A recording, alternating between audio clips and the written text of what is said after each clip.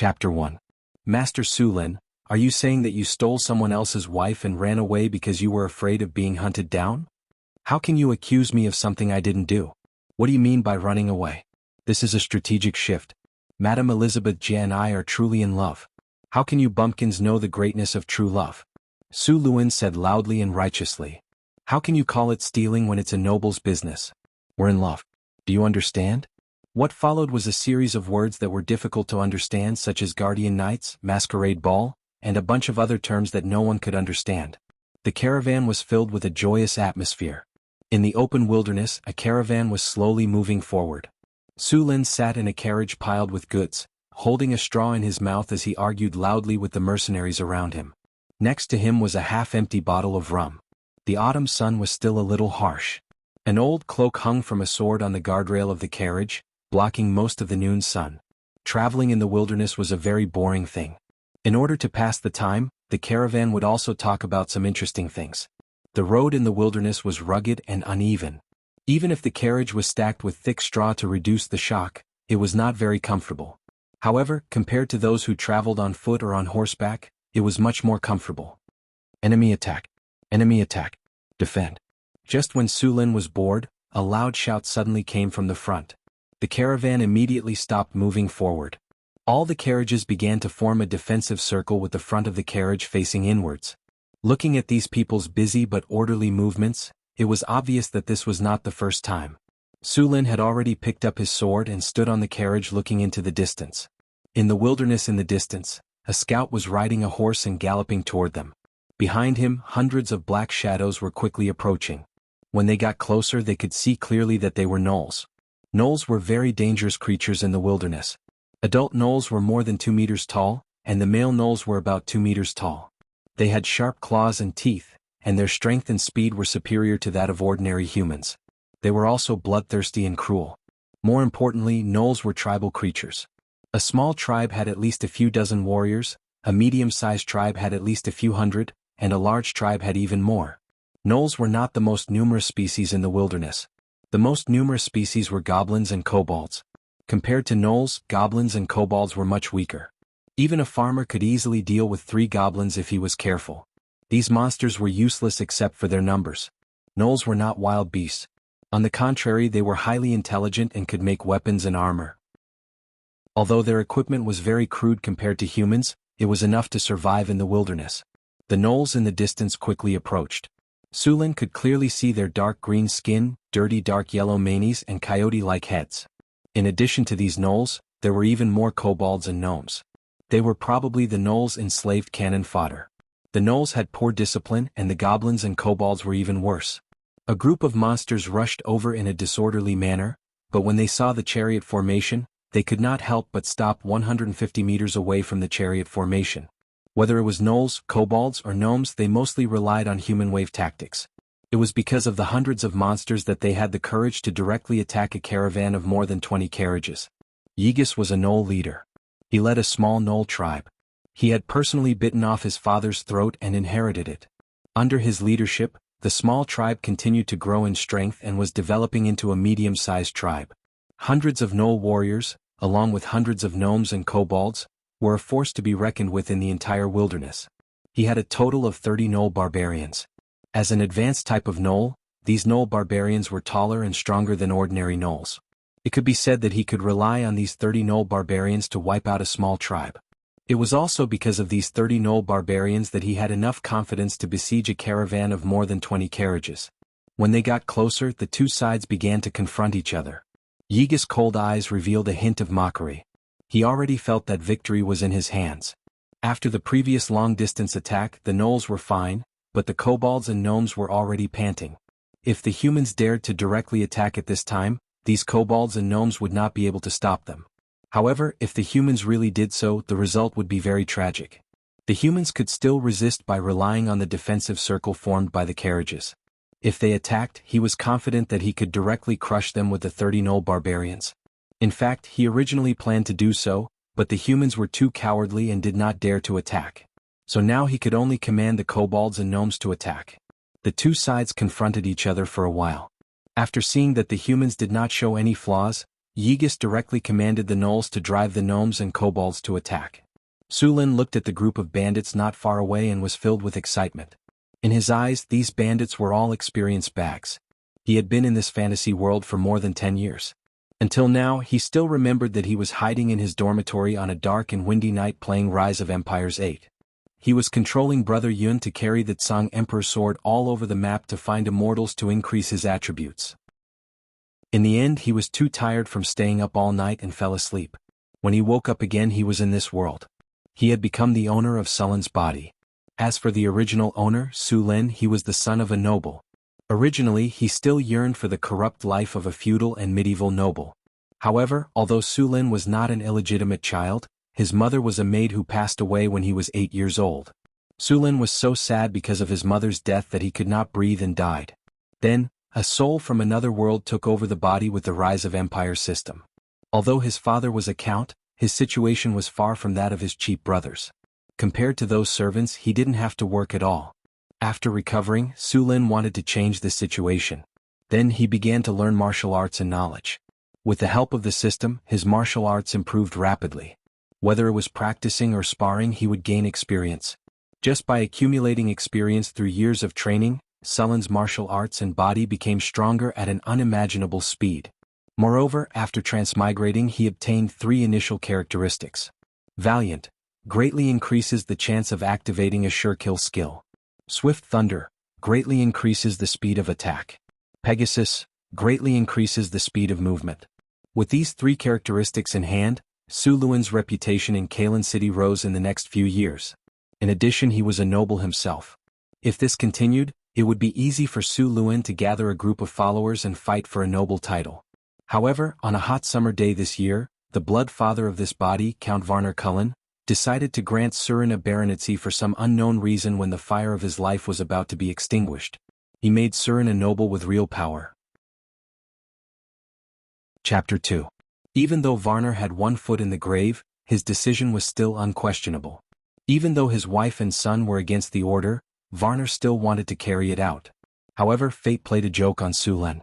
Before the order was officially issued, Varner Cullen had already returned to heaven. In fact, Sulin seriously suspected that Varner was killed by his wife and son. The new Earl Callan did not recognize the previous order at all, so Surin became a thorn in the side of his nominal elder brother, Earl Callan. What could Sulin do? All he could do was reason with him. Sulin used reason to convince people. On a dark and windy night, Sulin entered the heavily guarded Thorn Castle alone and found his beloved brother. First, Sulin had a reason with more than 30 knights in the castle and broke them. Count Cullen finally forgave Sulin. After a friendly exchange, Sulin agreed to give up his barony and keep his noble status, while Count Cullen gave up 5,000 kinnur as compensation to Sulin. After receiving the compensation, Sulin didn't stay in Cullen City any longer. He immediately brought kinnur to the northern province and encountered this scene. Roar! Charge! Tear them apart! Roars could be heard, followed by a group of gnomes and kobolds charging over while shouting some unknown slogan. Archers! Get ready! Fire! More than 20 arrows were shot out from the carriages. There were only 60 to 70 people in the caravan, and only half of the guards. Although there weren't many human guards, they worked well together. They used the defenses of the carriages to keep the kobolds outside, and a group of spearmen stabbed the goblins and kobolds to death between the gaps of the carriages. Sulin found a spear in the carriage and waved it around. The spear created a series of afterimages as it slashed across the throats of the goblins and kobolds, causing blood to splatter everywhere. The jackalans who were supervising the battle did not step forward. They intended to let these cannon fodder consume the strength of the humans.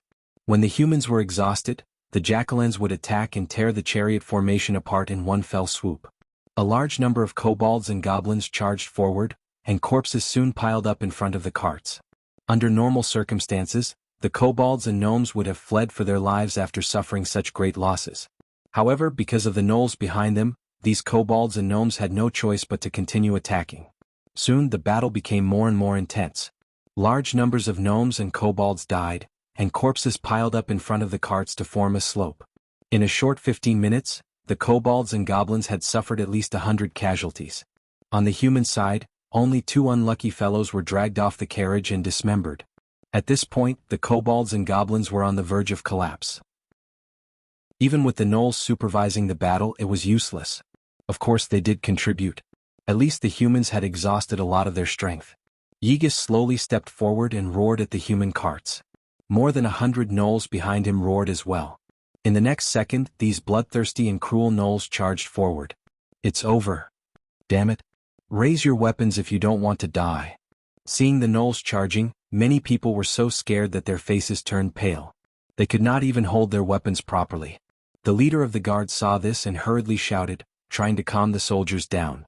However, the effect was limited. In Sullen's system, the morale of the humans dropped from 80 to 60. If it dropped any lower, there would be deserters. The kobolds and goblins' morale, which was originally 40, instantly rose to 70. The gnolls' morale even reached 90.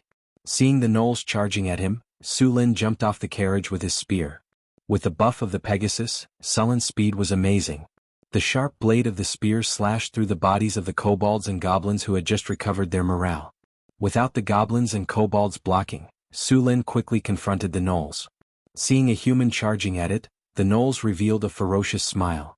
They were already about to bite off the human's neck. Rip. The sound of metal tearing flesh and bones could be heard. The 2-meter-tall gnolls were directly lifted up by the spear and then sent flying. Sullen's attack did not scare the gnolls at all. Instead, it made them even crazier. Many gnolls gave up on attacking and directly waved their spiked clubs to attack Sullen. In the end, they were easily sent flying by his spear. The gnolls, whose morale was high, became even crazier. They did not even look at their dead comrades. More gnolls rushed forward again. Whirling cherry. 4 streams of aura chi appeared as the spear spun. Then the gnolls that rushed up were enveloped by the spinning aura chi. The aura chi was like countless sharp knives. Countless wounds appeared on the gnolls' bodies in an instant. Then the gnolls were sent flying back at a speed faster than when they rushed up. Oh my god. Is this real? Sun God above, is a knight this strong? The guards standing on the defensive carriage formation saw Sullen's performance and all of them opened their mouths wide. In just a few short breaths, the number of gnolls who died at Sullen's hands had exceeded 2 digits. After that, Sullen did not have any intention of stopping. He moved quickly on the battlefield, cutting down everything he passed as if he was cutting grass. The morale of the humans, who were on the verge of collapse, suddenly soared. In contrast, the morale of the gnolls fell to 70. More importantly, the gnolls lost more than 30 in such a short time. Seeing the heavy losses of the gnolls, Ygis let out an angry howl and rushed towards Sullen with 30 gnoll barbarian soldiers. It looked like it wanted to surround and kill Sullen. Seeing the gnoll barbarian soldiers surrounding him, Sullen did not have any intention of retreating. Instead, he sped up and rushed forward. When he was 3 or 4 meters away from the gnoll barbarian soldiers, Sullen suddenly let out a roar. Thunder Spear. Then, Sullen's originally strong body swelled as if it was filled with air. With the crackling of bones, Sullen's body grew from 1.9 meters to about 2 meters. The contours of his muscles gave off an amazing feeling of strength. Bolts of lightning appeared around his body, jumping on his weapons and body. The gnoll barbarian soldiers who were close to him suddenly stiffened. Thunderstorm. The nearly 3-meter-long spear was wrapped in a layer of blue lightning. Countless lightning bolts flew out from the rotating spear like a thunderstorm. The lightning balls were like a storm, sweeping across a 10-meter radius with Sullen as the center. All the gnolls in this area were electrocuted into charcoal. Even the gnoll leader was seriously injured. Then the spear pierced through his throat. Chapter 3. Following the death of the gnoll leader Ygis, there were no more ripples in the battle. The gnolls and kobolds had long since lost their morale and fled in all directions. The gnolls had also lost their morale after Ygis' death. Sullen did not let these gnolls go. In his eyes they were all EXP. Every time he killed a gnoll, a line of green text would appear in the lower right corner of his vision. EXP plus 10, compared to the plus 1 EXP given by the kobolds and gnolls, the plus 30 EXP given by the gnoll barbarian soldiers, and the gnoll leader gave the most EXP, which was a full 100 EXP. Although Sullen had the Pegasus characteristic and moved very quickly, he could not kill all the remaining gnolls by himself. After all, these gnolls were not slow either. After killing the last gnoll in sight, Sullen looked at the battlefield. At this time, there was not a single living monster left on the battlefield. There were more than 70 gnoll corpses on the battlefield and even more corpses of kobolds and gnolls. At this time, Sullen's ears rang with a system notification. The battle is over. You have obtained a glorious victory. In this battle you have obtained an item. Fine Steel X2. Losses, 2, enemies killed, 258 EXP gained, 1457, EXP gained, 300. Congratulations on leveling up. You have received 2 attribute points, 2 skill points and a silver treasure chest. Name, Sullen Race, Human Level, 12, 136120000, Strength, 26 Agility, 28 Spirit, 19 Vitality, 25 Charm, 18 Your handsome appearance makes it easy for you to gain the favor of others. High enough charm tells you that you can really rely on your face to make a living. Your attractiveness to the opposite sex has increased. You have a chance to get a better price when doing business. Command, 60, when you lead an army, you can increase the combat power of the army. Characteristics, Valiant, Thunderbolt, Pegasus skills, Dark Ice Slash, Lightning Spear Military Advisor skill, Elementary Boost Morale, Bluffing effect is limited, Morale +5, Ultimate skill, Whirling Cherry, Proficient, Heroic, Advanced, Torrential Storm, Beginner, Weapon Proficiency, Sword 156, Gun 160, Bow 88, Throwing 83. The average adult male strength, agility, and vitality were around 5 or 6 points. After strict training they would reach 8 or 9 points. Sullen's attributes were only 5 or 6 times that of an average person. However, the reality was far from that. His combat power was even more ridiculous. With an outstanding physique, a highly proficient weapon and powerful skills, a terrifying killing machine was born. Originally, according to the Rise of the Empire game, the hero's skills were not limited to these. However, the game and reality were naturally different. For example, the repeating crossbow skill. In the game, the hero summoned 2 ballistas to attack the enemy. In the real world, this skill was different. It became the ballista manufacturing skill. Many of the skills in the system had undergone various changes, but Sullen's current level was too low, so he hadn't learned most of the skills. After learning it, he could use the materials to build a ballista. Sullen had secretly made one before. The ballista's power was not bad. It had a long shooting range and strong penetrating power. He had experimented with it before. The ballista's arrow could penetrate a knight's plate armor when it was 100 meters away. A mountain bear was even killed by the ballista. Of course, such a powerful weapon had its weaknesses. First of all, the ballista's firing speed was very slow. It could only fire once a minute. In addition, the ballista's movement was also very slow. Its accuracy was passable within 100 meters, but beyond that, it could only rely on luck. The most important thing was that the ballista's production cost was very high. The cost of one ballista was about 300 kinner. It was also very troublesome to maintain it in the future. Therefore, Sullen dismantled the ballista and sold it after making it. In addition to the skills, Sullen's attribute panel had also undergone a lot of changes. For example, in the game, attributes such as strength and vitality would not appear. There was only combat power. Now it was more accurate. Sullen had studied the attributes on the panel. For example, charm did not only refer to the appearance but also some other conditions. Generally, a person with a charm of 10 was considered handsome. Sullen's charm of 18 was completely handsome. In addition to his strong physique, many noble ladies in Kalen City wanted him to be a guardian knight. Sullen had a strong will. If he was weaker, he might have become a rich man. The title of the book would have been changed to My Noble Girlfriends or The Countess Loves Me. The commander's attribute was comprehensive. It determined the morale of the army and the command of the army. A high commander's attribute would increase the morale of the army when he led it. At the same time, the combat power of the army would also be improved. For an ancient army, morale and command played a very important role. Even a well-trained regular army would collapse if the casualties exceeded 30%. If the morale was high, the limit would be 40% or even 50%. After the battle, the caravan began to clean up the battlefield and help the wounded. Sullen walked back to the carriage with his spear.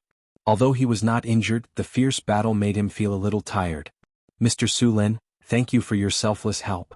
As soon as Sullen returned to the carriage, the manager of the caravan ran over to express his gratitude with a smile. He met this strange traveler in the southern province. He said that he was a noble and wanted to follow the caravan to the northern province. At first, the steward did not take him seriously, mainly because this person did not behave like a noble at all. Moreover, he had never seen a noble traveling such a long distance without even bringing a servant with him.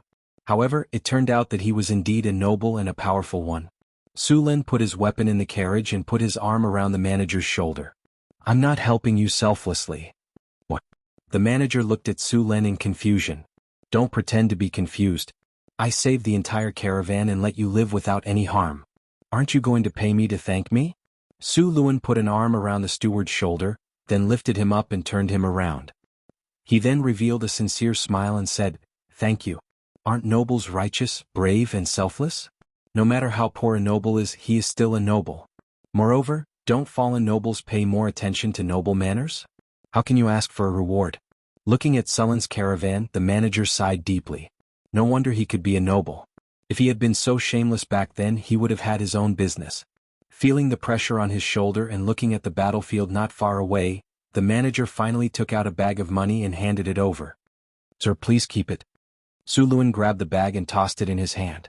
It was quite heavy and he could hear the enticing sounds of kinner banging against it. There were at least 40 or 50 of them. Not bad. Next time we run into something like this, I'll definitely help you deal with it. After receiving the money, Su Lin patted the manager's shoulder and promised. Chapter 4. The battlefield was cleaned up quickly. The mercenaries didn't bother to bury the corpses. Instead, they just threw them to the side. They didn't have to worry about a plague since the hyenas would devour the corpses within 2 days. Even the goblins, kobolds, and gnolls would eat the corpses. As for the 2 unlucky bastards who were dragged out of the carriage, their corpses were already gnawed beyond recognition by the time they were found. They could only be burned to ashes and taken away. As for the spoils of war, the bandits in the wilderness were really poor. Most of their weapons were wooden sticks. Only the gnolls had some metal weapons. To humans, the only use for these weapons was to be melted down and reforged. As for the clothes that were stripped off from some unlucky bastard, their colors had long been unrecognizable. They were directly burned with fire. After cleaning up the battlefield, the caravan began to move forward again. However, the atmosphere in the caravan was a little strange. The mercenaries who were bragging and joking with Su Lin before now looked at Sullen's carriage with reverence.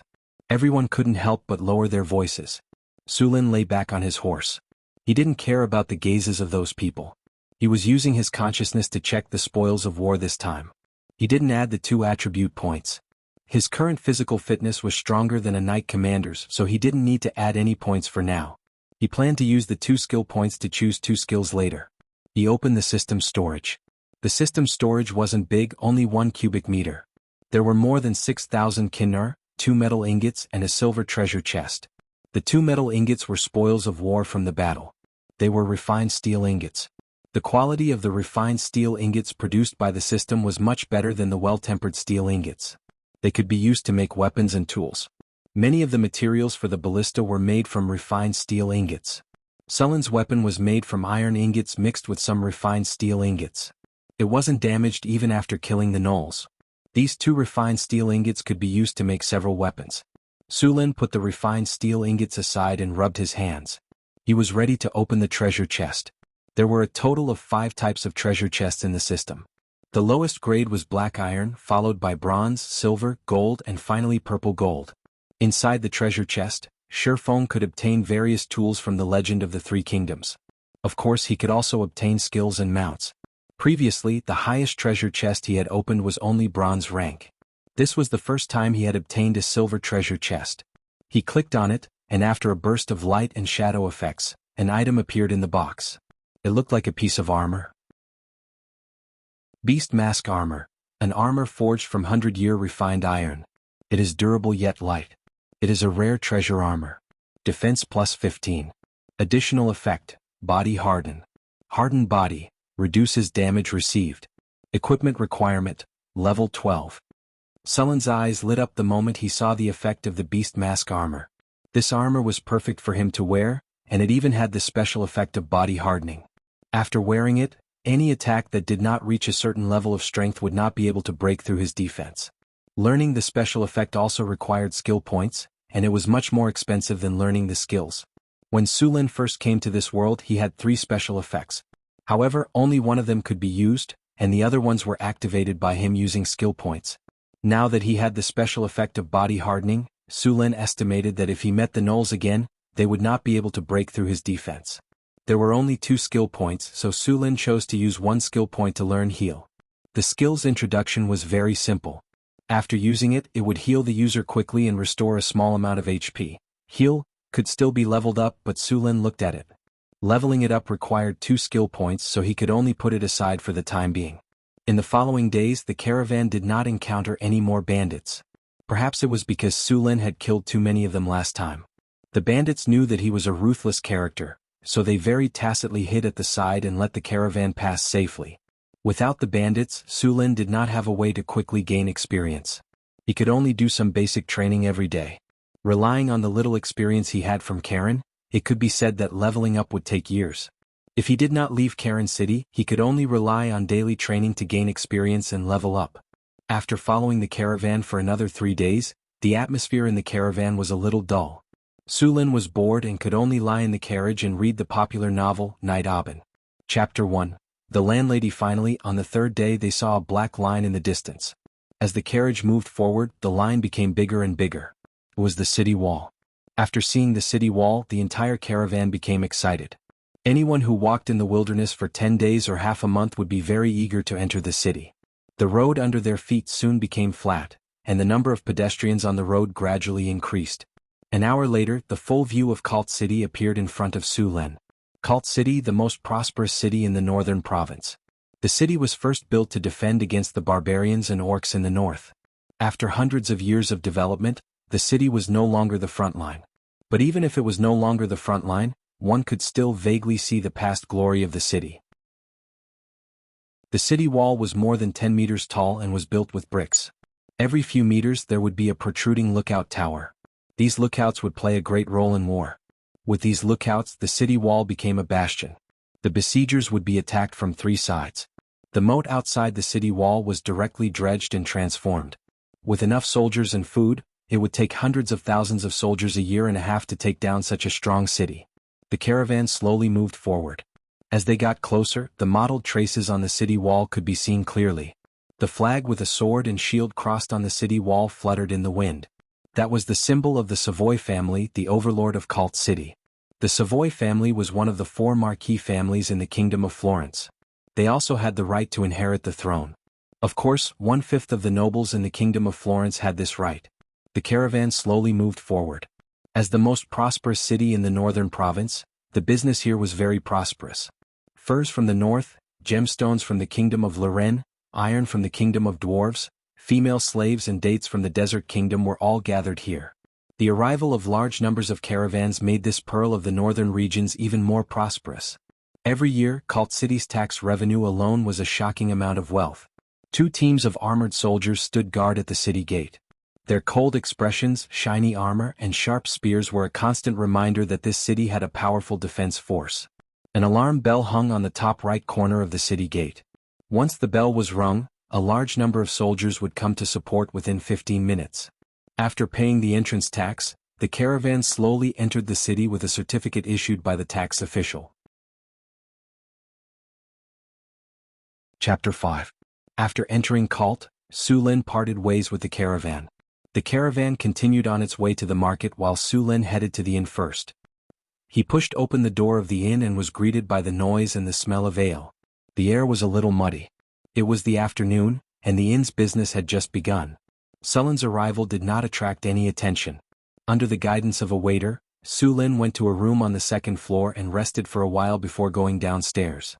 A cup of ale. And something to eat. Sulin came to the counter and tossed a NAR to the waiter. Catching the NAR, the hotel owner took a look at it and put it away with a smile. "No problem. Here's your ale. We have roast lamb chop, stewed beef with mushroom and potato and pork pies. These are all our signature dishes. What would you like to have?" "A roast lamb chop, please." "Please wait a moment. Your order will be here soon." The waiter turned around and shouted. "Bill, where the hell are you? Hurry up and give this gentleman a roast lamb chop." Soon a roast lamb chop was served. Sulin tasted it. It was indeed delicious. At least it was better than sleeping in the wild. After wolfing down the food, Sulin drank a mouthful of ale with a satisfied look. He leaned against the table to digest the food while listening to the people in the inn bragging. Sulin didn't live in a high-end hotel. Most of the people here were mercenaries. At this time the tavern was almost full. The sound of drinking, playing cards, chatting and the fierce scolding of the maids all mixed together, making the tavern very lively. The mercenaries who had returned safely from their missions all needed to vent their frustrations. They brought news from all over the place. Although most of the news was just the mercenaries bragging, some of it was still useful, such as local prices and information about the surrounding cities. A standard military longsword cost 10 kinnar. It was made of well-tempered steel without any extraordinary enchantments. Some black steel was added to increase the weapon's toughness.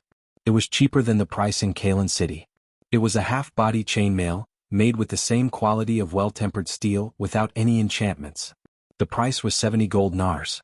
This price was equivalent to 3 years of savings for a commoner. An ordinary building in the outskirts of Kalen City cost 50 kinnar. As for the more advanced plate armor, the price of full-body armor was 400 to 500 kinnar. Only knights could afford to use this kind of high-quality plate armor. Moreover, due to the high price of plate armor, most of the knights' plate armor was passed down from their ancestors. Therefore, when you see a knight wearing their ancestral armor on the battlefield, you don't have to be surprised at how much they value their family's honor or tradition. In fact, they just don't have the money to buy a new one. Sulin now had more than 6,000 kinnar coins, which could only equip a team of 50 fully armed soldiers at most. Of course, if he used them to recruit those who were only issued with a spear and leather armor, he could recruit 500 or even more. However, the gap between the two sides was huge. Those fully armed soldiers could probably crush the militia with a single charge. Sulin came here to get a piece of land and a title. As a noble, there were many ways to get a title. The simplest was to be reincarnated into a good family and inherit the title directly from their father when they came of age. Of course, this required you to be the eldest son. The second way was to join the army and gain enough merits on the battlefield. If you didn't die on the battlefield, you could be conferred the title of baron and be given a piece of land by the king when it was time to reward you. The third method was very practical. First, you had to be handsome and in good health. It would be best if you could reach the level of a knight. Then you had to find a countess whose husband had died. If you could successfully marry her, then you would have both a title and a territory. Sulin had already found a target, but because of Earl Kalen, he had no choice but to bid farewell to the countess with tears in his eyes. The fourth was an expansion order. You had to find a noble who could give out expansion orders and spend money to buy one. Then you'd bring people to the wastelands and conquer a piece of land. As long as you could survive, you'd become a landed noble and your territory would be much larger than other nobles. High profits naturally came with high risks. Expanding the wastelands required a lot of resources, and not only were there gnolls, kobolds, and goblins, there were trolls, ogres, magical beasts, lizardmen, orcs, barbarian tribes, and even dragons. If you weren't careful, your territory would be conquered and all your investments would go down the drain. If you were unlucky, you'd even become food for the monsters in the wastelands. If you weren't willing to do any of these, there was another option. That was to become a knight and swear allegiance to a great noble. Then you'd be granted a knighthood and a knight's manor. Of course, as a knight of this noble, you'd have to serve him for life and fight for him. Sulin naturally didn't want to become someone's vassal. Once he swore allegiance to someone else, it wouldn't just be for one generation, but for all his descendants. As long as they inherited his title, they'd be the vassal of that noble. It wasn't just a lifetime of servitude, but a lifetime of servitude. Of course, this method was very attractive to commoners. As for participating in wars and making contributions in wars, most of the land in the kingdom had been given out. Even if Sulin made enough contributions in wars, the land awarded to him wouldn't be that big. There was a high chance that he'd get a small town, and the area would be pitifully small. He didn't want to risk his life and be rewarded with a small town in a remote area. Don't think it's impossible. With the nature of those nobles, the probability of this ending was as high as 99%. If the first, second, third, and fifth were not suitable, then Sulin's only option was to buy an expansion order. After putting his luggage in his room, Sulin took his noble badge and his long sword and walked out of the inn. He crossed the muddy street and came to the bustling street. He found a well-defined stone on the side of the road. Sulin skillfully rubbed his feet on it a few times to get rid of the mud on the soles of his shoes. His destination this time was the noble parliament in Cult. The expansion order could only be bought there. Other than the expansion order, one could also donate noble status. Of course, this noble status didn't come with a land or a title. It was only an honorary title. Even so, many big merchants were willing to pay for it. Every year, the noble parliament earned a lot of gold coins for the kingdom. It was also an important source of funding for the royal family. The gold coins from the expansion orders and honorary noble status sold by the noble parliament were split equally between the royal family and the local nobles. Chapter 6. The location of the aristocratic parliament was not difficult to find. It was in the square next to the city lord's mansion. The aristocratic parliament's residence was second only to the temple and the city lord's mansion in this city. The whole building was located on a 3-story base. In front of it were 12 large granite pillars with a diameter of 1 meter, and above them was a hemispherical dome. The stone pillars were carved with heroes in the history of the Kingdom of Florence, and the reliefs on the walls were important historical events since the founding of the Kingdom of Florence. The entire aristocratic parliament looked magnificent. At the main entrance were 2 bronze statues riding horses. They were Charlemagne and Wilson. These 2 men were the strongest legendary knights in the history of the kingdom, and also the highest commanders of the kingdom. The 2 statues stood up on their horses, holding long spears and pointing to the front, as if they were leading the thousands of soldiers and horses to battle. The bronze statues were 4 to 5 meters tall, and the carvings were very detailed and lifelike. At first glance they looked majestic.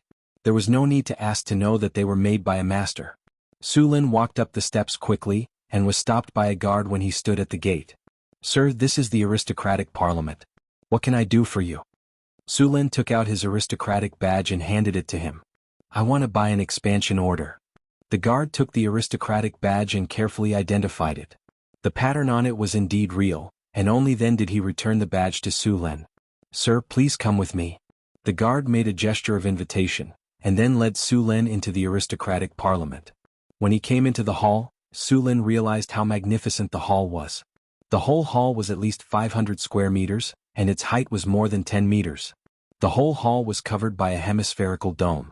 What was more surprising was that there was not a single pillar in such a spacious hall. On the dome of the hall, there was a mural depicting the founding war. It was also because of this war that the Kingdom of Florence defeated the invaders and gained independence.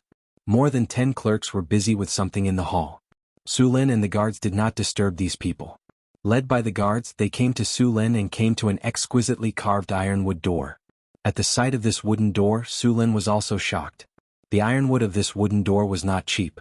It could only be found in the north. It was as hard as iron and was not easily deformed or burned.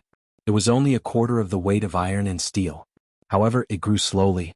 Generally, it was used to make advanced shields. Such a large piece would take at least 50 years to grow. The guard knocked on the door, but there was no response. After a while, the guard knocked harder. This time there was finally some movement in the room. "Come in." A lazy voice came from behind the door. The 2 pushed the door open and entered.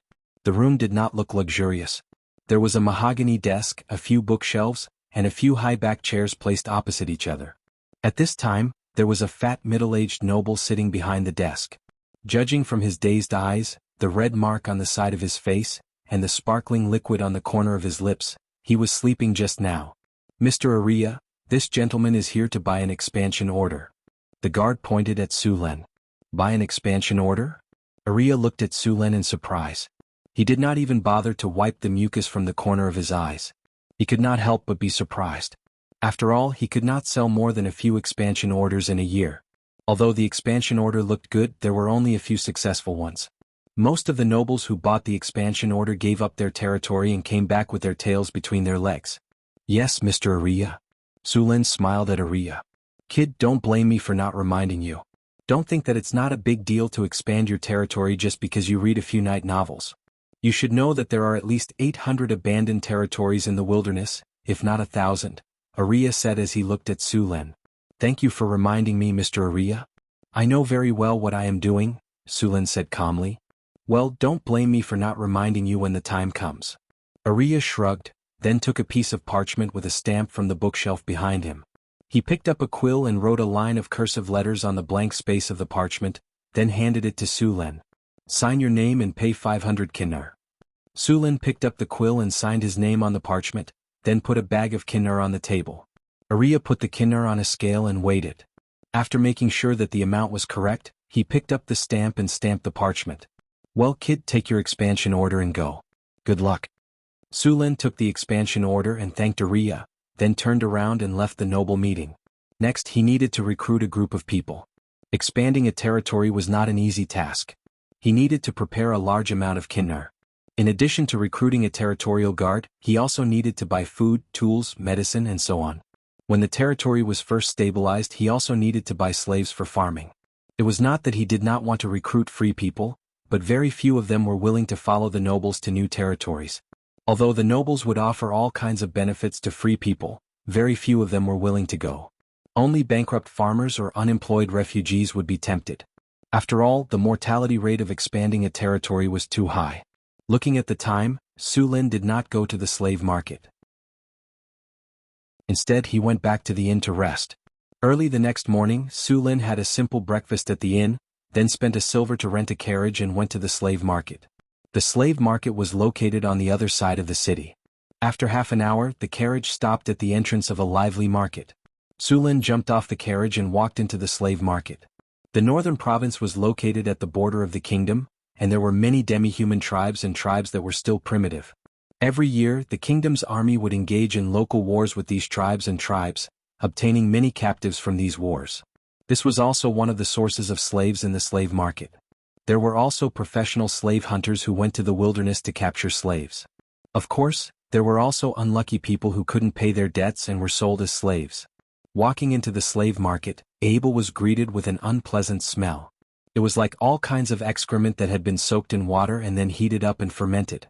Dirty water flowed on the ground. On both sides of the road, there were some slave traders loudly selling their goods. Behind them, there were many thin and dirty slaves locked in cages. Most of these slaves were naked, with only a dirty rag covering their crotch area. Many of them had whipping marks on their bodies, and their eyes were dull and lifeless. They were the lowest class of slaves. Chapter 7. Seeing Sulin's clothes, the surrounding slave traders all came forward to introduce him. However, Su Lin had no interest in these low-level slaves. If he used these people as territorial guards, even a group of goblins and kobolds would be able to defeat them. After sending these slave traders away, Su Lin walked deeper into the slave market.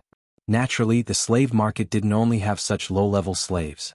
Inside the market, the environment was much better. At least there were no dirty excrements on the road. The slaves here looked clean and tidy, and the slave traders weren't as enthusiastic as before.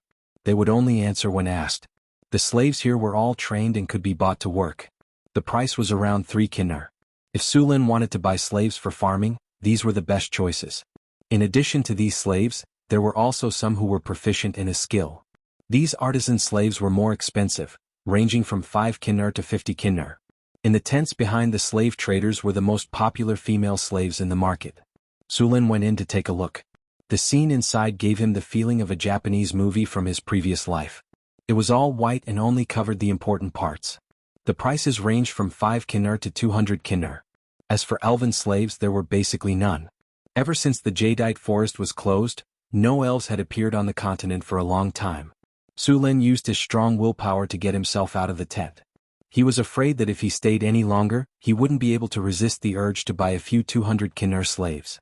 He forced himself not to look back. Su Lin went to the special slaves next to him. The slaves here were all demi-humans. For example, the northern barbarians, centaurs, orcs, and so on. Sulin's target was the northern barbarians. The northern barbarians were not a race, but a collective name for the northern barbarians. There were many tribes living in the northern wilderness. These tribes were backward and barbaric. The northern barbarians included the Alpine barbarians, the Icefield barbarians, and so on. These barbarians looked similar to humans. They were tall and were generally 1.8 meters tall. Some of them were over 2 meters tall. Some barbarians could become elite warriors through systematic training. The nobles of the northern provinces had more or less barbarian soldiers. One shouldn't think that these soldiers were unreliable. In fact, the loyalty of these barbarian soldiers wasn't bad. This was because the barbarians were divided into tribes. Therefore, in the eyes of these barbarians, other than their own tribe, all other tribes were enemies. There was no hesitation when it came to killing people from other tribes. The lowest price for a well-trained barbarian soldier was 35 kinnar. The cruel environment had given these barbarians a strong physique. If one didn't take into account the weapons, equipment, and numbers into consideration, ordinary people were no match for these barbarians. A barbarian soldier would need at least 35 kinnar. Including the weapons and equipment, a set of qualified barbarian soldier would cost about 150 kinnar. Even if I went bankrupt, I would only be able to equip 30 elites. Su Lin said with a frown. He only had a little more than 5,000 gold coins left. He kept some to buy other things and the rest was to buy slaves. 30 elite soldiers. It would be a pipe dream if they wanted to open up a new territory. Unless these elite soldiers were all at the knight level. Knights only needed to be loyal to a big noble to get a manor and noble status. They wouldn't want to open up a new territory with you. As for the remaining Kinnar, Su Lin was going to buy food and equipment for opening up a new territory. In addition to these barbarians, there were also beastmen in the slave market. The most popular ones were the cat and fox races. One had to know that the females of these two races were very beautiful. Moreover, those furry ears and tails were more attractive to some people. Su Lin's wish was to buy a cat maid and a foxtail maid. However, after considering the issue of territory, he could only reluctantly give up. Just when Su Lin was thinking about which kind of slaves to buy, he suddenly saw a group of strange slaves on the side of the road. The other slaves were either strong or skilled. However, these slaves in front of him were interesting. They were all young and old. At a glance, he could tell that these slaves had families to feed. Under normal circumstances, there weren't many slaves with families. This was because these kinds of slaves were not easy to sell. Many people bought slaves because the cost of slaves was low and they could make money for them. However, slaves with families were not cost-effective. If there was labor, it would be fine. If there was no labor, the slave would be a burden to the buyer. It might even be a loss. Of course, it wasn't that slaves with families were not popular. For example, some craftsmen with special skills would buy these slaves along with their families in order to make them work hard. However, these slaves in front of him were not craftsmen. They were a group of barbarians. Barbarians were also a kind of barbarian. Most of them were about 2 meters tall. They were strong and were excellent warriors. Moreover, these barbarians had a special profession, berserker. Berserkers had the berserk skill. After berserk, a berserker was a killing machine on the battlefield. However, berserkers had a well-known shortcoming. After berserk, they had no discipline at all. They only had one thought, recklessness. This was a disaster for human armies that emphasized discipline. There were once people who coveted the strength of berserkers and incorporated them into the army. As a result, these guys completely ignored their camp after berserk and charged forward. The enemy's formation was messed up by them. As a result, the enemy's general seized the opportunity and sent cavalry to bypass these berserkers and directly attack the enemy. When the marshal was captured, the berserkers were still charging forward. Therefore, from then on, berserkers were rejected from joining the army. Even if they joined, they would be in the cannon fodder camp or the kamikaze camp. These soldiers were used to carry out the charge or cover the rear. Basically, there were no lives in the army.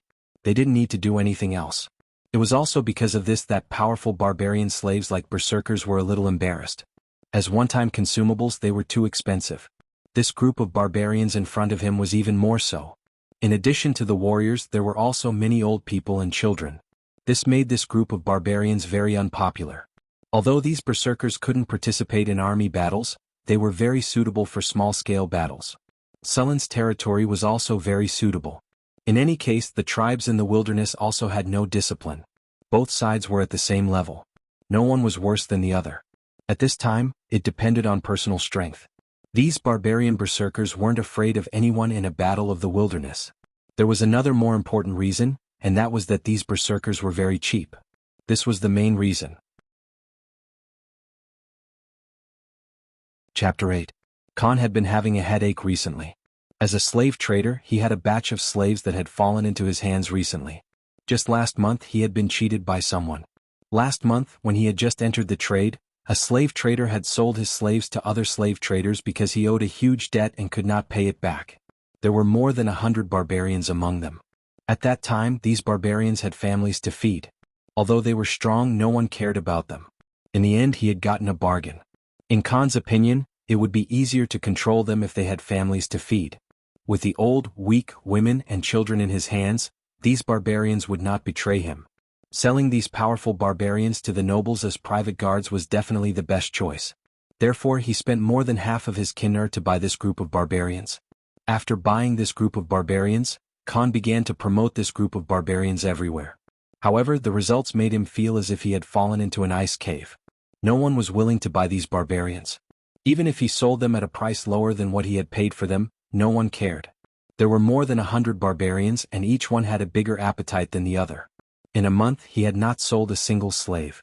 Instead he had lost a large amount of food. After asking around he found out that because the barbarians had gone berserk, no one would buy them as guards. This meant that this batch of slaves had fallen into his hands.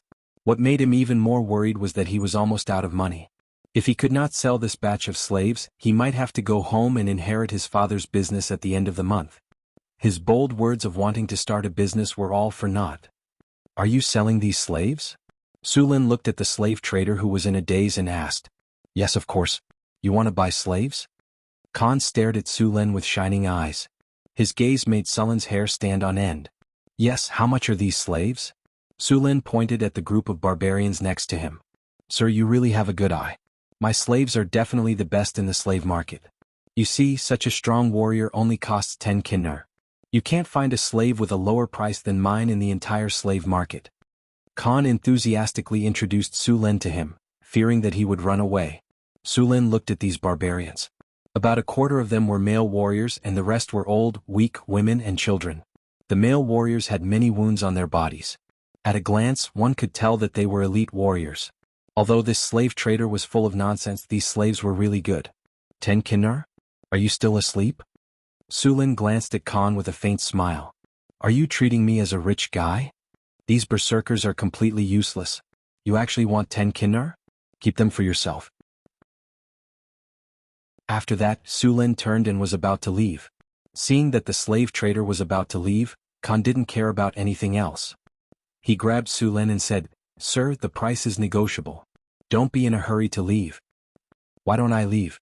Waiting to be cheated by an unscrupulous merchant like you?" Sulin struggled to break free from Khan's arm. 7 kinar, 7 kinar. Khan quickly said when he felt the struggling strength in his hand. 7 kinar? If this price is still acceptable, but I only want those adult warriors. Sulin stopped struggling and said, "This." Khan was a little confused. "Sir, those women and children are the warriors' families. If they don't have their families, they won't be able to work for you with peace of mind. What's the use of these old and weak women and children? I have to spend money to feed them. I don't have so much food to feed them. Since you insist on selling them together, you can keep them." After that, Sulin once again pretended to leave. 6 kinar. Seeing that Sulin was about to leave, Khan helplessly closed his eyes and said unwillingly, "But these old and weak women and children will be sold together with these warriors." Sulin immediately agreed. Hearing Sulin's quick agreement, Khan didn't know how to react for a moment. There are a total of 126 people here. 6 kinar for each person, which adds up to 756 kinar. This is the payment for the goods, you can count it. Sulin took out a bag of money and counted some from it. After that, he threw the remaining kinar and the bag of money to Khan, not giving him a chance to regret. After receiving the heavy gold coins and seeing that Sulin paid so quickly, he knew that he had made a loss this time. However, he was in a hurry to sell the slaves, so Sulin took advantage of his weakness. After selling those burdens, Khan didn't feel happy at all. He had lost at least 700 gold coins in this deal. He had bought these slaves for 10 kinar. Then he had to provide food for these slaves and rent the space. These expenses almost made him bankrupt. Although this deal was a loss, at least he still had 700 gold coins. As long as he was serious and followed his business theory, he would be able to earn it back quickly. Then Khan's business empire would be set sail. After comforting himself in his heart, Khan quickly completed the deal with Sulin and gave the barbarians slave contracts to Sulin. After putting away the slave contracts, Sulin led the barbarians out of the slave market. With so many slaves, he needed to find a place to settle them down as soon as possible. Fortunately, Sulin was also a noble. He quickly bought an unused military camp from the city hall. This military camp was located in a remote location. It had at least 100 years of history. In the past, Cult was the front line, so there were many standing troops. Later, as the territory expanded, this place was no longer the front line. The standing troops were also disbanded, so the military camp was naturally empty. Many unused military camps had been torn down due to the development of the city. This one was only preserved because of its remote location. As Sulin expected, this military camp was in ruins. Many of the roofs in the camp had collapsed. Fortunately, they did not skimp on the construction. The main body of the building was quite sturdy, and the area of the camp was large enough. As long as the roof was repaired, it would be habitable. Sulin contacted a merchant to buy some materials and hired a craftsman to repair the house. He then went to the training ground in the camp, ready to chat with the slaves he just bought.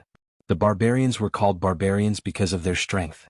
Unlike the Florentines, barbarians were generally around 2.1 meters tall. Sulin's 1.9 meters was already very outstanding among the Florentines. He also practiced martial arts all year round, so his muscles were very strong.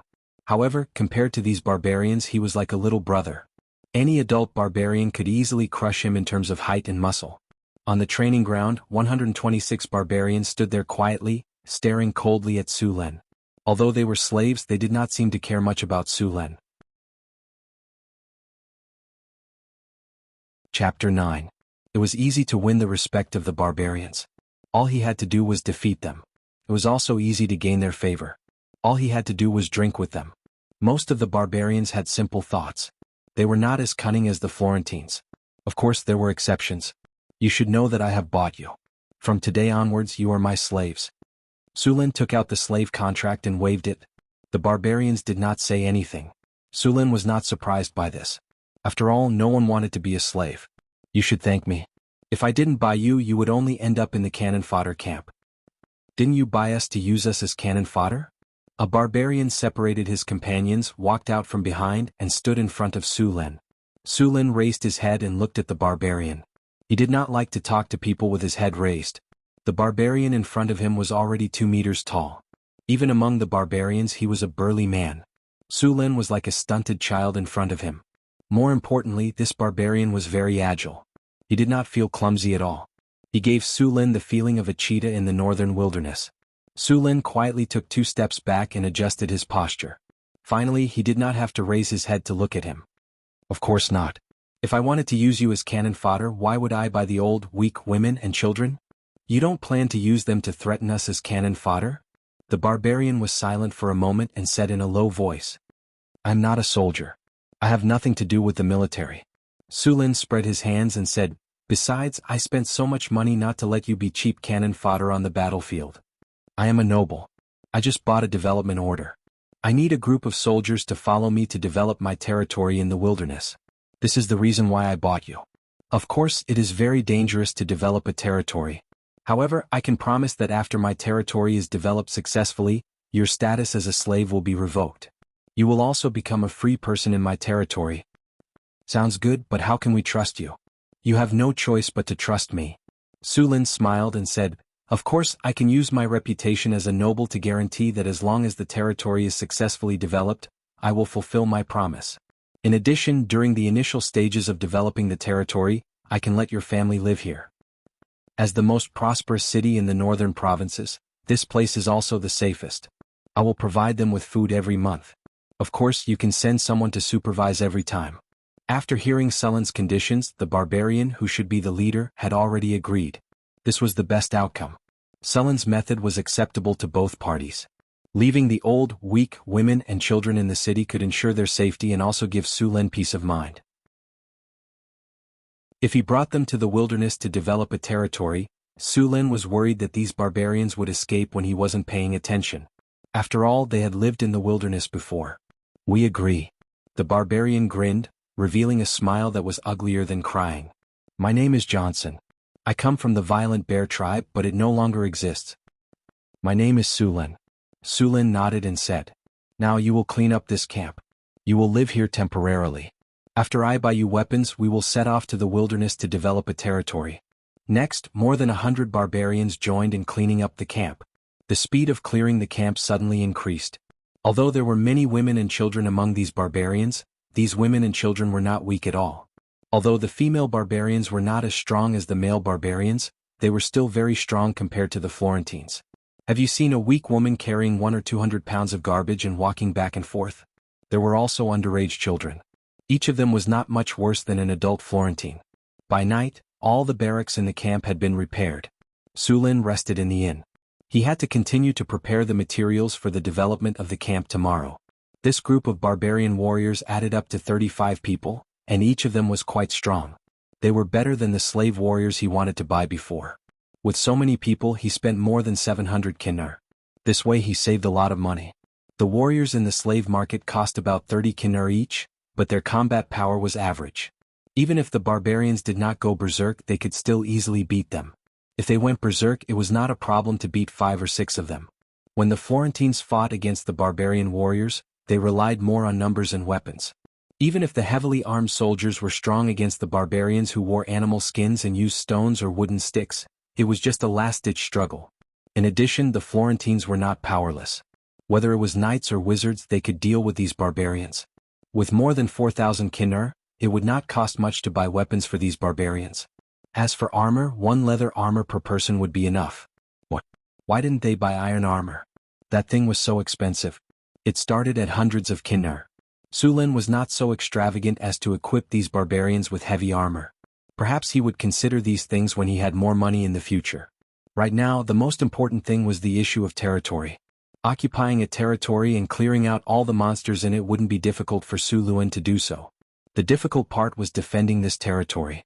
After all, if he couldn't guarantee the safety of this territory, and if no free people came to farm it, it would be a rootless tree that couldn't stand on its own. Only when there were free people could Su Lin collect taxes. With taxes, his territory could continue to develop. Otherwise, he would not be able to last long if he only relied on his endless investment. For the early development of his territory, he would need to buy a large number of slaves. After all, it was difficult to recruit free people in a new territory, so he could only use slaves. The construction of the territory also required a large number of slaves. He could not ask the barbarians to build houses. These barbarians would probably just build shacks. Expecting them to build houses was better than expecting pigs to fly. Kalt was the largest city in the north. There were all kinds of resources here. Su Lin could buy all the resources he needed to develop his territory, and the price was relatively cheap. If he was in a border city, he might not even be able to buy all the resources. Even if he could, it would probably cost a lot more. Carriages, food, weapons, seeds, farming tools, tents, and building materials were all bought and piled up in the camp. Among them, food was the most abundant. This was because he had to prepare at least a year's worth of food. Even if he developed his territory this year, there would not be any production. He could only be self-sufficient when the food matured next year. Chapter 10. Originally, Su Luin thought that the 5,000 gold nars he borrowed from his cheap brother, who didn't even deserve to have a name, was already a lot. But when he really got here, he realized that the 5,000 gold nars was only enough for the initial investment. 5,000 kinner was equivalent to a city's tax for a year, but it was only enough to support 100 regular soldiers. Other than some tattered clothes, the barbarians didn't have anything else. Su Lin even had to prepare clothes for them. He brought the group of brutes to the west market of Kalt City. It was the biggest market in the city. Needless to say, bringing along 32-meter-tall burly men to swagger through the streets was truly outrageous. Most of these barbarians were topless, and each of them had scars on their bodies. Each of them had bulging muscles and tattoos on their bodies. Coupled with their stoic faces, their aura was truly tyrannical. Walking on the street, a 3-meter-wide barrier formed around them. Su Lin looked like a hedonistic young master with a group of bullies. Unfortunately, he didn't meet any hot-blooded youths who liked to fight for justice. Su Lin even prepared to teach them a lesson and let them experience the harsh beating of society. When they arrived at the West Market, Su Lin brought the barbarians to the shop where he had pre-ordered the goods. As the kinner was spent like flowing water, carts after carts of goods were brought back. Even the barbarians had changed into new clothes. Those rough-looking men were wearing brand-new leather armor and holding sharp axes. Their palms, which were as big as palm leaf fans, were gently rubbing against the skin. Their expressions were as if they were caressing the skin of their lover. That's not right. Su Luin dared to bet that even their wives had never enjoyed such treatment before. Su Lin chose two-handed axes for the barbarians. Of course, the axes were made according to the size of the Florentine people. However, the barbarians could lift them with one hand. One could imagine how it would be like if a group of barbarians wielded the axes, activated their berserk state, and charged into the enemy's formation and swung the axes like a windmill. Flesh and blood splattered everywhere and corpses littered the ground.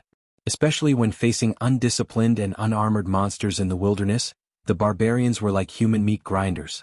Their killing speed was much faster than regular soldiers. Of course, they weren't without weaknesses. The berserk barbarians had their rationality lowered to the lowest. They could only distinguish between friend and foe. Although they were powerful, they had no discipline at all. After the berserk state ended, they would enter a weakened state. During the weakened state, the barbarians' condition would drop by 50% and their stamina would drop to 30%. They were like lambs waiting to be slaughtered.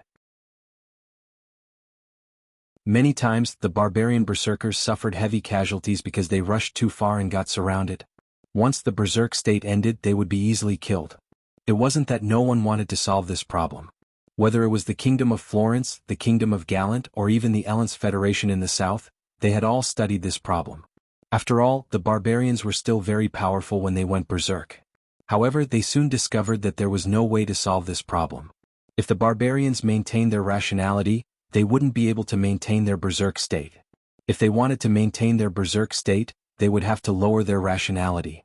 The experiment fell into an endless cycle. In the end, all the countries gave up on this thankless experiment. After spending a day, Sulin finally transported all the resources back. As for whether he was cheated or not, there was no need to worry. Sulin purposely brought more than 30 strong barbarians to intimidate the merchants. If the price they offered was unreasonable or there were problems with the resources, he wouldn't mind letting them have a taste of their own medicine. After preparing all the supplies, Sulin left a month's worth of food for the barbarian women and children in the camp. Then he led the convoy out of Cult City. To use an old saying, the wheel of history had begun to roll. After leaving Cult City, Sullin's group headed northeast. There were more than a dozen cities of various sizes to the north of Cult City. There were many human settlements around Cult City. This was the actual area under Cult City's control. If Sulin wanted to expand his territory, he could only go further away. After leaving Cult City's area of control, the road became bumpy again. The north was different from the south. There were large stretches of wilderness between the cities. There were many bandits, goblins, kobolds, gnolls, and even humans living in the wilderness. Every once in a while, the garrisons of the surrounding cities would conduct a cleanup in the wilderness near the cities. Their goal was to reduce the number of these creatures. It was unrealistic to say that they had completely cleaned up the area. Goblins and kobolds were like weeds in the wilderness. Moreover, their reproductive abilities were too strong. They were born in groups every time. Even if there was no food, they could still survive by eating grass or even soil. Sullin's group was huge. There were 30 carriages fully loaded with goods. In order to transport these goods, Sulin specially hired a mercenary group. The entire group had more than 100 people. With such a large caravan, the smaller tribes in the wilderness didn't dare to attack at all. They didn't have the ability to do so either. This also made Sullin's plan to take advantage of this opportunity to farm monsters go down the drain. After traveling in the wilderness for 5 days, Sullin's group finally arrived at Blackstone City, the northernmost city of the Kingdom of Florence. It was a small border city with only 5,000 permanent residents. However, it had 1,000 soldiers. The city wasn't large either. Sulin didn't see any human settlements outside the city. It was obviously a fortress city. The caravan didn't enter the city. They went around the city and officially entered the wilderness. From then on, Sullin's group didn't encounter any human cities. At this point, the real test had just begun. After passing Blackstone City, the number of monsters in the wilderness increased significantly. Sulin had found that there were many eyes peeping around the caravan. However, these monsters hiding in the dark didn't directly attack. As the caravan went deeper into the wilderness, there were more and more tails around the caravan. By the 4th day in the wilderness, the number of tails around the caravan had swelled to hundreds. This number was enough to clean up once. He was going to let these barbarians try their axes and see the combat power of these barbarians. In fact, after he officially left the city with these barbarians, his system had already sent a notification. Sulin had an army of 35 people. There were also the attributes of this army on the system panel. Northern Barbarian Guard, number, 35 unit, Barbarian, morale, 85. After these barbarians joined Sullin's army, they directly surpassed the barbarian soldiers and became second-level barbarian warriors. The leader, Johnson, was a barbarian warrior and also a hero unit. Chapter 11. The barbarians were indeed powerful. Level 1 barbarian soldiers already had the sturdy trait. Once they became barbarian warriors, they would gain the berserk skill. Only then would they be qualified to be called berserkers. Sullin's team only had one barbarian warrior. Other than sturdy and berserk, the barbarian warrior also had endurance and whirlwind slash. Only barbarian warriors were qualified to be killing machines. Of course, this was only for low-level monsters. Sturdy beginner, you are born with a strong body. The power of your bloodline gives you a strong physique. Your strength and physique are permanently increased by 2 points. Berserk. After a long battle, you will awaken the power in your bloodline. When you are angry or excited, you can enter a berserk state. Pain is reduced by 70%, strength is increased by 20%, movement speed is increased by 10%, and intelligence is reduced by 50%. Endurance. After a long period of training in battle, your body has gradually surpassed the limits of a normal person. You will gain a strong life force. Normal injuries will be weakened. Permanently increase your HP by 10 points, your physique by 10 points, and your physique recovery speed is increased by 20%. Whirlwind Slash. With your body as the axis, you can spin 180 degrees or more to quickly swing your weapon. The weapon will be imbued with a weak sword aura, causing great damage to enemies around you. Because there were no archers in the army, the barbarians were not skilled in archery, so Su Luan equipped them with axes as long-range weapons. Sure enough, these barbarians had a special preference for axes. They could hit the target at a distance of 30 paces without fail. Stop. Su Lin pulled on the reins. The team quickly stopped. Johnson. I'm here, boss. Take your men and clean up those tails as fast as you can. Understood. Johnson rubbed his shiny bald head and grinned, revealing a row of white teeth. He then turned around and yelled, "Brothers, get your weapons. It's time to work." Get your weapons. The other barbarians shouted. Under Johnson's lead, 35 barbarians picked up their axes and charged towards the back of the convoy. The barbarians' formation was messy. Even the new recruits of Cult who had undergone 3 months of training were more orderly than them. However, if one underestimated them, they would suffer a great loss. 30 steps ahead, prepare your axes. Throw freely. The barbarians were tall and long. Before the kobolds, goblins, and gnolls could react, they were already 30 steps away. It was already too late for them to react. A gnoll who looked like a leader hurriedly commanded the monsters to attack. They did not think that a mere 30 humans would be a match for them. Their huge advantage in numbers had inflated their ego. More than 30 hand axes flew into the crowd of monsters. The first one to be hit was a tall gnoll. One of the hand axes hit its head, and the huge force almost cut its head in half. Half of the axe's blade had sunk into the gnoll's head. Even an ogre would not be able to withstand such a serious injury, let alone a gnoll. Due to the close distance and the fact that the gnolls, goblins, and kobolds were standing close together, there was no time to dodge. The monsters in front were hit one after another. The luckier ones only had their limbs chopped off and fell to the ground, wailing in pain. The unluckier ones had their heads cut open and were sent back to the underworld before they could even scream. 2 rounds of throwing axes stunned the monsters. At least a third of them died on the spot and many more were injured. After 2 rounds of throwing, the barbarians charged into the crowd of monsters. Equipped with new equipment, the barbarians displayed their overwhelming strength against the wasteland monsters that looked like beggars. Facing the wooden sticks and claws of the monsters, the barbarians did not dodge at all. They charged straight at the gnolls and goblins. The powerful force sent the gnolls and goblins flying. Some of the weaker ones had their chests caved in and blood gushed out of their mouths. Before they could land on the ground, they were already dead. After sending the enemies flying, the barbarians did not stop their charge. They raised their sharp axes and slashed at the monsters. The sharp blades cut through flesh like they were cutting through cloth. The wooden sticks and claws had no effect at all. The gnolls, goblins, and kobolds fell in rows as if they were mowing grass. Blood and flesh splattered everywhere, dyeing the ground red. This was especially true for the bald leader. He swung a battle axe the size of a millstone and drove a windmill into the crowd.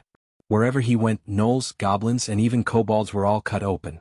Behind him, a bloody path paved with broken limbs was left behind. The heavy casualties scared the wasteland bandits out of their wits. The surviving bandits fled in all directions as fast as they could, afraid that they would be cut down by the barbarians if they were too slow. The entire battle, from beginning to end, only took a few minutes. The barbarians chased after the bandits for a while before returning. The leather armor and axes slowed them down quite a bit. They could not catch up with the frightened bandits at all. Next, the barbarians began to clean up the battlefield. The axes Su Lin gave them were not disposable items. Each of them was made of fine iron and cost a kinnar. Su Lin was not rich enough to throw away dozens of kinnar in a single battle. The wasteland bandits were as poor as ever. They did not have any spoils of war. It was a thankless task. As soon as the battle ended, Su Lin received a system notification. A glorious victory. Your army has just won a battle. In this battle you have obtained an item. Iron Ingot X1. Battle damage, 0, enemy annihilation, 87 experience gained, 576, experience gained, 300. The other attributes did not change, but the morale of the army rose from 85 to 100. After the battlefield was cleaned up, Johnson came to report the results. Did anyone get hurt? Boss, this equipment is amazing. Only 2 of us got some superficial wounds, but it's not a big deal. We're used to it, Johnson said excitedly as he patted the leather armor on his body. Did you pick up all the axes? Yes, all of them. Johnson and the other barbarians were very careful with their weapons. These metal weapons were something they did not even dare to dream of. In the past, their tribe was similar to the bandits they had just defeated. The best weapon they had was a rusty axe. Now they treated these weapons like family heirlooms. Chapter 12. Su Lin was not surprised by the results of the battle. To him this was just a normal performance. The difference between the weapons of both parties was like heaven and earth. It was just like how in the history of Sulin's previous life, other than the fact that he was well trained, he had to rely on his equipment to suppress his opponents. The convoy started to move forward once again. After this round of cleansing, there were no longer any traces of people spying on them. The mercenaries in the convoy also became respectful toward the noble, Su Lin. Even the speed of the convoy increased by a lot. After moving forward in the wilderness for 5 days, the convoy had already entered the depths of the wilderness. They were now at least 200 kilometers away from the nearest city, Black Rock City. According to the requirements of the expansion order, Su Lin could only designate territories that were more than 100 kilometers away from cities. In fact, he had already exceeded this requirement, and the extra area was reserved for the future development of his territory. The expansion order did not specify the size of the territory. Theoretically speaking, as long as one had the ability, one could freely enclose land in the wilderness. Of course, this was only in theory. In fact, ever since the expansion movement started, the largest piece of land developed had not exceeded 300 li. It was because the deeper one went into the wilderness, the stronger the monsters would be. It was said that there had been people who had seen huge dragons in the wilderness. Of course, this news had not been verified. However, it was true that there were land dragons in the depths of the wilderness. This news had been verified by the blood of a noble who had developed the territory. This unlucky noble had barged into the land dragon's territory when he was developing his territory. Then, just as he had started to set up camp, over 200 land dragons had razed his territory to the ground. Even the weakest of land dragons was a middle-grade magical creature, and the stronger ones had inherited the terrifying ability to spit out dragon's breath. Even conferred knights would have to take a detour around such land dragons. Only legendary knights would be able to deal with such magical creatures. In the end, the convoy stopped at a slope surrounded by 2 rivers. Although this slope was called a slope, its highest point was only 5 to 6 meters higher than the surrounding plains. The area was not small, and the 2 rivers surrounded it, forming a flat alluvial plain. Due to the silt, the land here was exceptionally fertile. It was not like the other lands in the wilderness, which could only become mature fields after a few years of cultivation. The area of the plain was not small. Su Lin estimated that if the entire plain was reclaimed, it would be at least 50,000 to 60,000 acres. As long as they could gain a foothold here, it would not be a problem to feed tens of thousands of people with this land. This land could be called a treasure land.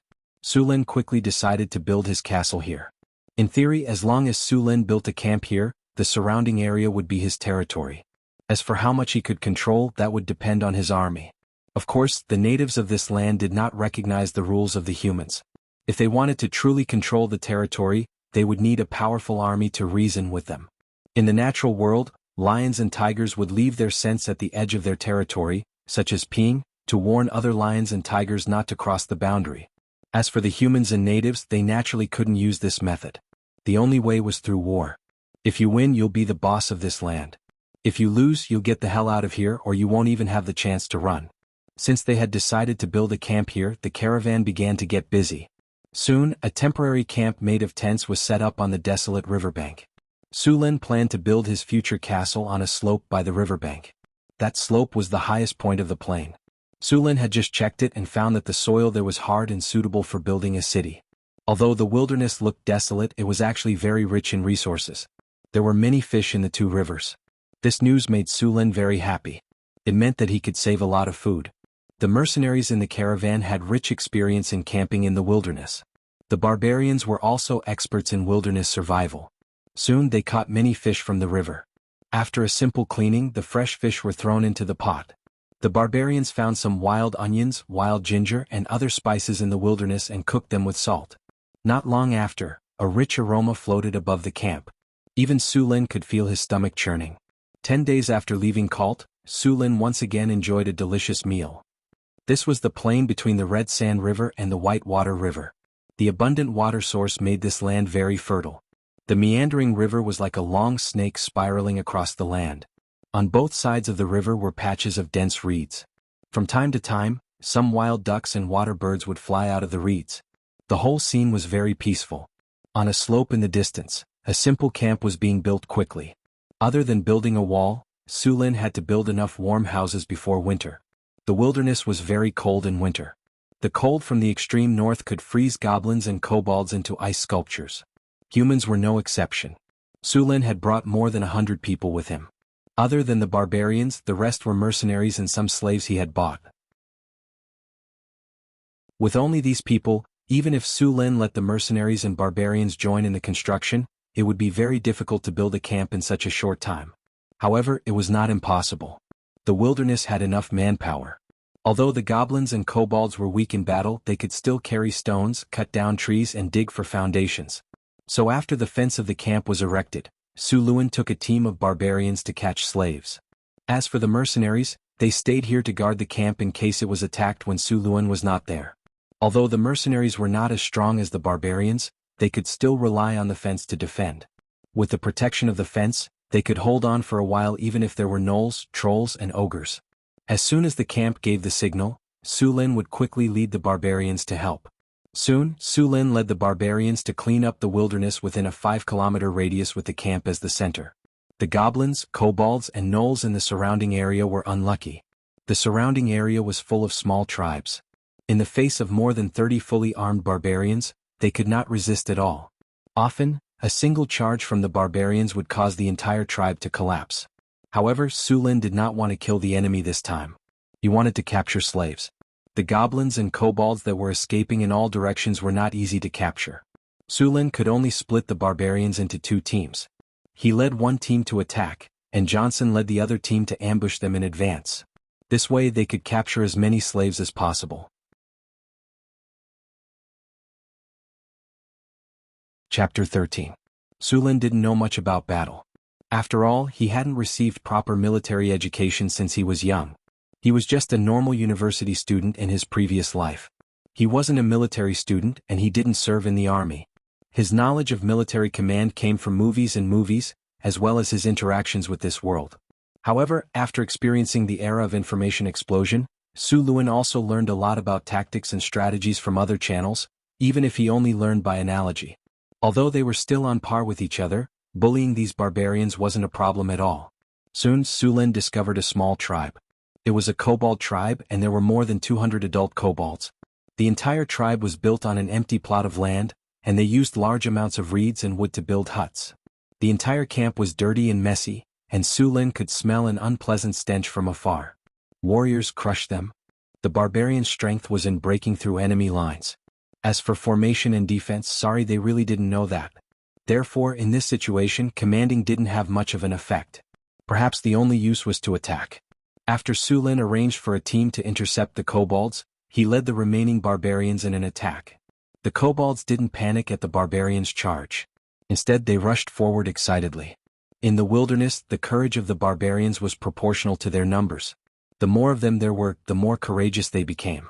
When they saw that there were only a dozen of them, they bared their yellowed fangs. Unfortunately, they were facing Sulin's barbarian warriors. These fully armed barbarians didn't care about the kobolds at all. Raise morale. Charge. Sulin used his military tactics on his own troops. The already high morale of 90 immediately rose to 100. The barbarians were very fast. Under Sulin's lead, a dozen barbarians quickly approached the kobold camp. Hand axes. Attack at will. Under Sulin's orders, the barbarians picked up the hand axes at their waists and swung them at the area where the kobolds were concentrated. After 2 rounds of hand axes, They created a gap in the area where the kobolds were concentrated. After creating an opening, Su Lin took the lead and led the barbarian warriors forward. With sullen strength, he could clear out the entire camp by himself. With the addition of a dozen barbarians, it was like a hot knife through butter, killing all the kobolds he encountered along the way. The battle ended quickly. Sullen's strength had scared the kobolds out of their wits. After only a few minutes of contact, the kobolds began to crumble. After defeating the group of kobolds, Su Lin stopped attacking. His main goal this time was not to kill but to capture slaves. If he killed all the kobolds, who would build his territory for him? Therefore, after defeating them, Su Lin consciously drove the kobolds to the place where he had set up an ambush. Leaving a few people behind to clean up the battlefield, Su Lin led the rest of the barbarian warriors to chase the kobolds away. The kobolds were not very fast. Even if they were fully armed, the barbarians could still easily keep up. After all, the kobolds were tall and had long legs. One step was equivalent to several steps. They spread out in formation and drove the kobolds in a semicircle in the direction Su Lin had set. The barbarians did not chase after them, but maintained a distance of 20 to 30 meters. If they deviated from the path, Su Lin would lead the barbarians to correct them. After running for 2 kilometers, the kobolds were driven to the predetermined location. At this time, the kobolds were so tired that they wanted to stick their tongues out. As natives of the wilderness, the kobolds were not known for their endurance. These guys were the lowest level in the wilderness, just like the goblins. Johnson, who had set up an ambush in front, had set up many traps. When the kobolds arrived, the ropes were pulled up one by one. The kobolds running in front did not even have time to react before they fell to the ground. The kobolds at the back wanted to stop, but they were forcefully pushed forward by the kobolds behind them. As a result, rows of kobolds fell to the ground one after another. These exhausted kobolds could not even get up after falling down. They were immediately covered by the barbarians' nets. The remaining kobolds who reacted could not escape. When they stopped and wanted to change directions, they found themselves surrounded by barbarians. In the end, these kobolds trembled in fear and begged for their lives on the ground. Su Lin asked the barbarians to tie these kobolds up with ropes. In order to prevent them from escaping, he strung them up. After realizing that the demons in front of them had no intention of killing them, the kobolds were very cooperative. A few of them even helped the barbarians tie themselves up with ropes. In the end, Su Lin caught more than 160 kobolds. These were not seriously injured. As for the seriously injured ones, they had already been killed when they were tied up. Su Lin did not have any medicine to treat the kobolds. After cleaning up the battlefield, Su Lin led the barbarians to drive the kobolds back to the camp. These kobolds were scared out of their wits and did not dare to resist. They obediently followed Su Lin's orders and walked towards the camp. In reality, they could not run even if they wanted to. Dozens of kobolds were strung up in a row. With the kobolds' discipline, if they tried to escape, the entire row of kobolds would fall to the ground. Kobolds were called kobolds, but they did not look like dogs. Instead, they looked more like lizards. They did not have the fur of gnolls. Instead, they had black or brown scales. They were short and afraid of strong light. Because their language sounded like dog barking, they were called kobolds. However, they claimed that they were descendants of dragons and had the blood of dragons. Many people thought this was a joke. However, kobolds did no dragon language. It was just that their dragon language was very bad. Furthermore, kobolds were also oviparous. Some mutated kobolds had spell-like abilities and became kobold sorcerers. However, the appearance of kobold sorcerers pulled down the bottom line of all spellcasters. Su Lin and the others did not find any kobold sorcerers in the kobold tribe. Even in the human world, only 1 in 1,000 people had the talent to become a spellcaster. The probability of kobolds becoming a kobold sorcerer was not higher than humans. Among all the human races, elves had the highest probability of becoming a spellcaster. Almost all elves knew how to cast spells. However, elves had not appeared for hundreds of years. Chapter 14. When Su Lin brought the kobold slaves back to the camp, it was already time for dinner. The barbarians herded the group of kobold slaves and locked them in a simple fence outside the camp. The dinner was sumptuous. There was a lot of fish in the nearby river, so it only took a little effort to get enough fish. The fragrant fish soup paired with the black bread made for a decent dinner. The black bread was bought from Cult. When it was fresh out of the oven, it tasted pretty good. Once it cooled, it became hard enough to be used as a wooden stick. It tasted dry and unpalatable, but there was a benefit to it. It could be stored for a long time without going bad. He sliced the rye bread and soaked it in the delicious and scalding fish soup. The rich soup soon softened the cold and hard rye bread. After absorbing the delicious fish soup, it became soft and delicious. Coupled with the smooth and tender fish meat, his hungry stomach was quickly satisfied. Sulin put down the big bowl in his hand and rubbed his belly comfortably. Johnson, give the rest of the fish soup and fish bones to the kobolds. Don't let them starve to death. Creatures like kobolds didn't have high requirements for food. Even some leftovers were enough for them. A few barbarians carried a few buckets of fish soup and leftover fish bone black bread to the fence.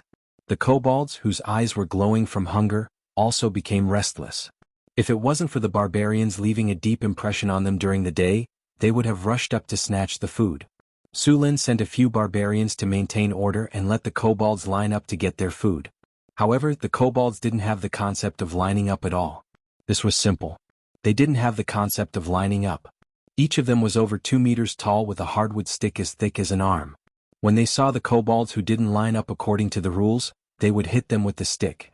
Soon, the noisy kobolds lined up in a crooked line to get their food.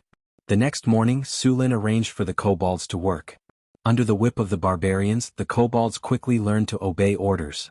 With the addition of more than 100 kobolds, the construction speed of the territory more than doubled. Even though the Houndhead men couldn't do detailed work, they could still do things like digging and logging. What surprised Sulin even more was that even though they had to work hard every day, very few kobolds wanted to escape. These small tribes in the wilderness were often in a state of starvation. Now that they could fill their stomachs, even if they had heavy work to do every day, these kobolds were not willing to leave. Later on, there were even a few overseers among the kobolds who helped Sulin and the others exploit the kobolds. Moreover, these kobold supervisors were even more outstanding than the barbarians. They were much more ruthless than the barbarians when it came to exploiting their own kind. As a result, the kobold supervisors' work had increased. Over the next few days, Sulin led 35 barbarians and swept through all the tribes within a 20-kilometer radius of the camp. In total, they destroyed 1 Jackalan tribe, 2 goblin tribes and 1 kobold tribe. This time they obtained more than 300 goblins and 100 kobolds. As for the Jackalans, Sulin ordered them to be killed. Other than the barbarians in the camp who could suppress the Jackalans, the mercenaries couldn't. Once Sulin led the barbarians to patrol the territory, who knew if the Jackalans would rebel. Moreover, there were more goblins and kobolds in the camp. Sulin didn't think that these guys would be obedient. Moreover, the Jackalans ate 4 to 5 times more than the kobolds, but they only did 2 to 3 times more work. Therefore, killing them directly was the best choice. With the goblin and kobold slaves, the construction of the territory sped up. The first thing to be completed was the wall of the territory. In order to protect the territory, the construction of the wall was prioritized. Because of the lack of manpower and the short time, the wall wasn't made of brick, which was commonly seen in the Kingdom of Florence. Instead, it was made of mud and wood. Wooden stakes were driven into the foundation, then mud and reeds were used to build the wall. The entire territory's wall was close to a square, and the length of the 4 sides added together was close to 2 kilometers. A wall of this scale could be considered a medium-sized town in the Kingdom of Florence. For a newly developed camp, it was already quite big. Just after the construction of the territory's wall was completed, Sulin heard a cold and emotionless electronic sound. Ding. The construction of the territory's wall is completed. Your territory has completed a basic construction, and the territory interface is officially opened. Territory, unnamed, area, 20 kilometers with the camp as the center. City, none crude camp, popular sentiment, 60 tax, 0 income loss. Population, 45 slaves, 35 barbarians, 337 goblin slaves, 352 kobold slaves, 40 mercenaries. Supplies, 34 wheeled carriages, 200 units of food, 20 units of bacon. 1 unit of food is equivalent to 100 kilograms. Barbarians need 2 kilograms of food and 1 kilogram of fish per day. Mercenaries need 1 kilogram of food and half a kilogram of fish per day.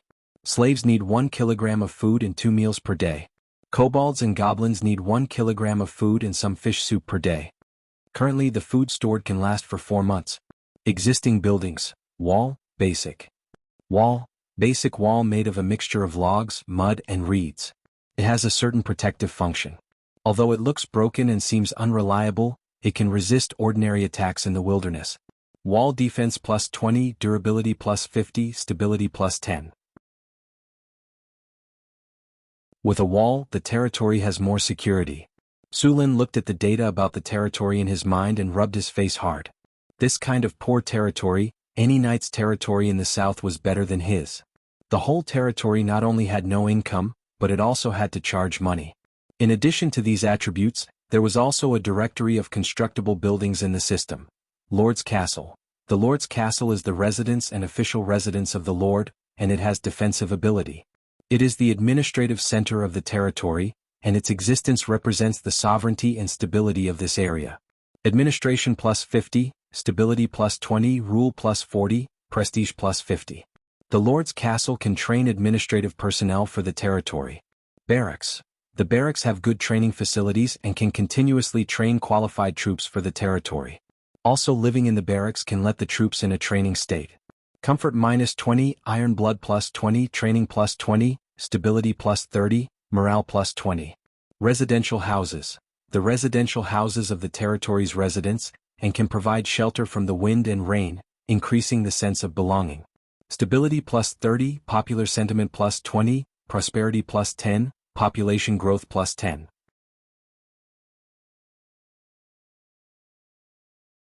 Chapter 15. Arable land. The arable land within the walls can continue to produce food when the territory is besieged, helping the territory survive the crisis. The food produced from the arable land can be used to feed the residents and increase the population. A strong agriculture is the foundation of a country. Harvest plus 20, stability plus 20, prosperity plus 10.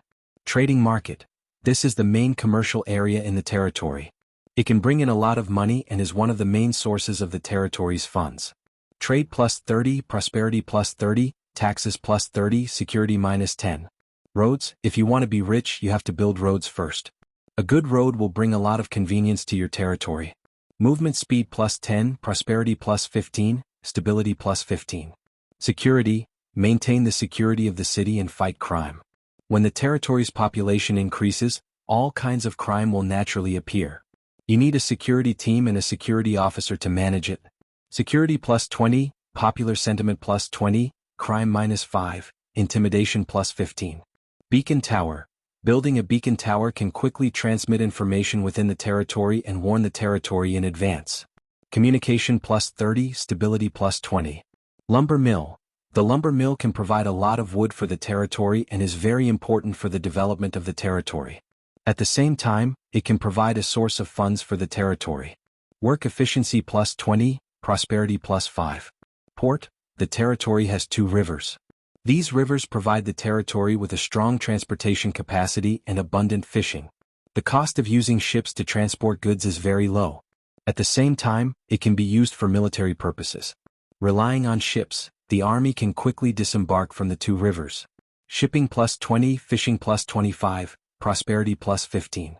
Well, the well can provide the territory with a clean water source. At the same time, when the city is besieged, the city will not lack water. Hygiene plus 15, security plus 15.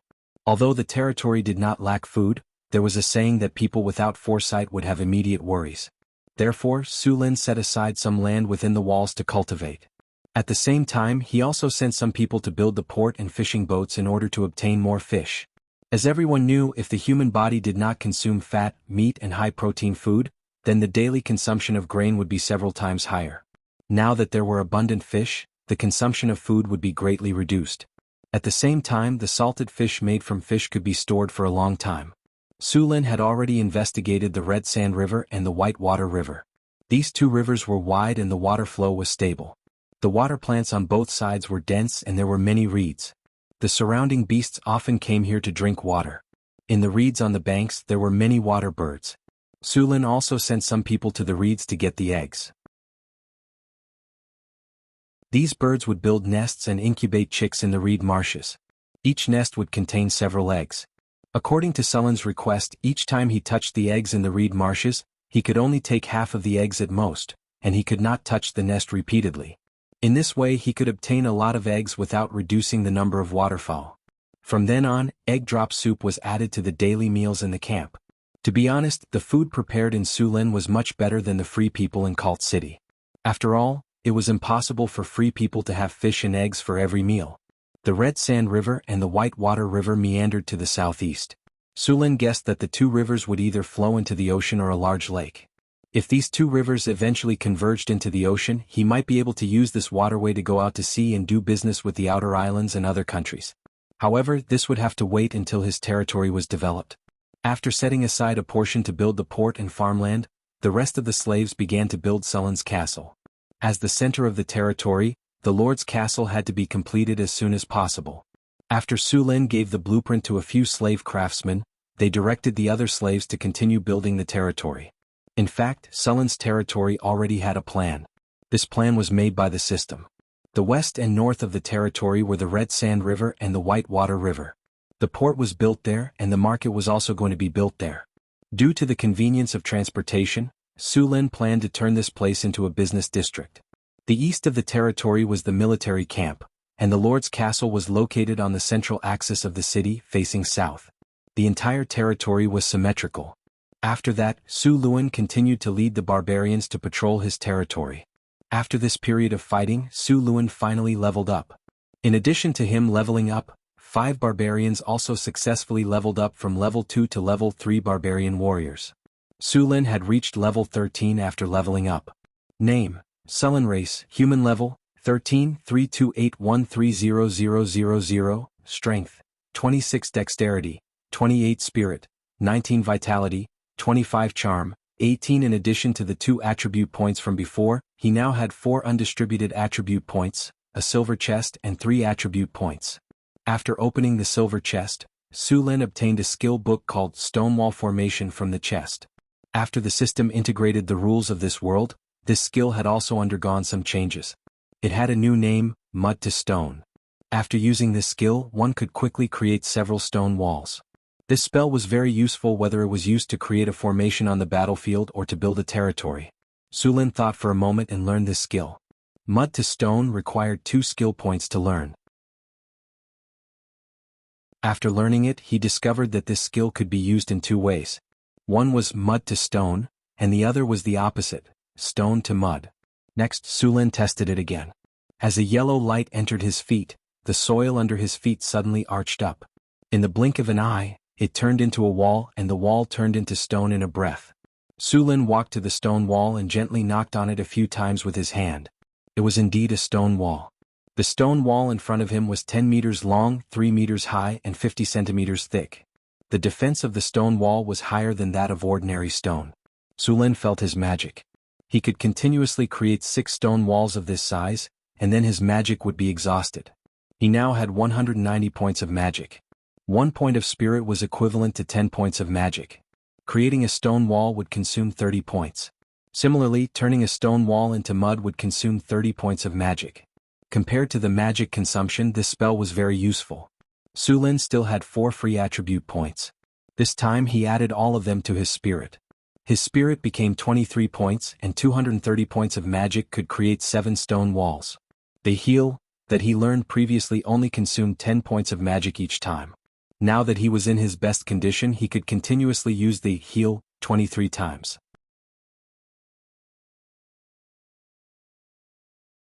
Chapter 16. He had tested the effects of Life Heal before. It could quickly heal injuries on himself or others. However, it could only heal minor injuries such as broken bones. It was much less effective. Of course, it was still much faster than natural recovery.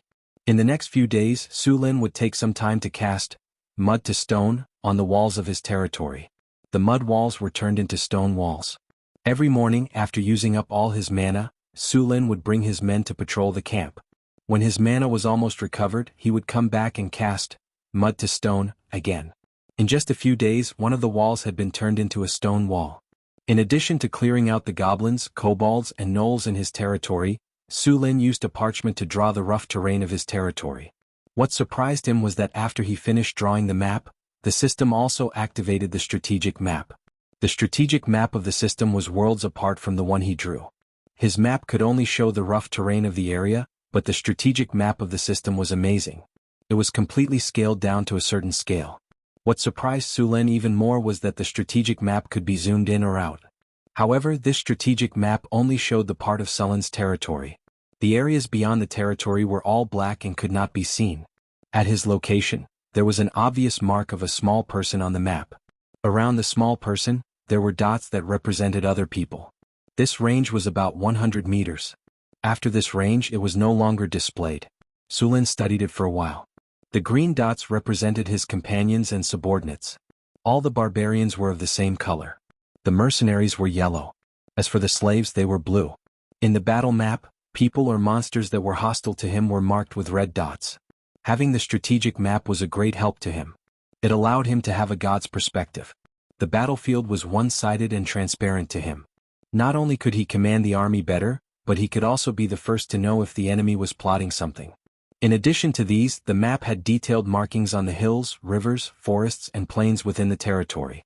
Although it was only some basic information, it wasn't easy to obtain such detailed information even in the 21st century, let alone in a world with a civilization level that was only in the middle world. Sulin tried to shrink the map. Soon, the area that represented his territory on the map shrank to a barely visible spot. Obviously, the size of this world was unexpectedly large. When he returned to the camp, it was still bustling with activity. 50 mu of farmland in the camp had been cultivated, and 200 mu of farmland outside the camp had been cultivated. In order to increase grain production, potatoes were planted in these farmlands. Compared to wheat, the yield of potatoes was several times higher. Although there was a lack of fertilizer in this world and the variety of potatoes was not as good as in his previous world, the yield of potatoes here was still more than 500 kilograms. As for wheat, the yield in the south could reach 400 kilograms, while in the north it was only 300 kilograms. More importantly, even in the cold climate of the north, potatoes could be easily cooked twice a year. In this way, 1 mu of potatoes could produce 6 to 8 times more food than wheat. As long as Sulin had a brain, he would know what to do. Only when he had a firm foothold here would Sulin slowly change part of the potato farmlands to wheat. After all, white bread made from wheat flour tasted good. Similarly, the port in the northwest of the territory was almost completed. Because there were no ships docking at the moment, the port wasn't built too big. So far, the port was used for fishing. There was no lack of trees in the wasteland.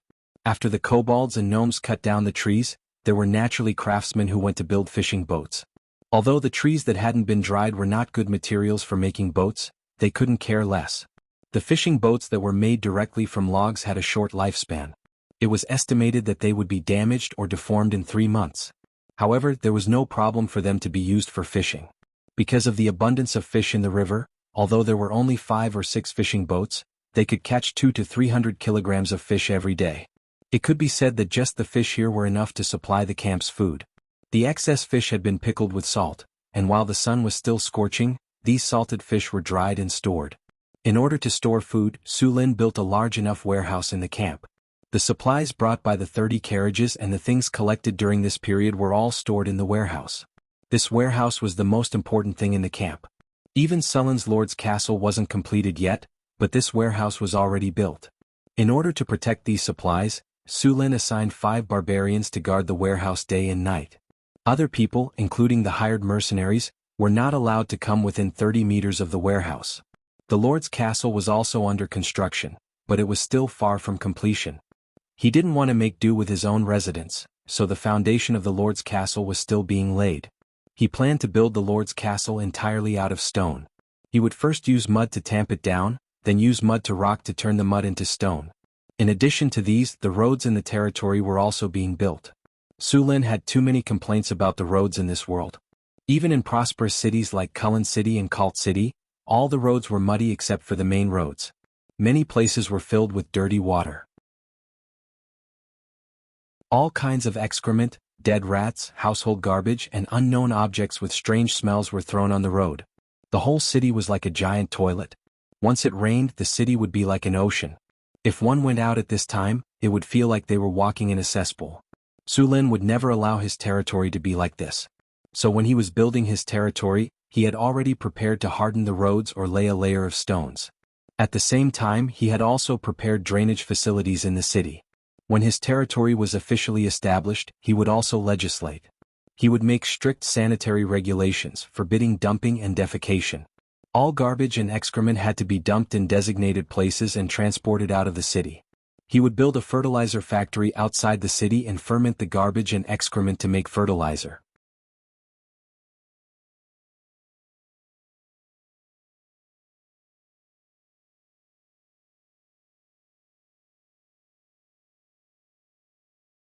If you are, then listen to me. This time there will be no less than 500 enemies, but the highest number will not exceed 1,000. This is a crisis but also an opportunity. As long as we can defeat this batch of enemies, then we will have a long period of development in the future. Similarly, if you perform well in this battle, I will give him 20 mu of farmland after the construction of the territory is completed. If he makes enough contributions, I will bestow him the title of a knight. In order to deal with this crisis, Su Lin offered enough benefits. It was not easy to become a noble. Now there was a shortcut in front of them. Hearing Su Lin's promise, the low morale of the mercenaries instantly soared. They all rubbed their hands together and their eyes were filled with eagerness. Su Lin was very satisfied with this situation. To be honest, it was not impossible for Su Lin to deal with 500 to 600 gnolls. It was mainly because the area of the camp was too big. With only 36 of them they could not even line up a wall. The gnolls could easily go around the wall and destroy the camp. In this case, even if he killed all the gnolls, it would be useless. Ta-ta-ta. Just as Su Lin was mobilizing the mercenaries, a red horse galloped in the direction of the camp. As it galloped, it shouted, "Military emergency." The surrounding people all dodged and let it pass. Su Lin, Monseigneur. This is not good. There are 700 enemies this time. In addition to the gnolls and kobolds, there are also a dozen trolls. The mercenary knight ran to Su Lin and agilely jumped off the horse. Thank you for your hard work. Go and rest. Su Lin smiled at him and said, Take out the white bread and bacon. I remember there is some ale in the warehouse. Take it out this time as well. Su Lin said to the barbarian warrior behind him. At this time, to boost morale, Su Lin had prepared a sumptuous meal. Yes, boss. I will take someone to take it out. The barbarian warrior behind him said respectfully. Also, take out the bacon and sausages. The fish must also be served today. Su Lin ordered directly. In this world, apart from the nobles and merchants, everyone else basically had 2 meals a day. This time, because of the upcoming war, lunch was specially added. I want to see all the warriors and mercenaries eat meat this afternoon. Yes, Monseigneur. I will prepare it immediately. The chef was sweating profusely and said nervously. The fish were cut open one by one. In the empty space in the middle of the camp, a dozen large pots were boiling hot water. The slaughtered fish were cut into pieces and then placed directly into the pot to cook. Pieces of bacon and sausages were thrown into the pots after being cut. Although the chef's skills were not very good, the enticing aroma still made people swallow their saliva uncontrollably. The people did not have to wait for too long. The food was finally ready. Su Lin picked up a bowl and filled it with delicious meat soup. He then took a piece of white bread and took a bite. Seeing that Su Lin was the first to eat, the mercenaries and barbarians swarmed forward and took their share. The meat soup was delicious. There were mushrooms, bacon, and ham in it. Su Lin found a rock and squatted on it to drink the soup. The barbarian warrior was also very quiet. He sat on the ground with a bowl of meat soup and a piece of white bread in one hand. According to the previous reports, there were more than 700 enemies this time. Half of them were goblins and kobolds, about 300 to 400 of them.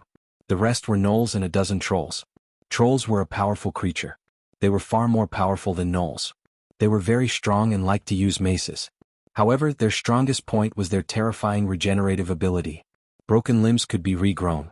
Only magic, fire, or strong acid could truly kill them. P.S. There were some problems with the contract, so it was remailed. It will probably be fixed on Monday.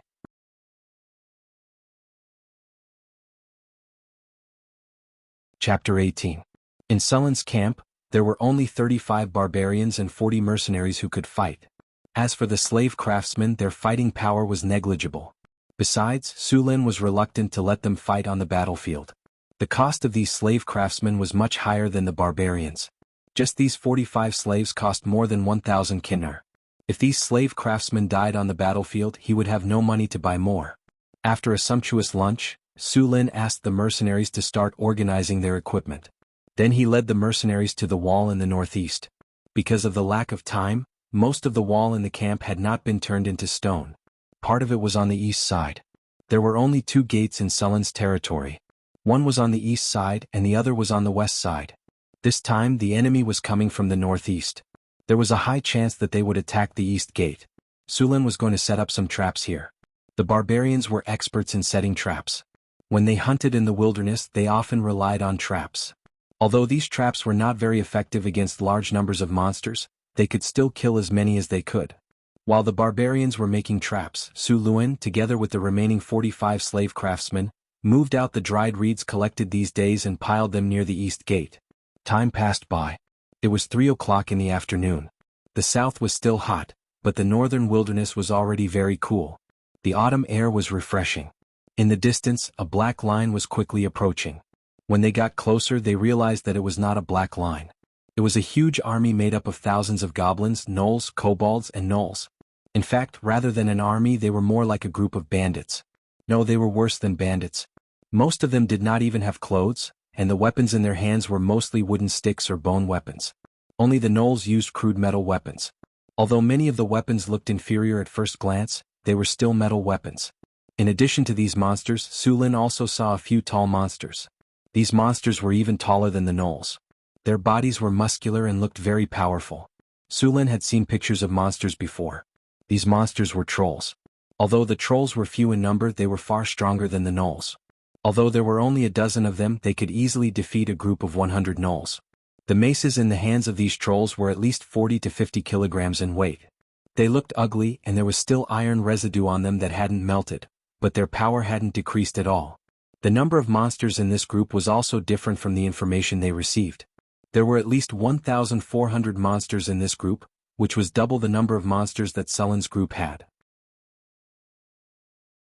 This number was almost 20 times more than the number of monsters that Sullen's group had.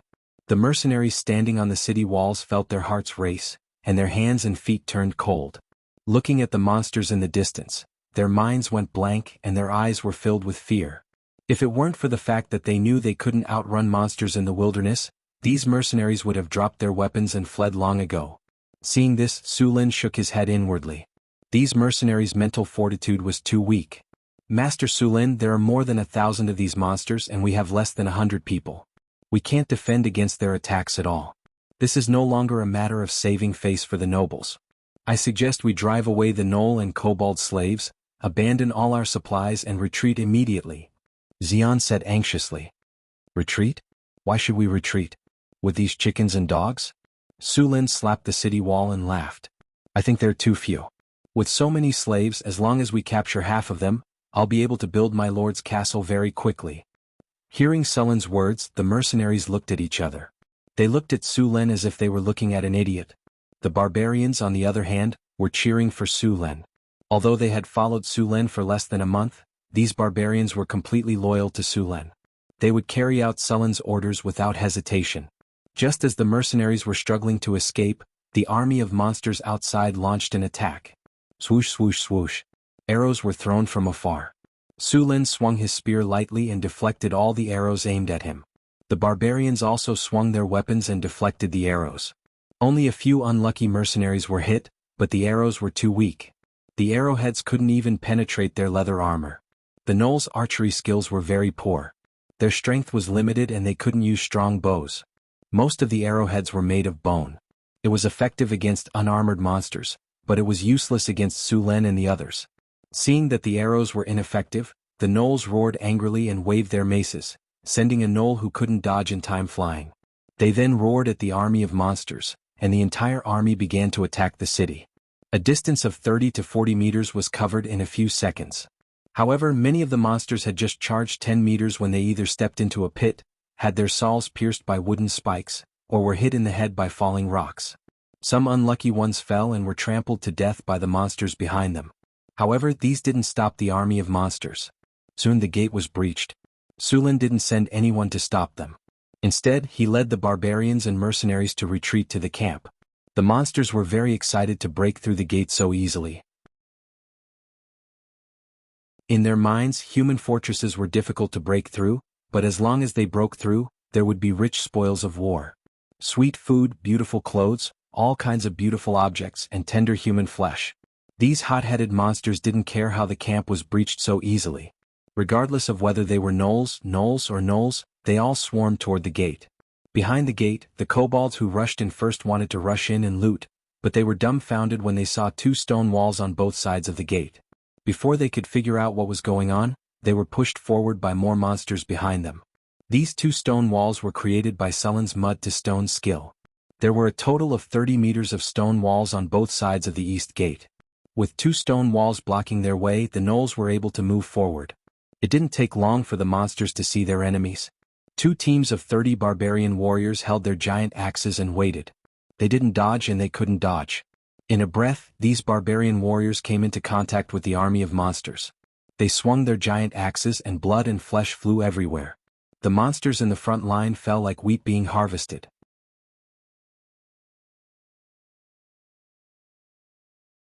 Chapter 19. The battle had been intense since the beginning. Faced with the barbarians' sharp battle axes, goblins, kobolds, and even gnolls could not withstand more than 2 hits. The ground where the 2 sides were fighting was soon dyed red with blood. In the narrow space, the goblins and kobolds did not even have a chance to escape. They were directly cut in half by the axes. The first row of barbarian warriors was tired, and the second row immediately took their place. The barbarian warriors took turns killing the monsters, and their efficiency was not affected at all. The monsters in front were blocked by the barbarians and could not move an inch forward.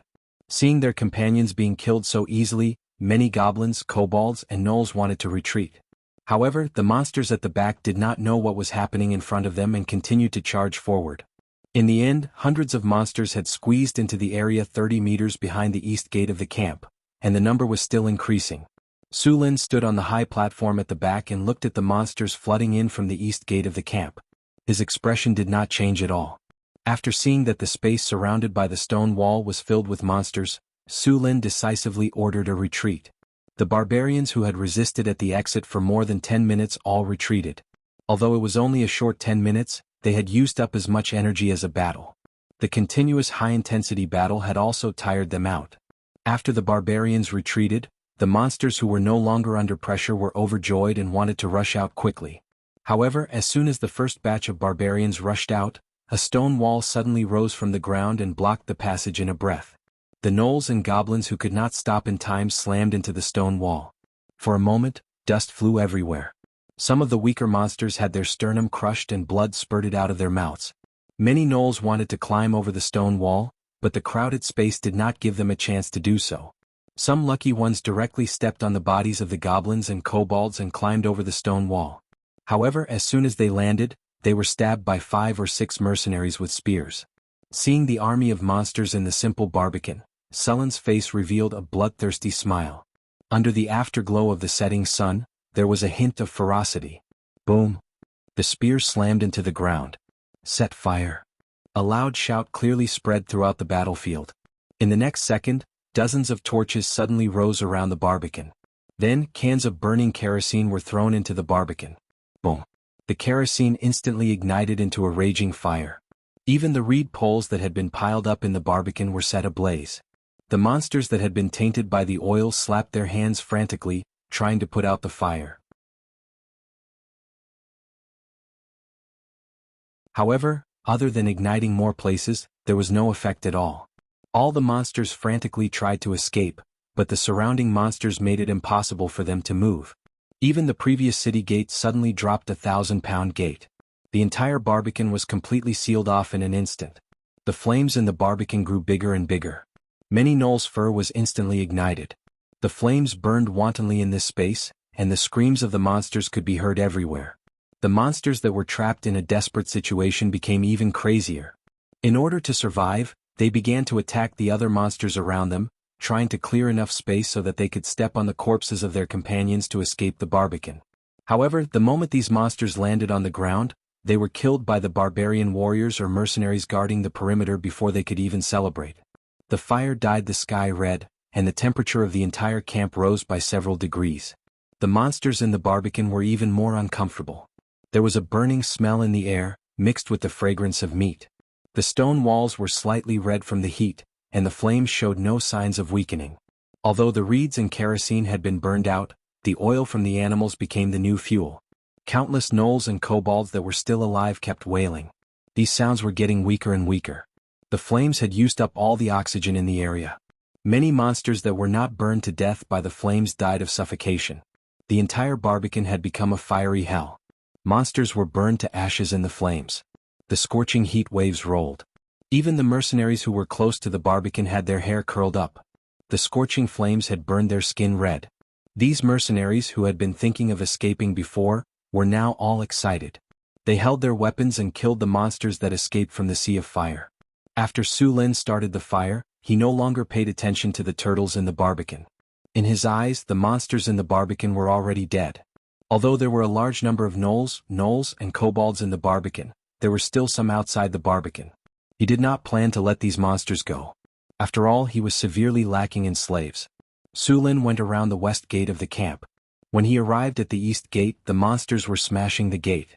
To prevent the monsters in the barbican from escaping, the 1,000-pound gate was specially thickened. Although it had been dented by the attacks of the two trolls, it still did not break. The flames in the barbican made the monsters feel that something was wrong. However, the monster army was in a mess. It was too late to retreat even if they wanted to. After seeing Su Lin and 30 barbarian warriors rushing over, a tall and strong gnoll wearing rough iron armor, who looked like the leader, howled. Then the chaotic monster army began to gather. Even the trolls that were attacking the gate turned around and rushed over. Looking at the regrouped monster army, Su Lin narrowed his eyes. To be honest, he was a little surprised by this monster army. This group of monsters didn't rush up like a swarm of bees like the ones he had encountered before. They were actually disciplined. Although this monster army's discipline was very poor, this was already a big improvement. At the front were the cannon fodder gnolls, followed by a few trolls. There were also gnolls on the left and right.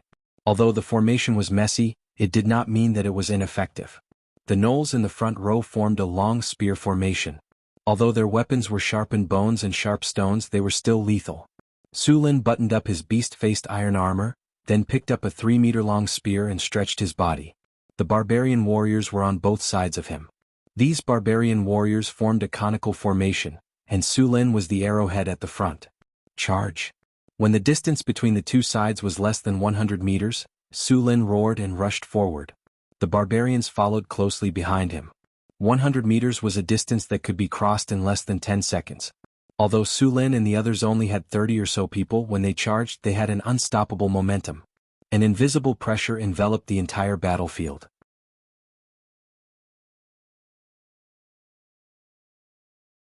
Chapter 20. More than 30 barbarian warriors ran like lightning, the sharp axes in their hands shining with a cold light. If they were facing the elite soldiers of the Kingdom of Florence's Giant Bear Legion, these barbarians would have suffered heavy casualties even if they charged. However, they were facing these unarmored barbarians. How could mere flesh and blood stop them? 50 meters. Seeing Su Lin and the barbarians getting closer, the kobold archers behind the phalanx shot their arrows. The arrows fell from the sky like raindrops. Su Lin waved his spear and deflected the arrows. The barbarian warriors behind him used their giant axes to protect their vital parts and let the arrows fall on their bodies. Most of the arrows did not penetrate the leather armor, and some were even deflected. These arrows did not cause any trouble for Su Lin and the others. In the blink of an eye, they were only 20 meters away. Next was the phalanx in front of them. Although these gnomes were not strong, if they rushed in recklessly, Su Lin would be fine, but the barbarians would definitely suffer losses. Hand axes. Throw. In the next moment, 35 hand axes flew into the phalanx. How strong were the barbarians? The hand axes that were thrown out instantly broke the phalanx of the gnomes into pieces. Many gnomes were directly beheaded by the hand axes. The phalanx of the phalanx lost its formation and could not withstand a single blow. Su Lin led the barbarians behind him and rushed into the phalanx of the gnomes. Like a gust of wind sweeping away fallen leaves, they swept the phalanx of the gnomes into a pile of trash. The kobolds behind the phalanx of the gnomes collapsed. A huge gap appeared in the formation of the monster army. Su Lin and the barbarians were like a shining steel knife that stabbed directly into the enemy's chest. The phalanx of the phalanx continued to advance without stopping. All the monsters in front of Su Lin were completely crushed. After continuously penetrating the phalanx of the gnomes and the kobolds, they crashed into the gnolls. To be able to survive in the wilderness and become a medium-sized tribe, these jackalens were not weak. They were even more valiant than the ones Su Lin had encountered before. After seeing Su Lin and the others rushing over, the group of gnolls roared. Su Lin swept the spear in his hand, and with his inhuman strength, the iron spear shaft tore through the air and instantly swept the gnolls in front of him away. After being swept by the spear shaft, the gnolls' bodies began to break. Their sternum and spine were shattered, and their internal organs were shattered into pieces by this strange force. Then, mixed with blood, they spurted out from their mouths and noses. Taking advantage of the gap that Su Lin had opened, the remaining barbarians swung their axes and activated windmill. Whirlwind slashes with white sword energy cut the monsters in front of them into two halves. Flesh and blood splattered everywhere, and the gnolls were easily harvested like weeds. Seeing Su Lin and the others rushing forward, the leader of the gnolls kept roaring, wanting to command the others to continue attacking. However, the group of monsters was already scared out of their wits. No matter how much he roared, they were unwilling to move forward. Fortunately, they still had a trump card in their team, which was 9 trolls that were more than 5 meters tall. Just as Su Lin swept the last gnoll in front of him away, the front was empty. The entire army of monsters had been pierced through by him. The entire battlefield was in chaos. The middle of the army of monsters had completely collapsed, and the 2 wings were useless at this time. Just as Su Lin was about to kill the leader of the gnolls, an angry roar came from the side. Then a gust of wind approached quickly. A troll rushed over like a heavy truck. Su Lin waved his arm and blocked the mace. The huge force bent the long spear made of fine iron. The mace was lifted high, and the troll that was rushing over retreated at an even faster speed. Then it fell heavily to the ground. Blood spurted out of its mouth. With such a serious injury, other monsters would have died long ago. However, for the trolls, as long as they were given time, they would recover in a short time. It was not that they had not encountered difficult opponents before, but in the end they had relied on the strength of the trolls to win in the end. Unfortunately, they had calculated wrongly this time. Seeing Su Lin send a troll flying, the remaining trolls were not afraid at all. They roared and rushed at him. Seeing the trolls rushing over, Su Lin smiled coldly. He grabbed the shaft of the spear with one hand and the body of the spear with the other. Then he bent the spear hard and straightened the somewhat deformed spear. Then he waved it hard at the trolls. Dark ice cut. 3 streams of cold air gathered in front of him in an instant, then condensed into 3 ice blades, accompanied by a bone-piercing chill. The 3 ice blades flew out in an instant. The surrounding gnolls only felt their bodies become stiff. In the next second, a bone-piercing chill flashed by, and then they were plunged into endless darkness. The 3 ice blades cut through the trolls' bodies like rotten wood. Several of the charging trolls stopped in their tracks. In the next moment, their strong bodies were neatly cut into several pieces. No blood flowed out. All of the blood was frozen in an instant. Even the trolls' bodies were frozen at this moment. The 3 ice blades flew for more than 30 meters before disappearing into the air. All monsters in the path of the ice blades, whether gnolls or trolls, were cut and frozen. The trolls that had the powerful ability to grow again were also dead.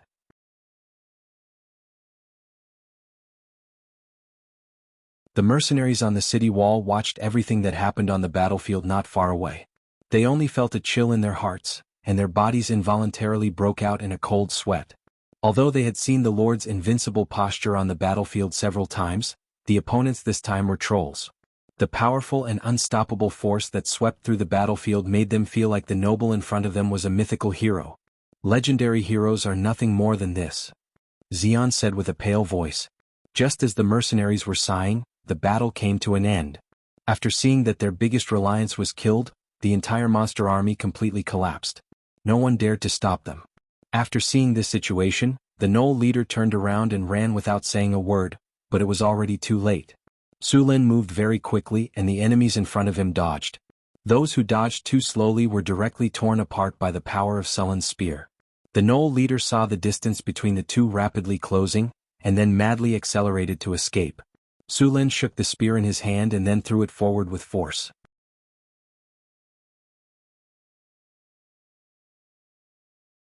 Chapter 21. The spear pierced through the air and pierced through the gnoll leader with a sharp whistling sound before nailing it to the ground. The gnoll leader's body twitched a few times before it slowly lowered its head. Dark red blood flowed down the spear to the ground. Seeing the gnoll leader nailed to death by the spear, the natives felt a chill run through their bodies, causing them to tremble uncontrollably. As the murderous god's eyes swept over them, they all lowered their heads. No one dared to look directly at him. That gaze gave them the feeling that it was several times colder than the cold wind of the northern ice plains. After the battle concluded, Su Lin did not have time to rest and led the barbarians to capture slaves. Because the monster army had come from afar, adding on the intense battle, the barbarians had used up all of their strength. Even if they wanted to run, they did not have the strength to do so. Soon they had captured a large number of slaves. An epic victory. Under your command, you and your army won an epic victory. As the war ended, the monsters that were lucky enough to escape spread your deeds far and wide. Your name began to spread across the wastelands. Your prestige +1. The battle is over. You have received 15,432 experience points. Your level has increased. You have received 2 free attribute points and 2 skill points. You have received 2 silver treasure chests. In this battle you have received Gem X5. Name, Sullen Race, Human Level, 142358140000, Strength, 26 Agility, 28 Spirit, 23 Constitution, 25 Charm, 18. The other attributes did not change, but this time, there was an additional prestige. 1. The description was very simple. Your name has spread in a small area in the wilderness. In this battle, other than Sulen who leveled up, the other barbarians also leveled up. This time, none of the barbarians died. Only 3 of them were seriously injured. As for the light injuries, they were all slightly injured. This low casualty rate was because Sulen took the brunt of the danger. If it was not for Sulen's powerful strength, the barbarians would have suffered more casualties. Boss, a few of our brothers are seriously injured. I'm afraid they won't make it. Johnson came to Sulen's side and said sadly. The development of medicine in this world was very slow. Most of the time, they had to rely on the divine arts of the temple priests for treatment. Of course, they could also spend money to buy some holy water. There were no doctors in Sulen's territory, and no priests would follow the nobles to expand the territory. As for holy water, the cheapest holy water cost 10 kinar. With Sulen's stinginess, how could he buy it? However, although there was no sacrifice or holy water, Su Luen had the life-healing technique. Take me there, Su Lin said directly. Soon, Su Lin saw the 3 heavily injured barbarians. The wounds on their bodies were lacerations, which should have been caused by the Knoll warriors. These monsters were over 2 meters tall and were stronger than the Knoll barbarian soldiers. The barbarians only wore leather armor, and at most their leather armor was embedded with some metal plates. These leather armor could deal with Knolls, kobolds, and Knolls, but it would be difficult to deal with the Knoll warriors. Against the Knoll warriors, these leather armor would not be of much use. The most seriously injured barbarian had a large gash on his chest, and 2 of his ribs were broken. Through the wound, one could see that his internal organs were squirming. With such serious injuries, his stomach was almost cut open. If the wound was a little deeper, he probably wouldn't have lasted until now. Su Lin raised his hand, and a ball of light green light began to gather in his hand. In the next second, the light merged into the barbarian's body. The barbarian's wounds gradually stopped bleeding, and the hideous wound on his body began to close. However, the wound was only closed by a third before the green light disappeared. Obviously, life healing was not enough to save them. The green light dissipated and the barbarian's HP continued to drop, but at a much slower rate than before. Seeing the light dissipate, Su Lin used life healing on the barbarian again. Although the barbarian's wounds had not healed, his HP was no longer dropping. Life healing was only a beginner-level healing spell, and its effects were limited. The rest of the wounds would need to be healed by himself. Soon, Su Lin pulled the 3 barbarian warriors back from the brink of death. Then he applied gold balm on them, tied them with bandages, and had them carried back to the camp to recuperate. They would not be able to fight for at least a month. After the battle, the dozen or so barbarian warriors had all leveled up to become barbarian warriors. The most powerful one, Johnson, had broken through to become the ultimate barbarian soldier, the barbarian berserker. Several of his attributes had also leveled up. Beginner strength had leveled up to intermediate strength, and endurance had leveled up to intermediate endurance. Intermediate strength permanently increases strength by 4 points, stamina by 4 points. Intermediate endurance permanently increases HP by 25 points, stamina by 25 points, stamina recovery by 50%, and damage taken reduced by 15%. Apart from these 2 attributes, the attributes of Berserk had also changed. Berserk had become Advanced Berserk, reducing pain by 80%, increasing strength by 50%, increasing movement speed by 20%, Berserk duration by 50%, and reducing weakness by 30%. It could be said that Johnson's strength had increased by several times. If he was equipped with a set of armor, he would be a meat grinder on the battlefield. After the battle, Su Lin obtained a large number of slaves. This time the slaves included gnomes, kobolds, and gnolls, totaling up to 500. Among them, more than 200 had died in the battle, and those that died in the Barbican were not included. Sulin estimated that about 600 of them had died, and less than 100 had escaped. After this battle, the captives were all frightened and did not dare to resist. Sulin planned to keep them as slaves. Gnomes and gnomes were very similar, but the former was 1.5 meters tall while the latter was only 1.2 meters tall. Gnomes were also one of the few races in the wasteland with good discipline. Although they were not very bright, they were more than enough to be slaves. Qiangxin, take these slaves back and lock them up alone. Sulin walked back covered in blood. With every step he took, blood dripped from the gaps in his armor. Remember, don't let them escape. I still need these people to build me a castle. Don't worry, boss. I'll guard it myself. Johnson wiped off the blood stains on his bald head and grinned at the slaves, revealing 2 rows of white teeth. Although he was smiling, the blood stains on his face made people's hearts palpitate. Johnson would not let these monsters who had almost killed his brothers go so easily. Although he would not kill them, he would not let them off easily.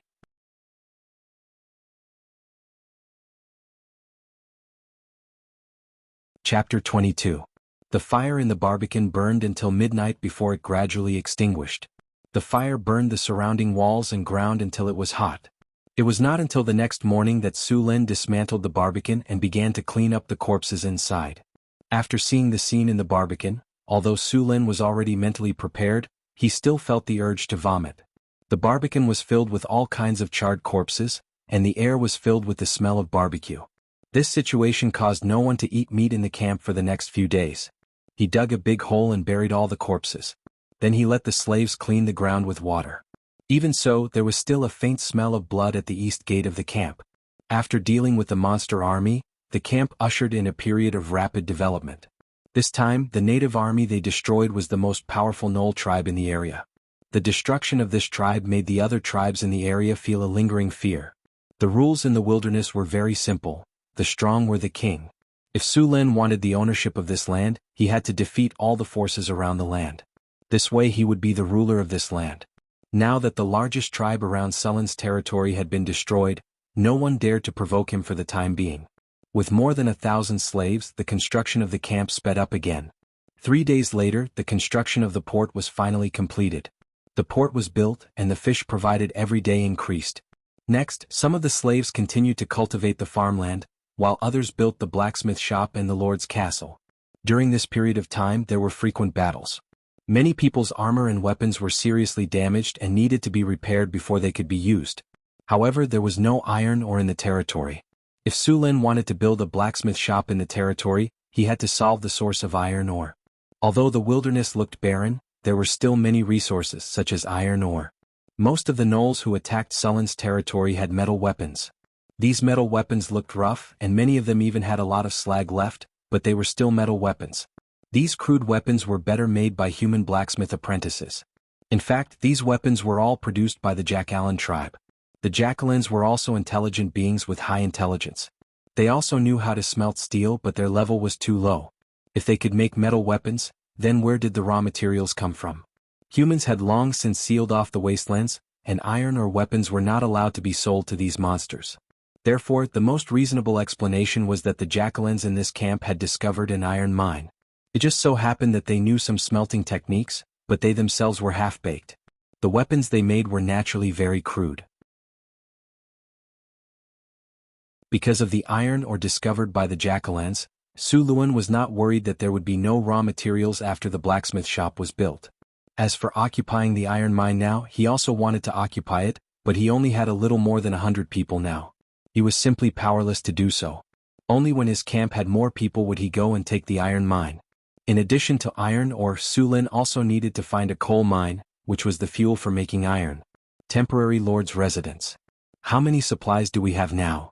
Sulin sat on a recliner, squinting slightly as he asked his clerk. This clerk was chosen from the slaves. He could read and count. Although his standard was average, he had to make do until there was no better one. Monsignor, we've used up a lot of supplies. You've also captured a lot of slaves recently. Our food consumption has doubled. We don't have much money left. We only have 300 kinnur left. We've already paid the mercenaries their commission. We don't even have enough money left to buy supplies and cult, the clerk said with a book in his hand. We need to build our territory and buy slaves to increase the population. 300 kinnar is just a drop in the bucket, Sulin said as he rubbed his chin. The territory's development had reached a bottleneck. The reason was the population problem. Although there were thousands of slaves, if there was no one watching over them, they wouldn't work obediently. Once Sulin's manpower was spread out, he would be faced with the problem of not having enough manpower. Johnson, Sulin shouted. I'm here, boss. Johnson walked in from outside the door. Go back with some men and bring your wives and children here. It's safe here now, Sulin said with a smile. Really? I'll go arrange it right away. Johnson was indescribably excited when he heard that he could bring his wife and children back. Go and come back quickly. Sulin waved his hand impatiently. The barbarian's wife and children should be doing well. Although they were old and weak, the fighting strength of these women should not be underestimated. By the way, when you go back, spread the news that Sir Sulin has successfully built his territory in the wilderness. He needs all kinds of resources now, Sulin said after thinking for a while. He planned to lure the merchants to trade with him. As for the trade, he hadn't thought about it yet. Johnson left the camp with 2 giant axe warriors. Sulin didn't go out to capture any more slaves. In fact, the monster tribes around his territory had already noticed, and many of them had already left the area. After a few days of construction, the blacksmith shop was finally completed. The blacksmith shop is completed. Importing equipment data.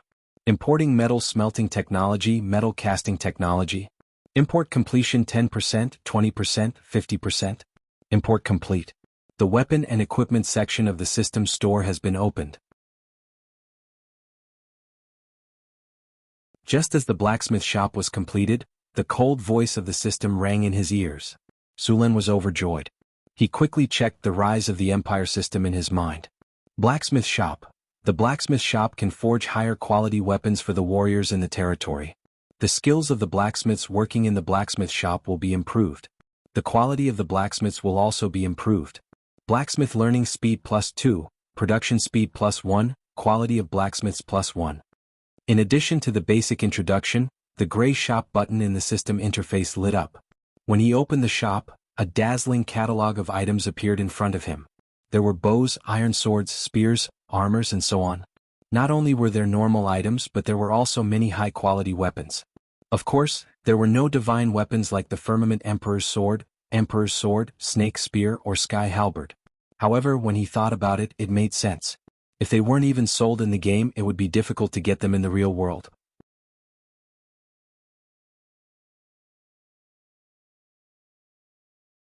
Chapter 23. Other than weapons, the blacksmith shop also sold materials such as refined iron, steel, dark steel, and godly iron. However, the prices made Sulin's heart ache. The normal prices were reasonable, but for 100-year-old dark steel, the price soared to 100,000 kinnar. As for the more expensive materials such as Millennium Dark Steel, Ninth Heaven Dark Steel, and Perilous Tungsten Steel, they were not for sale. In the game, these rare materials could not only be used to create the best godly equipment, but they also had magical effects. For example, 100-year-old dark steel had a self-healing effect. When worn, it would automatically restore health after a period of time, and it could also increase attributes. In the past, it was a must-have item in the game. After checking the catalog in the blacksmith shop, Sulin also found some equipment crafting blueprints. After using them, one could learn how to craft equipment. There were also blacksmithing experiences that could be used to improve a blacksmith's forging skills. However, the price was expensive. One book cost 1,500 kinnar. After looking through the blacksmith shop, Sulin realized that he could not afford a single set of equipment. Of course, the blacksmith shop could not only buy weapons but also let the blacksmith forge them. Although the blacksmith skills were not perfect, the price was much better. For example, the two-handed axes that Sulin bought for the barbarians cost 30 kinnar. If he let the blacksmith forge one himself, it would cost 15 kinnar at most. If he had his own iron or in the future, the price could be lowered further. In fact, although Sulin's barbarian army was strong, they were not at their best. For example, the barbarian warriors were equipped with two-handed axes, chainmail, hand axes, or javelins. When the barbarian warriors came, they were even equipped with iron armor. Only then could they unleash their full strength. Now, all the barbarians were equipped with two-handed axes, leather armor, and hand axes. They were the lowest equipment. However, now that the blacksmith shop was built, Sulin planned to slowly equip them with equipment. Sulin built the blacksmith shop by the river. He planned to install some hydraulic machines in the blacksmith shop when the technology was ready. For example, the hydraulic forging machine was not too difficult to install. It could only be used in places with abundant water. Back in Kalen City, his father's blacksmith shop had already used this kind of machine. Now he planned to use this technology here. With the hydraulic forging machine, the cost of producing equipment could be further reduced. After this period of fighting, Su Lin and the others had seized thousands of metal weapons and armors. These weapons were generally of low quality, but they were still qualified as raw materials. Bruce was a blacksmith slave that he had bought, and blacksmiths were gunners here. One had to know that blacksmiths belonged to the middle-income class in the town. This guy had owed a lot of gambling debts. Not only did he lose his blacksmith shop, but he was also sold as a slave. Monsignor, this blacksmith shop is not a problem at all. As long as I have the materials, I can make farming tools and equipment.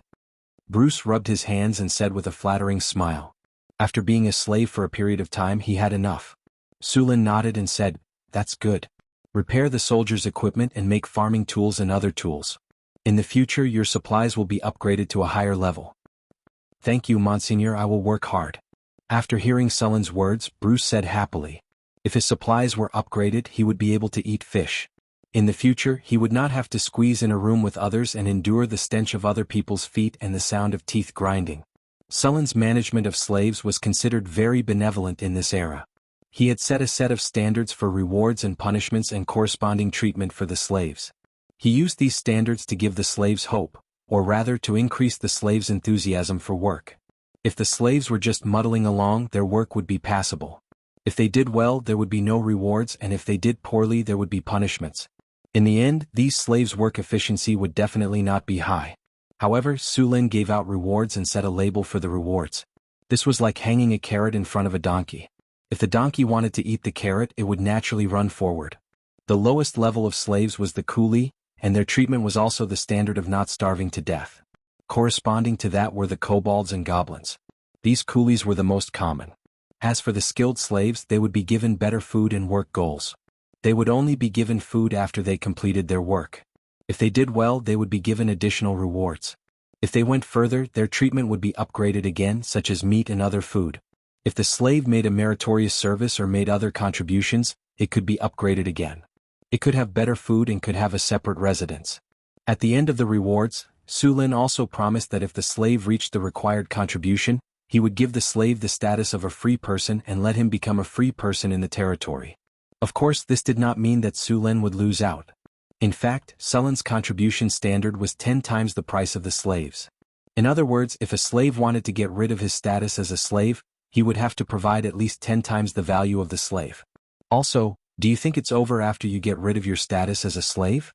After becoming a free person, he would still have to pay taxes, work for him, and develop his territory. No matter how you looked at it, he would not lose out. After Su Lin announced this reward and punishment system, the efficiency of the slaves in the territory doubled on the same day. After the blacksmith shop was built, Su Lin brought the spoils of war over. He was going to let the blacksmiths smelt these scrap metals into iron ingots. Then he would use these iron ingots to repair the weapons of the barbarian warriors and make farming equipment and armor. Although the monsters in the wilderness were poor, Su Lin had killed so many of them during this period of time that they would more or less have some metal weapons. After many little drops made an ocean, it was still a considerable amount. The biggest part was actually the spoils of war this time. Many of the gnolls and trolls that came to attack the territory this time used maces. Although these maces were crudely made and the metal smelting was not complete, they were still heavy. A single mace weighed at least 100 pounds. Even if there were many impurities in them after smelting, they would still weigh 70 to 80 pounds. In the end, the number of iron ingots obtained was at least a few thousand pounds. Naturally, not many iron ingots were needed to repair weapons, so Su Lin planned to use the remaining iron ingots to make armor for the barbarians. As for the iron of the worst quality, it would be used to make farming equipment. A few thousand pounds of iron ingots could be used to make almost 100 sets of armor. Although the barbarians were strong in attack, their defense was very weak. If these barbarians were all equipped with armor, their combat strength would at least increase by a level.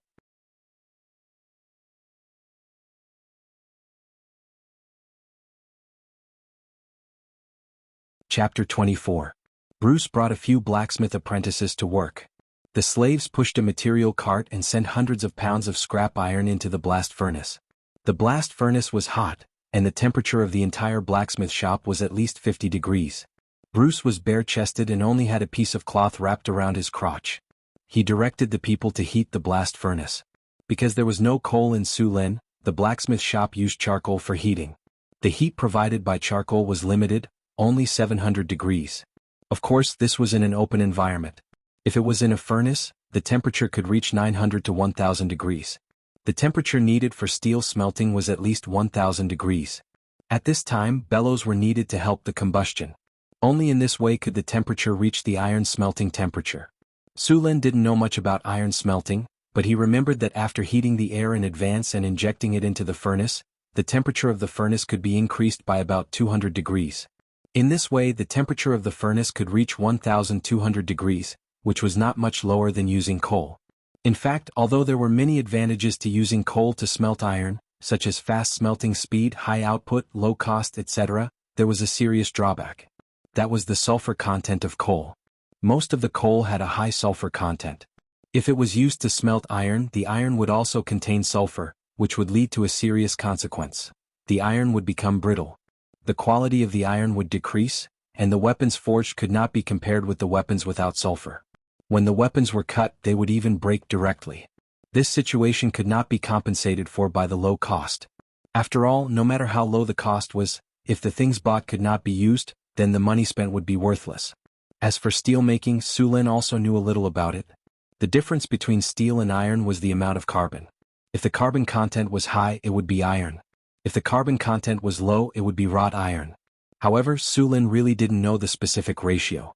If I knew that I would travel, I would have memorized all these knowledge points. Sulin rubbed his head and complained. Although he didn't know the exact amount of carbon in steel and iron, as an experienced blacksmith, Bruce still had some experience.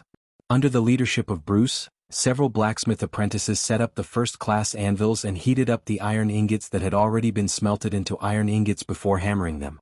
This method of repeatedly hammering and heating iron ingot was to forge steel. After the iron ingot was repeatedly tempered, it was called refining. After this operation was repeated for 100 times, it was called refining steel. It was also the best steel on the market at present. Weapons forged with this steel were the best of the best. In the Kingdom of Florence, most of the weapons and armors used by the army were usually refined 30 times.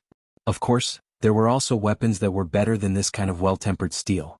Of course, although the technology of the dwarves was higher than that of the humans, in fact, it was also very difficult for the dwarves to forge well-tempered steel. It was just that they had other secret techniques. After seeing that the blacksmith shop was producing normally, Sulin began to look for ways to make money. The territory had been investing in but not producing, which was also very stressful for Sulin. When Johnson left, Sulin gave him 100 kinnar.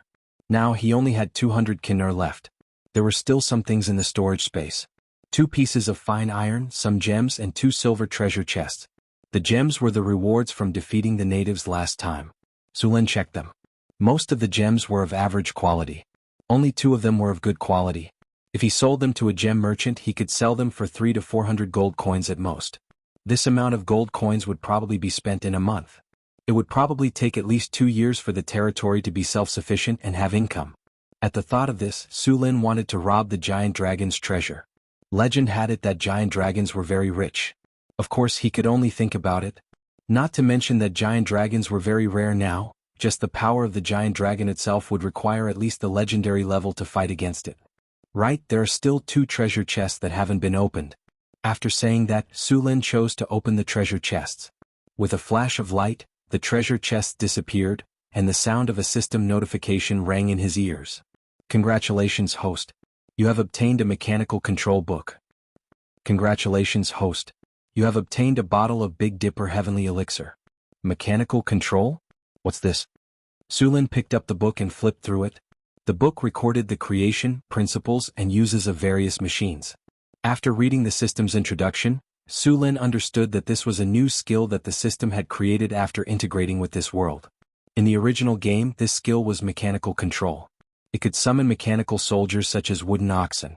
However, after coming to this world, it had become mechanical control. Moreover, even if he learned it, he wouldn't be able to create wooden oxen. He still needed to improve it. This time the system didn't cheat him too much. It gave him an upgrade route. First, he needed to upgrade mechanical control to advanced. Then, he needed to learn the mechanical control secret technique. After learning the mechanical control secret technique, he still needed to find an NPC. After the Peach Blossom Immortal passed the NPC's test, he would receive a reward. This reward was awesome. It was actually the creation of puppet magic statues. This system actually gave him the creation of magic statues. It directly turned some of the Iron Men in the game into steel magic statues. Sulin had never seen a steel magic statue before. However, he still knew of its reputation. A steel magic statue had no problem sweeping through a group of knights. Take note that it wasn't a group of knights, but a group of knights. Let's not talk about the puppet magic statues for now. Who knows where to find the Peach Blossom Immortal? In the game, the Peach Blossom Immortal could be found as long as he went to the Peach Forest. Where could he find him in real life? This broken system didn't even give him a hint. Although he couldn't create mechanical puppets, mechanical control was still useful. For example, he could create some simple mechanical tools to speed up the construction of his territory. He could also create a hydraulic forging machine and a hydraulic blower for the blacksmith shop. With the hydraulic forging machine, the speed of forging tempered steel would increase by at least 10 times. After all, how could a human hammer compare to a machine? Moreover, the machine hammered at a uniform speed and had sufficient strength. Originally, he wanted to find some blacksmiths to research it. Now that he had this mechanical control manual, he could definitely create one himself. After learning mechanical control, Sulin picked up a glass bottle beside him. The bottle was filled with a blue translucent liquid. As the bottle shook, the liquid inside flashed with specks of starlight. It looked very beautiful. This item was also very rare in the game. Its effect was very simple. It increased one's attributes. Big Dipper Heavenly Liquid. A mysterious liquid formed by the convergence of the power of the stars. After use, it can increase one's strength or vitality. After use, it can increase one's strength or vitality by 3. Only one effect can be triggered at a time. Can be used repeatedly.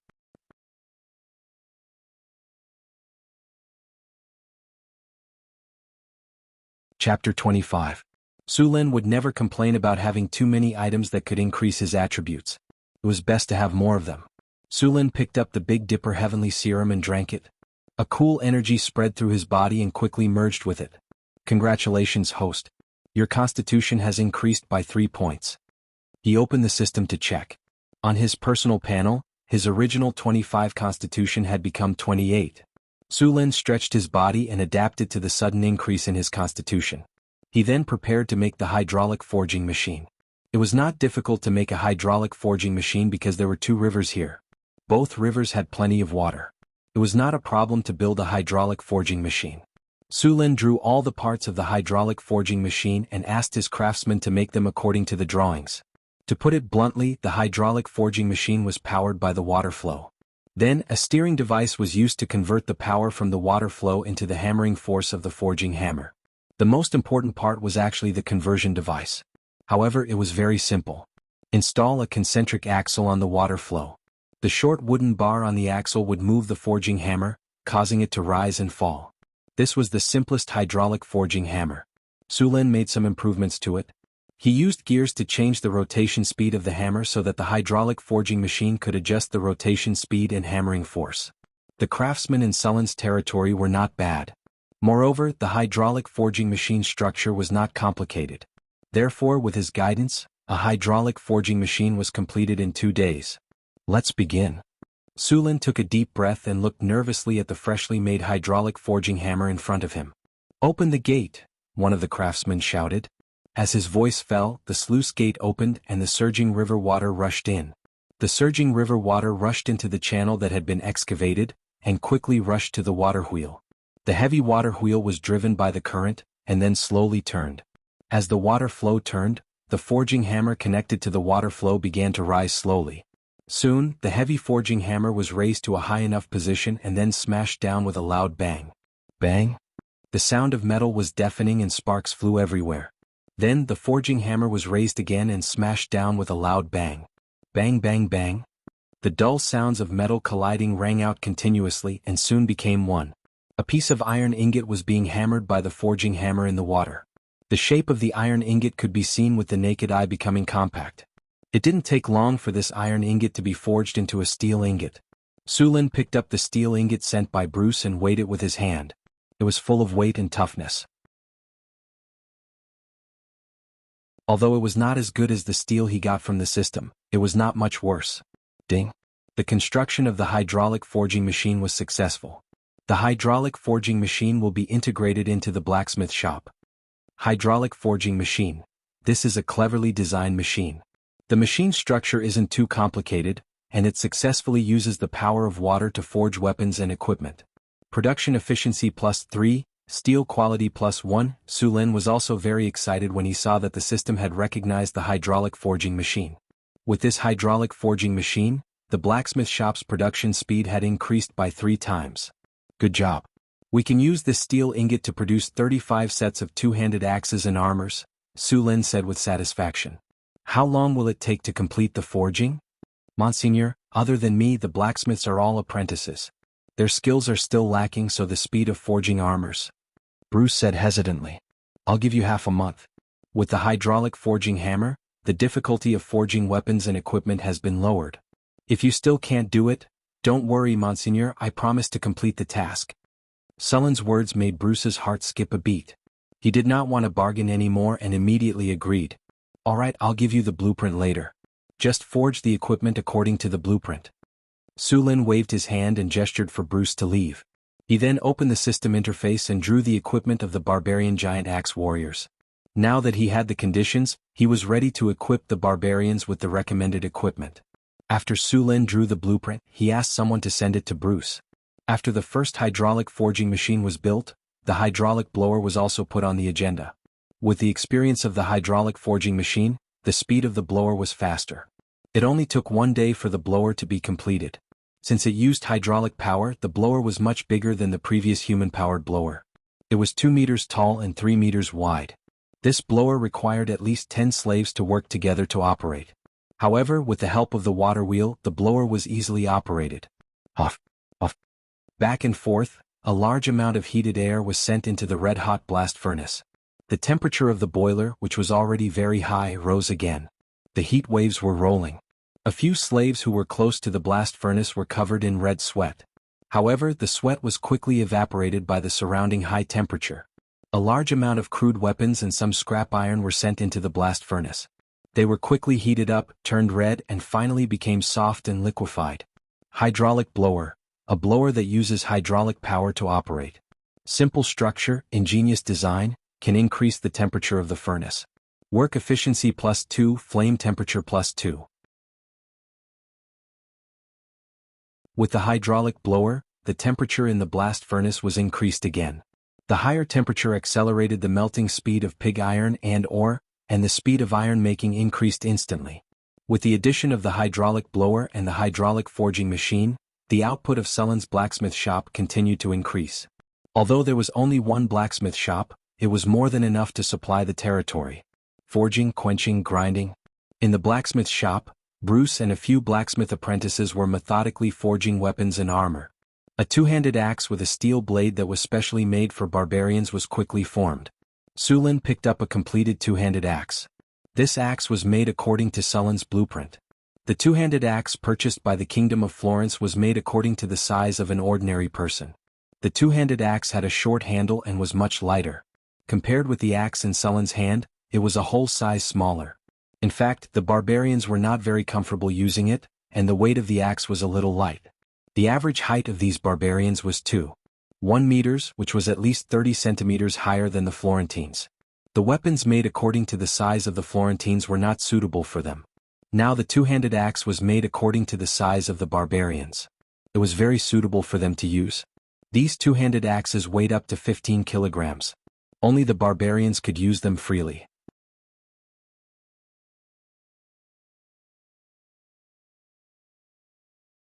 Chapter 26. Because of the use of well-tempered steel, the two-handed axe was sharper and tougher than ordinary axes. Sulin deliberately let a barbarian warrior experiment with the two-handed axe. As a result, the thick pine tree was easily cut in half by him.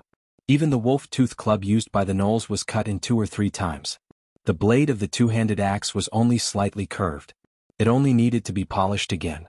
Hanses, who had obtained a new weapon, excitedly waved the long-handled battle axe. The heavy battle axe in his hand was like a butterfly flying through flowers. The whistling sound of the battle axe breaking through the air could be heard all around. The two-handed battle axe of Florence that he had previously regarded as a treasure was directly thrown into the mud by him. "Boss, this axe is awesome." Hanses waved the axe excitedly and rushed in front of Sulin. The sharp blade of the axe swept past Sulin's side. In an instant, the wooden stick in his hand that was used to measure the depth of the water was cut in half. "It's fun, isn't it?" Looking at the excited Hanses, Sulin directly kicked him and made him roll on the ground. "Pick up the axe and chop down the trees for me. Today everyone must chop down 30 trees. If you don't finish, there will be no food." A group of barbarians who were watching the fun picked up their axes and ran away. After driving the barbarians away, Sulin picked up another armor. This armor was not a full-body armor, but a half-body armor. The lower part was a leg guard. Although this armor did not have as good protection as a full-body armor, it was more flexible and half the cost of a full-body armor. Although the full-body armor had high defense, it was not flexible after wearing it. Turning around would be greatly limited. It was not very practical except for the heavy cavalry. After testing the strength of the half-body armor, Sulin was quite satisfied with this kind of armor. It had a good defensive effect against swords and knives, and also had a high defensive power against arrows, but a little weak against heavy weapons. Using this armor to deal with the natives in the wilderness who did not even have a full set of weapons was a complete waste. The blacksmith shop was on the right track, and the construction of the territory was also slowly progressing. Although there were already more than 1,000 slaves, the construction of the territory was still progressing slowly. Of course, this was in Sulin's opinion. In fact, for others, the construction of the territory was already very fast. The main reason was that Sulin's territory was too large. Other nobles' territories were at most the size of a small town, but Sulin's territory was already a large town or even a small town. At least large towns did not have a 2-kilometer-long, 5-meter-high stone wall. Kobolds, gnomes, and even gnolls were not the best slaves for building a territory. These slaves could only do heavy physical labor. With their pitiful intelligence, they were completely incapable of building a proper house. Most of them built shacks or dug underground caverns. There were a lot of trees in the wilderness. If they used logs to build houses, they would be able to build faster. However, wooden houses were prone to catching fire. Once a fire broke out, they would probably burn down a lot. Furthermore, wooden houses consumed too much wood. In Sulin's opinion, the territory's wood was also a commodity for sale. There were a lot of trees in the wilderness and there were a lot of them. They were also very sturdy. Whether it was used to make furniture or ships, it was a good choice. This was especially true in the north. Due to the cold weather, trees grew slower, and their texture was more compact and sturdy. It was very suitable for building ships. He planned to sell the wood as the territory's first commodity. Because it was in the north, the weather was very cold in the winter. The houses in the territory were made of mud mixed with reed poles. Although the mud walls looked ugly and gray and looked like they could be pushed down with a push, they were very warm. The walls were more than a foot thick and could completely block the cold from the northern ice plains. Although the walls were a mixture of mud and reed, after the mud was mixed with water and mixed with reed poles, the strength of the mud wall increased a lot. Coupled with the thickness of the mud wall, it was no problem to use it to build houses. At the same time, wooden pillars were added in the mud wall. Although the houses looked ugly, they were the best choice for the territory. Although the kobolds and goblins were not very bright, they were still capable of digging the foundation and transporting the mud. They did a good job of digging the foundation. It didn't take long for the foundation to be dug out. As for the gnomes and gnolls, they were stronger. They were used to beat the mud and mix it. Then, under the guidance of the humans, they built the mud wall on top of the foundation. The construction of the mud wall was simple. 2 wooden boards were erected, and the boards were filled with mixed mud and reed poles. After that, the mud wall was compacted and built. Neither gnolls nor gnolls were comfortable with their new identities. After all, they were much stronger than gnolls and kobolds. They were used to enslaving gnolls and kobolds. They were not used to being enslaved by humans, but they did not dare to resist. In the recent battle, Sulin's powerful figure and the barbarians' unstoppable power had left a deep impression on them. Although there were only a few barbarians as supervisors, none of the slaves dared to have any thoughts of resistance. They obediently worked under the whips. There was flat land on both sides of the Red Sand River and the White Water River. Many of these lands were covered with lush weeds. The land was very fertile. After the monster army was wiped out, the territory was temporarily free of threats. The reclamation of farmland was put on the agenda. Agriculture would always be the foundation of a territory. With a strong agriculture, the territory would be able to support more people. This way, business and military would be able to develop better. Sulin had checked the land around the river for 2 days. In the area close to his territory, at least 100,000 mu of land could be reclaimed on both sides of the river. Because it was close to the river, there was no need to worry about irrigation. These 100,000 mu of land could be said to be the best farmland in the entire territory. Sulin's farmland was close to the city wall. Other than being close to the city, it had no advantage over these farmland. Of course, now that Sulin had good mechanical technology, if he built some big water wheels and irrigation canals along the river, the farmland here would not be bad. However, the construction of the water wheels and irrigation canals required a lot of money and labor. With the current situation of Sulin's territory, it was not realistic to build irrigation canals that covered the city. The best way was to reclaim the land near the river for farmland.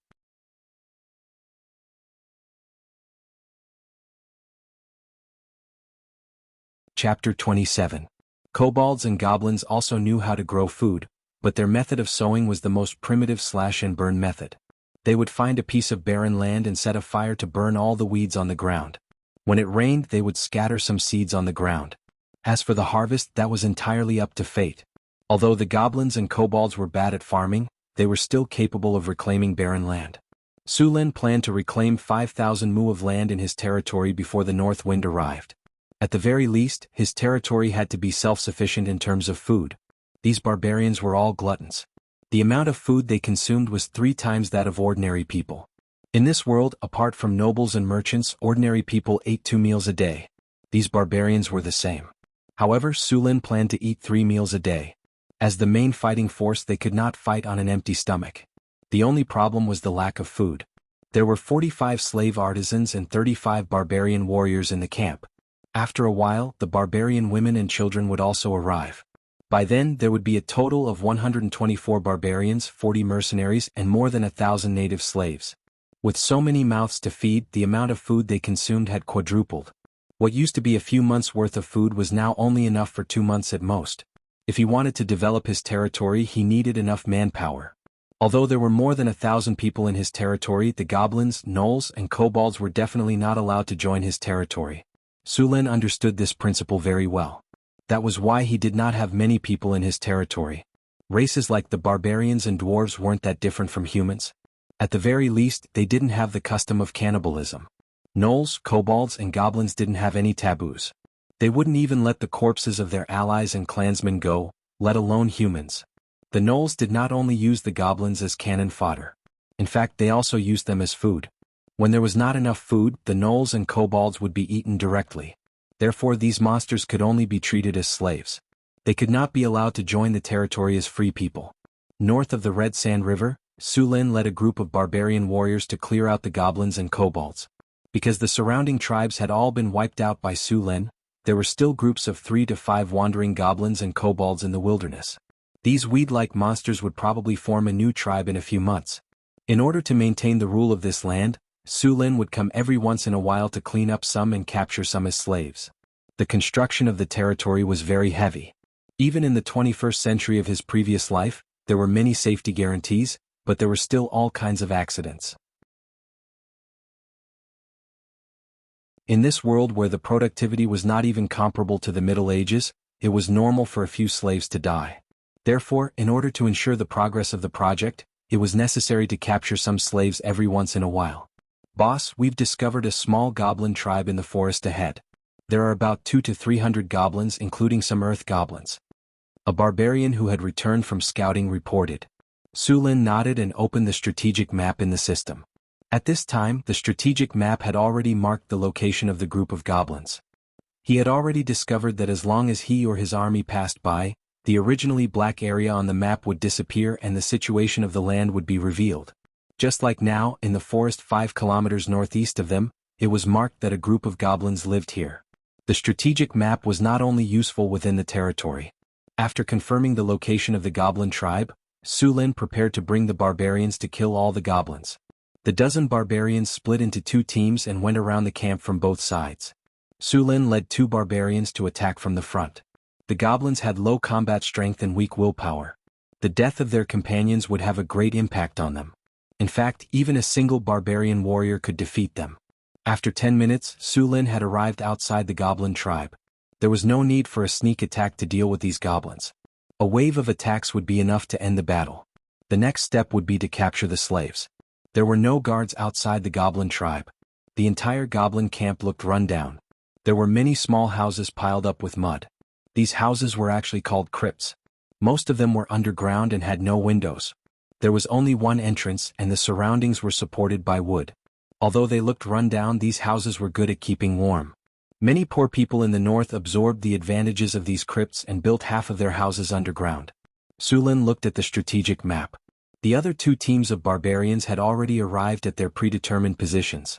He waved his hand and led 2 barbarians to the camp. The 3 of them were quickly discovered by the goblins. One of the goblins picked up his weapon and yelled at the other goblins to pick up their weapons and get into formation. However, before he could complete the formation, a hand axe spun and smashed into his head. Kill? Su Lin brandished his steel spear and smashed the fence outside the camp to pieces with the force of 10,000 pounds.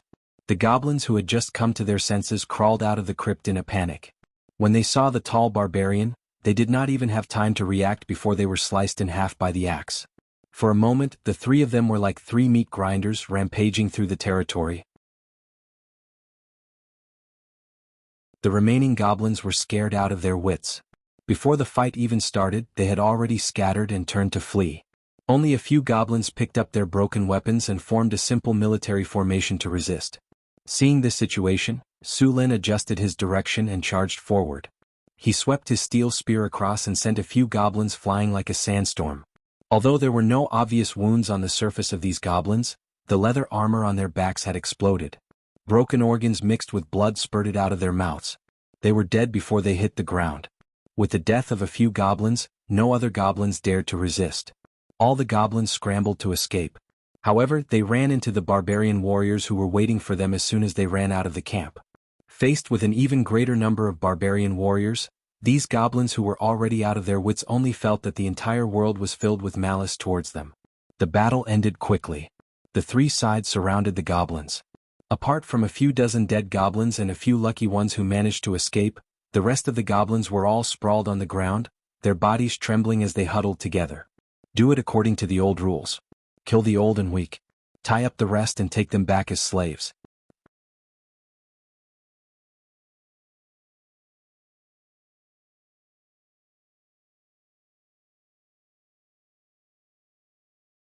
Chapter 28. These barbarians were already familiar with this.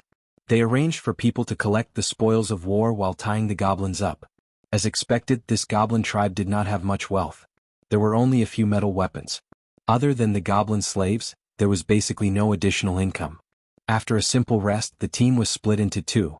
One group of barbarians escorted the 200 goblin slaves back to the camp, while Su Lin led a few other barbarians to continue patrolling the area. The army passed through the forest and advanced toward the northeast. A rolling mountain appeared in the distant horizon. The huge mountain range was like a giant beast that stretched across the land. That was the Kandral Mountains.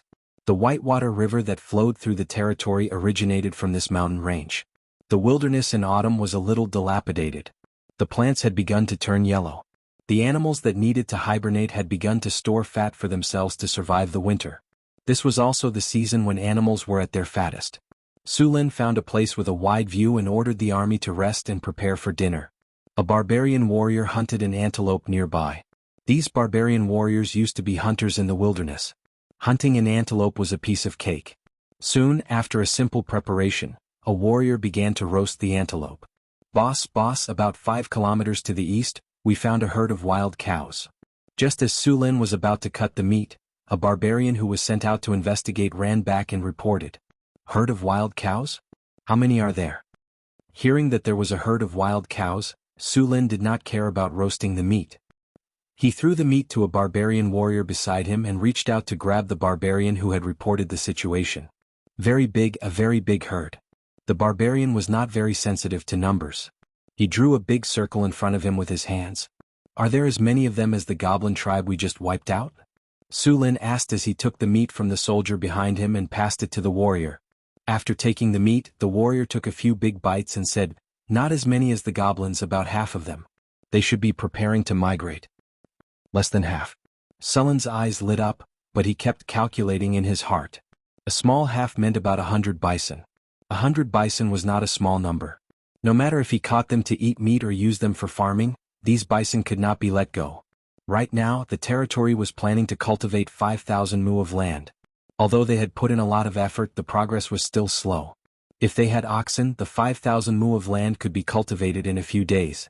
Moreover, in the coming year they could cultivate more land. Everyone hurry up and eat. We'll gather in 10 minutes. Thinking of this, Su Lin immediately said.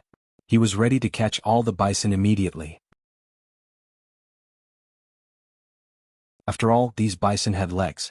If he was late, who knew where they would run to?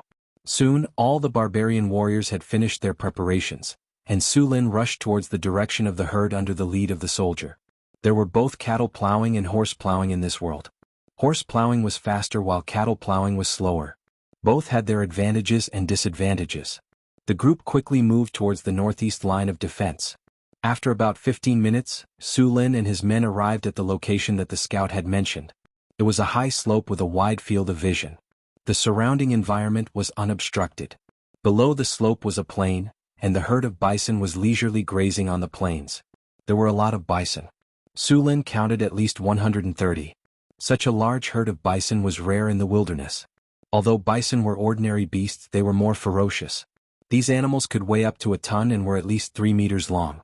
They also had a pair of curved and sharp horns on their heads. At first glance, one could tell that they were very lethal. These bison were also herd animals, which made them even more dangerous. More than 100 bison that weighed more than a ton charged together like thunder. The consequences of their charge were no less than the charge of the Empire's heavy cavalry. There are so many bison. We can't let any of them go. Su Lin said excitedly. With these bison, the reclamation of the territory could be sped up. The barbarians were very experienced in taming bison. After all, when they lived in the wilderness, their tribes had reared many bison. Now that they were here to catch bison, this was their old profession. Because he was worried that the herd would scatter, Su Lin prepared to catch the leader of the herd. He spread out his men and let the barbarians form a circle around the herd. Then, Su Lin personally went to catch the leader of the herd. In fact, it wasn't difficult to distinguish the leader of the herd. The strongest one was the leader. Su Lin stood on the high hill and scanned the area, trying to find the leader. After a few rounds of observation, Su Lin finally confirmed the leader of the herd. As he approached the herd, the bison that were grazing were very alert to Sulin's arrival. A few of them were even ready to charge at Su Lin and knock him away at any time. They mooed a few times at Su Lin, then pointed their horns at Su Lin and kicked their front hooves back and forth a few times. Su Lin didn't care about these bison's provocation. He walked toward the herd without any hesitation. Seeing that Su Lin ignored their warning, a few of the bad-tempered male bison charged at Su Lin. In the end, Su Lin punched them in the head and knocked them out. Since he wanted to catch these bison for farming, he naturally couldn't use too much strength. What if he killed them? After knocking out these bison, Su Lin didn't stop at all. He quickly rushed toward the leader of the herd. The leader of the herd didn't show any signs of weakness. He also rushed toward Su Lin. As the leader, this bison was even bigger. It was more than 3 meters long and had a lot of followers behind it. Unfortunately, it met Su Lin.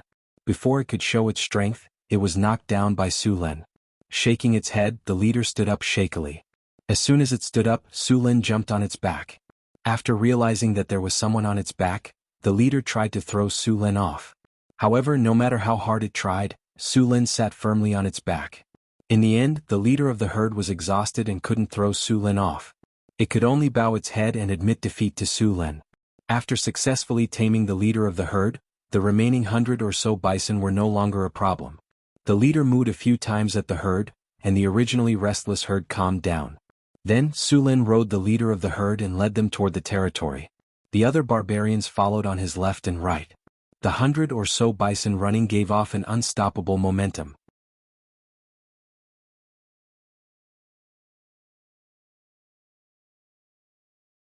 Chapter 29. After capturing more than 100 bulls, Su Lin did not continue to venture deeper into the wilderness. He planned to bring them back to camp first.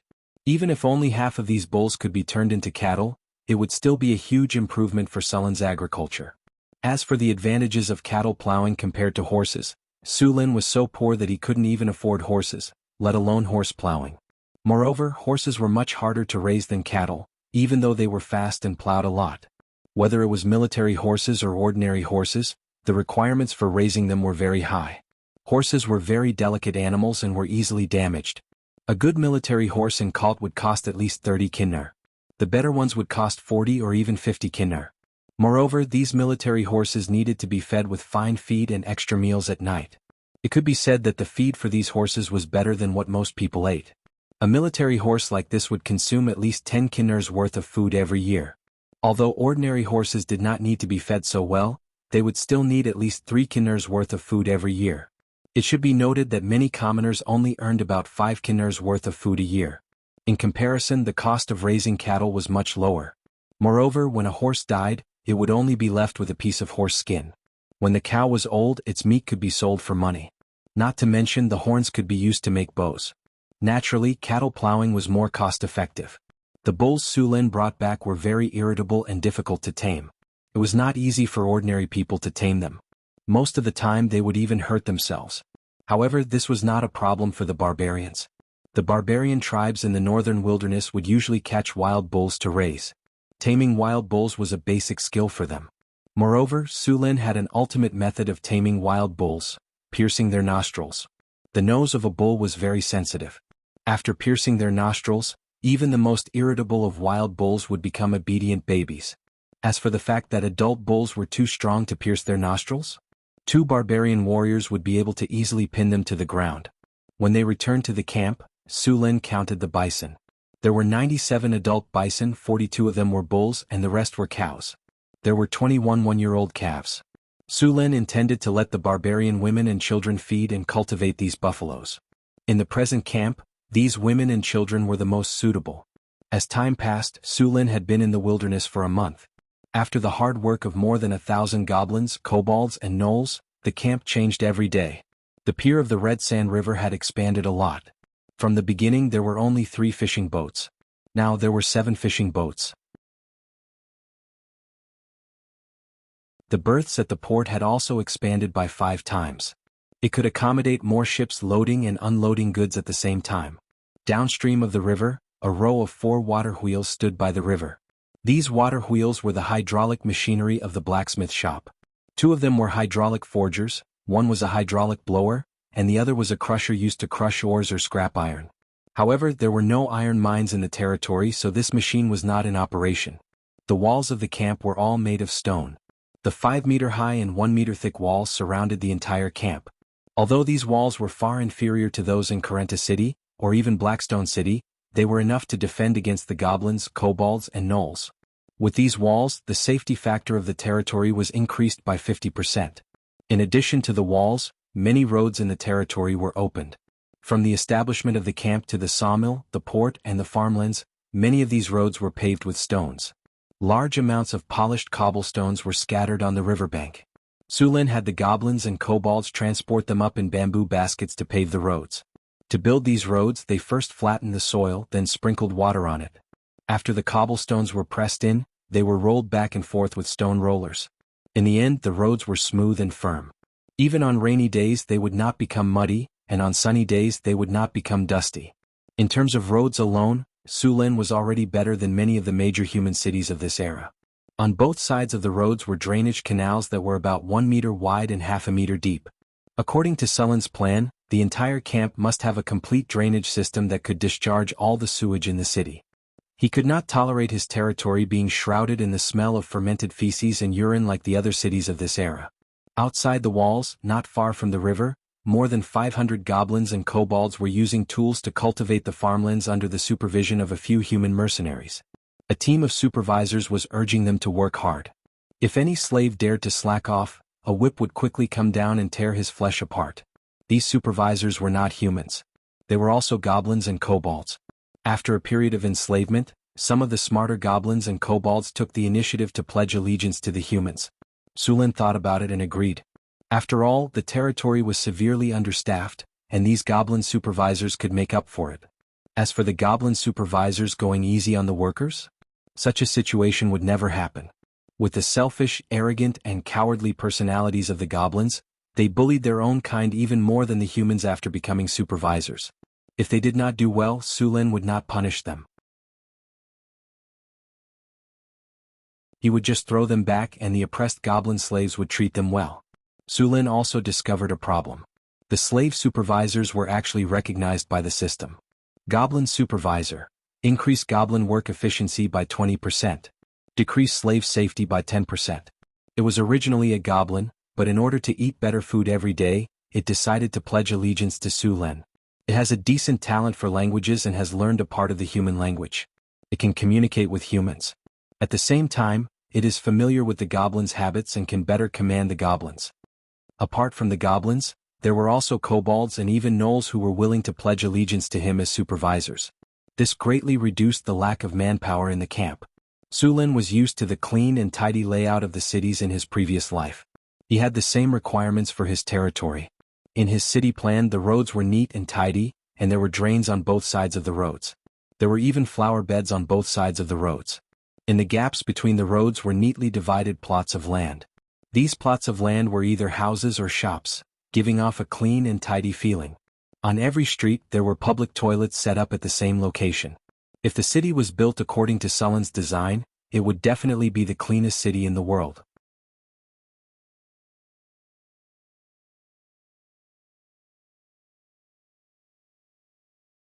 Chapter 30. Sulin Lord's castle was under construction. According to the design, his lord's castle was very spectacular and majestic. But considering the current situation, he could only build part of it first and leave the rest for the time being. He would continue the construction when he had enough time and money. It wasn't that he didn't want to capture more slaves to work for him, but the main problem was food. Without enough food, it was impossible to feed more people. The first 500 mu of farmland had been planted with potatoes. These potatoes would mature before winter, and now Sulin was preparing to expand the planting of potatoes. The first batch of land was very fertile. Even without fertilizer, the yield would not be low. Apart from keeping some of these lands, Sulin planned to distribute the rest through military rewards, sales, or distribution to slaves with meritorious service. As long as the land was planted with crops, the territory would receive agricultural taxes. The sale of the land would also receive a sum of money. This way his territory would have a stable source of income. Of course, this was the best-case scenario. His territory was now in the middle of nowhere and no free people were willing to come. Therefore, this method ended before it even started.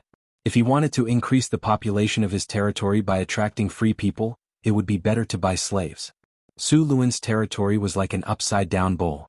The camp was at the highest point of the bowl, surrounded by 2 rivers and surrounded by plains. Sulin had also measured the land that could be reclaimed when he patrolled the territory during this period. After marking it on the strategic map, he calculated that the land that could be cultivated was more than 200 square kilometers. If all of this land was cultivated, at least 300,000 mu of farmland would be cultivated. With so much farmland, it would be more than enough to feed 30,000 to 50,000 people. Of course, even if the territory was developed, it still needed to clear out the monsters in the wilderness. 2 days later, Johnson returned with dozens of barbarian women and children. With these women and children joining the territory, the manpower in the territory was finally not so tight. These women and children were very curious about the territory, but they quickly threw themselves into the construction. According to Sulin's reward standards, these barbarian soldiers could obtain land and get rid of their status as slaves to become citizens of the territory. After knowing that they could rid themselves of their status as slaves and become free citizens, these barbarians burst with passion and threw themselves into building up their territories. What surprised Sulin was that other than the barbarians, there was also a caravan that came back with Johnson. This caravan had 44-wheeled carriages and more than 150 people. Honorable Lord, I'm Owen, the manager of the Bauhinia Chamber of Commerce. I'm very pleased to meet you here.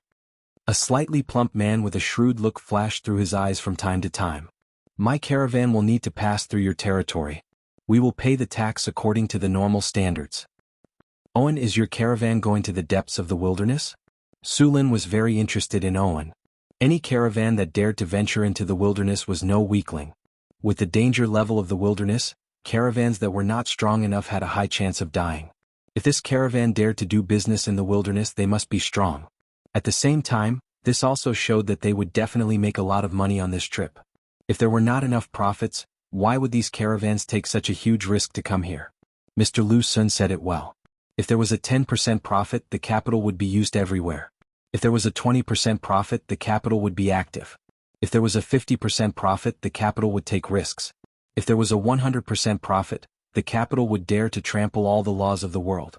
If there was a 300% profit or more, the capital would dare to commit any crime and even risk being beheaded. Su Lin was about to go crazy from poverty. How could he let go of any opportunity to make a fortune? Owen was also very surprised. He was surprised that the noble in front of him had set up a settlement here. As a caravan that often traveled in the wilderness, they knew very well how difficult it was to set up a camp here. The Jackalan tribes in the wilderness were not easy to deal with. Thousands of Jackalans, goblins, houndhead men, and trolls. With such a lineup, even 1,000 well-trained elite human soldiers might not be able to win. Most of the time, both sides would suffer. Moreover, this territory had already built a 5-meter-tall wall. How much manpower and resources did it take to build such a wall? One had to know that this place was more than 200 kilometers away from the nearest city, Blackstone City. To maintain 1,000 human soldiers and build such a wall, the cost would make most nobles go bankrupt. This young human noble dared to build a city here. What was even more surprising was that he found a large number of goblins, houndhead men, and Jackalan slaves in this territory. This meant that they had a firm foothold here. Yes, Lord. Our caravan is preparing to enter the depths of the wilderness to trade with some other races. Jackalans? No, Jackalans prefer to rob directly. We are trading with the Ellen tribe in the north. They are a group of centaurs. Centaurs? Su Lin said in surprise. Yes. Su Lin wanted to continue asking, but Owen had no intention of talking about the details of the trade. But even if Owen did not say it, Su Lin had a rough idea of what they were trading. It was nothing more than bows and arrows, horses, and some wilderness specialties such as furs and magic materials. Centaurs were good at raising horses, and their tribe was also famous for their longbows. The caravan traded food and other daily necessities. A round trip would yield at least 10 times the profit. Okay, I agree to let your caravan rest here, but according to the rules you have to pay 10% tax. Su Lin quickly agreed. Of course, you can pay with kinnar or food. Thank you for your kindness, Lord.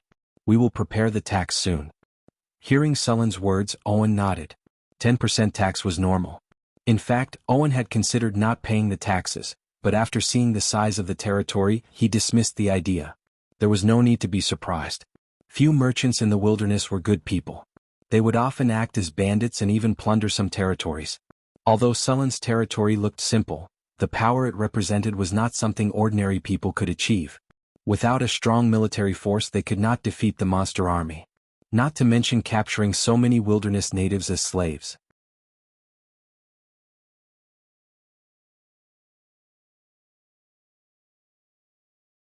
Chapter 31. Centaurs were a powerful race in this world. They were born to be cavalry and were good at raising horses and archery. Centaur longbows were very famous in the human world.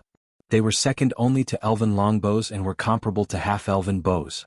The strongest Thunder Knights in the Kingdom of Florence bought their horses from the Centaur tribe. The horses produced by the Centaur tribe were fat, tall, and strong. They were the best horses and were very suitable for heavy cavalry mounts. Of course, there were many better mounts such as magic beasts. Magic beasts that were beyond the category of wild beasts, such as unicorns and nightmare beasts. If they formed a knight order, they would be stronger than all the knights on the continent. However, there was a key problem. Whether it was unicorns, nightmare beasts, or other magic beasts, there were too few of them. Unicorns were the elves' friends and lived in the legendary elven forest. Nightmare beasts were even rarer. There were also a few. Therefore, only a few noble knights would look for magic beasts as mounts. The knights that needed a lot of mounts could only use ordinary horses. Humans also domesticated a lot of horses, but the quality was not as good as the horses raised by the centaurs. Even if there were one or two good horses, it could not change the fact that the whole race was not as good as the horses raised by the centaurs. Su Lin knew that Owen's caravan was going to trade with the centaur tribe, so he had some plans in his mind. Now that his territory only had barbarian warriors, he also needed cavalry and longbow archers. But now his territory was poor. If he wanted to trade with the Centaur tribe, he had to at least have something they needed. How could he trade with them if he had nothing? Sulen was also a little confused, but he also had an advantage. Now his territory was the only territory on the trade route from the Kingdom of Florence to the Centaur tribe. As long as they passed through his territory, it was normal to pay a toll. It was normal to collect some Centaur longbows and horses. Owen's caravan was transporting a lot of goods this time. There were a lot of ironware and the rest were food. Although the Centaur tribe was very strong, the quality of their ironware was average. Iron ore was rare in the wilderness, so the price of ironware was very high. As for food, the Centaur tribe was a semi-nomadic tribe. Their farming ability was very poor and their food production was low. In comparison, Sulen suddenly realized that his territory was still very advantageous. Owen was also curious about Sulen. As the steward of the Bauhinia Chamber of Commerce, he had been walking on this trade route for more than 10 years. During this period, there had been nobles who had come to this area to develop their territories. However, until Sulen's arrival, no nobles had succeeded in establishing themselves here. Owen had never thought that in just a month, a pioneering noble would come here and successfully establish a foothold here. This made him feel incredibly shocked. What surprised him even more was the strength of this lord. Previously, he had crossed the wilderness with the barbarian women and children. Along the way they had encountered many wilderness bandits. The barbarian leader had led 2 equally powerful barbarians to crush a group of bandits. That kind of irresistible and invincible attitude left a deep impression on him. None of the mercenaries under him were his opponent, and only a few of them could take a few of his axes. This kind of strength had already surpassed the knight rank. Even the remaining 2 barbarian warriors had reached the knight rank. Towards such powerful warriors, his first thought was to recruit them. In order to recruit them, Owen had promised to give them land and Kinnar to settle down the barbarian women and children. However, to his disappointment, the barbarians had directly rejected him. Even if he kept raising the conditions, the barbarians did not waver at all. Just as he was thinking of increasing the price, the caravan had arrived at Sulen's territory. When he arrived, he realized that the barbarians were actually this pioneering noble's people. Moreover, this young noble had relied on the barbarian warriors to establish a foothold in the wilderness. Owen sat cross-legged on the carpet in the tent. Not only was the carpet from the desert kingdom exquisite, but it was also soft and comfortable to step on. A short table was placed on the carpet, and the leaders of the caravan guards were respectfully sitting not far away. Each of them had a cup of ale in front of them. The temperature in the wastelands was very low at night, and alcohol was the most popular beverage in the north.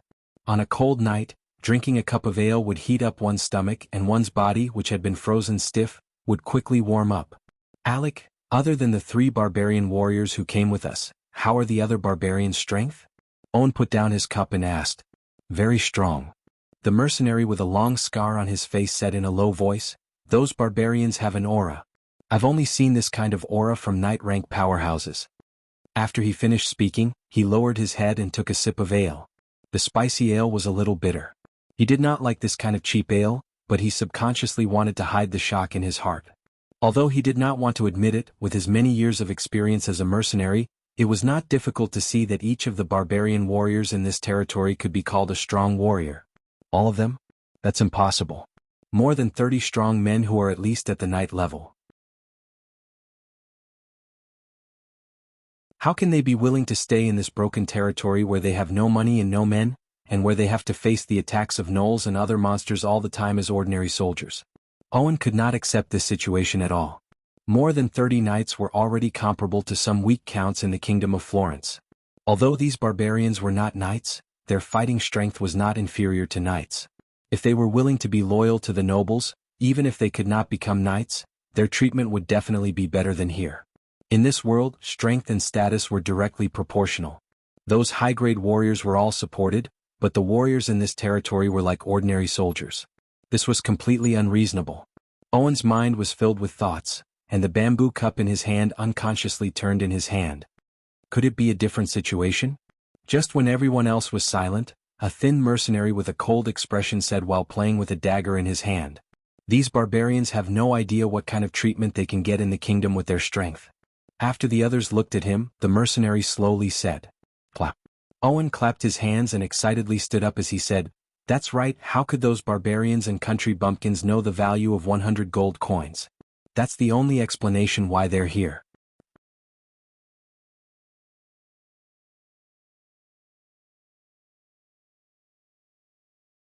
Chapter 32. I know they must have been tricked by that lord. As long as I tell them my true value, those barbarians will definitely leave him. Then our chance will come. Owen paced around the tent excitedly. From his expression, it seemed like he had already recruited more than 30 powerful barbarian warriors. I'm so stupid. No wonder Johnson didn't care about my conditions. They don't even know the difference between silk and linen. I should have known. Ahem, sir, we are now in the territory of that noble lord. Doing this seems. The leader of the mercenaries, Alec, reminded him. Yes, this is still his territory. Owen finally came to his senses and stopped. However, he couldn't hide the excitement on his face. His eyes flickered continuously and no one knew what he was plotting in his heart. The next morning, Owen handed a carriage full of goods to Wang Yi as tax. Su Lin accepted it without hesitation. He was so poor that he didn't need to be so courteous. After paying the tax, Owen requested that their caravan rest in the city for 2 days before leaving. Su Lin agreed to his request. Su Lin ordered the slaves to move the goods from the carriage to the warehouse. When they were in the warehouse, Su Lin checked that the carriages were filled with food. This was good news for Su Lin. Due to the sudden increase in population, he didn't have enough food. A carriage like this could carry 1,000 pounds of goods. 1,000 pounds of food might not be much in Cult City, but here the value of 1,000 pounds of food was at least 10 times higher. There weren't many types of trade in the wasteland. Tea, cloth, salt and so on. The most popular trade was ironware. Grain wasn't the most profitable. Owen brought so much food because the Centaur tribe requested that there must be a certain percentage of grain and ironware in the trade. Originally, the Centaur tribe didn't lack food. However, they had been at war with an orc tribe for the past few years. Naturally, they didn't have enough food. If it weren't for the caravans transporting large amounts of food, the Centaur tribe wouldn't have been able to survive. Now that they were able to hold on, it was their opponents' turn to suffer. The long war had caused them to lack food. They had been evenly matched at the beginning, but now they were barely holding on. On the second day after the barbarian women and children arrived, Su Lin began to distribute houses and land to the barbarians. There were already 50 to 60 houses in the camp. Although the houses made of mud and reeds didn't look good, it was still comfortable to live in. It was much better than the houses the barbarians used to live in. Each of the 35 barbarian warriors was given a house. Apart from them, the women and children of Su Lin were also given a house. Although they didn't have any battle achievements or points, they could still owe them. In addition to the houses, each family was given 20 mu of farmland and 30 mu of wasteland to cultivate. As for the wild bulls, they also needed to be exchanged for battle merits or points. Of course, if he didn't have enough battle merits or points, he could still owe them. Soon, more than 30 of the 100 or so bison were distributed. Su Lin also rewarded the mercenaries with land, but it was much less than the barbarians. Most of them were about 5 mu. After all, the mercenaries had limited battle merits, and the points they earned every day were also very little. After receiving the land, the group of mercenaries was also very happy. Although the days of the mercenaries seemed to be very carefree, and some bards said that the mercenaries' adventurous life was magnificent, but in reality, most of the mercenaries didn't have a good life. Many of the mercenaries didn't have land, money, or proper jobs. In the end, they could only be mercenaries. Of course, many of them became bandits. If there was land to farm, many mercenaries wouldn't be in this line of work. In the Kingdom of Florence, the land had already been distributed. Except for some farmers, the rest of the land was basically divided up by the nobles. With the growth of the population, the farmers who didn't have land could only leave their hometown and come to the city to work. They didn't have any skills, so most of them became coolies or mercenaries. Now that they had land, these people naturally didn't want to live a life of bloodshed. It was foreseeable that these mercenaries would become the first batch of free people in Sullen's territory. Just as Su Lin was busy distributing land to the mercenaries, Owen also began to secretly contact the barbarians. Most of the barbarians were forthright and carefree. After facing a businessman like Owen, they quickly had a good impression of him. After gaining the initial trust, Owen began to tell these barbarians what kind of treatment powerful warriors like them should receive. He also promised that as long as they were willing to follow him back to the Kingdom of Florence, all of these could be realized. However, to his disappointment, the barbarian mercenaries were not interested in the knighthood or the treatment of nobles that Owen had mentioned. Hence, they directly rejected his recruitment. Owen couldn't accept this at all. Of course, he didn't give up. Instead, he went to contact other barbarians. The result was exactly the same as before. All the barbarians rejected Owen's recruitment. This was unexpected. Damn it, what's going on? Why are those barbarians still unwilling to cooperate with me after I explain things so clearly? Owen said angrily in the tent of the caravan's encampment. The other mercenaries around him looked at each other a few times, but no one answered. Sir, is it because these barbarians don't trust us? One of the people who looked like a merchant said. After all, we just met them. It's normal for those barbarians to be vigilant. Maybe we should take out something to show them our sincerity? That's also a way. Then I'll leave this matter to you. Owen thought for a while and still wasn't willing to give up, so he decided. If Sulin knew what Owen and the others were thinking, he would definitely laugh himself to death. All the barbarians had a loyalty value on the system interface. Now, most of these loyalty values were above 90, and there were even some that were above 100. With such a high loyalty value, it wasn't something that could make them betray. Moreover, the barbarians worshipped the strong. After following Sulin for a while, many of them had become loyal to Sulin. It was basically impossible for them to betray him.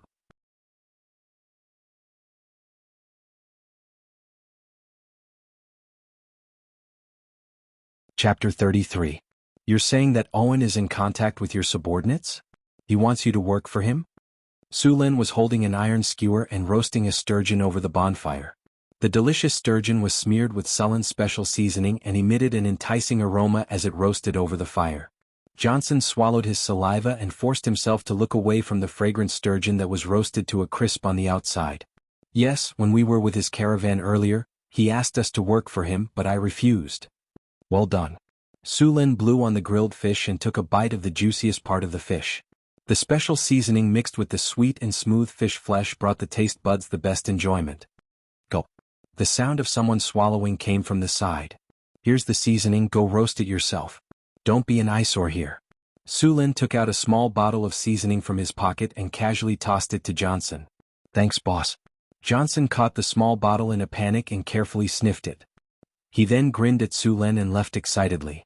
Sulin finished the grilled fish in his hand in a few bites and rubbed his belly with satisfaction. He picked up the ale beside him and drank a few mouthfuls before letting out a comfortable burp. After dinner, Sulin asked Johnson to gather the barbarian warriors for a short meeting.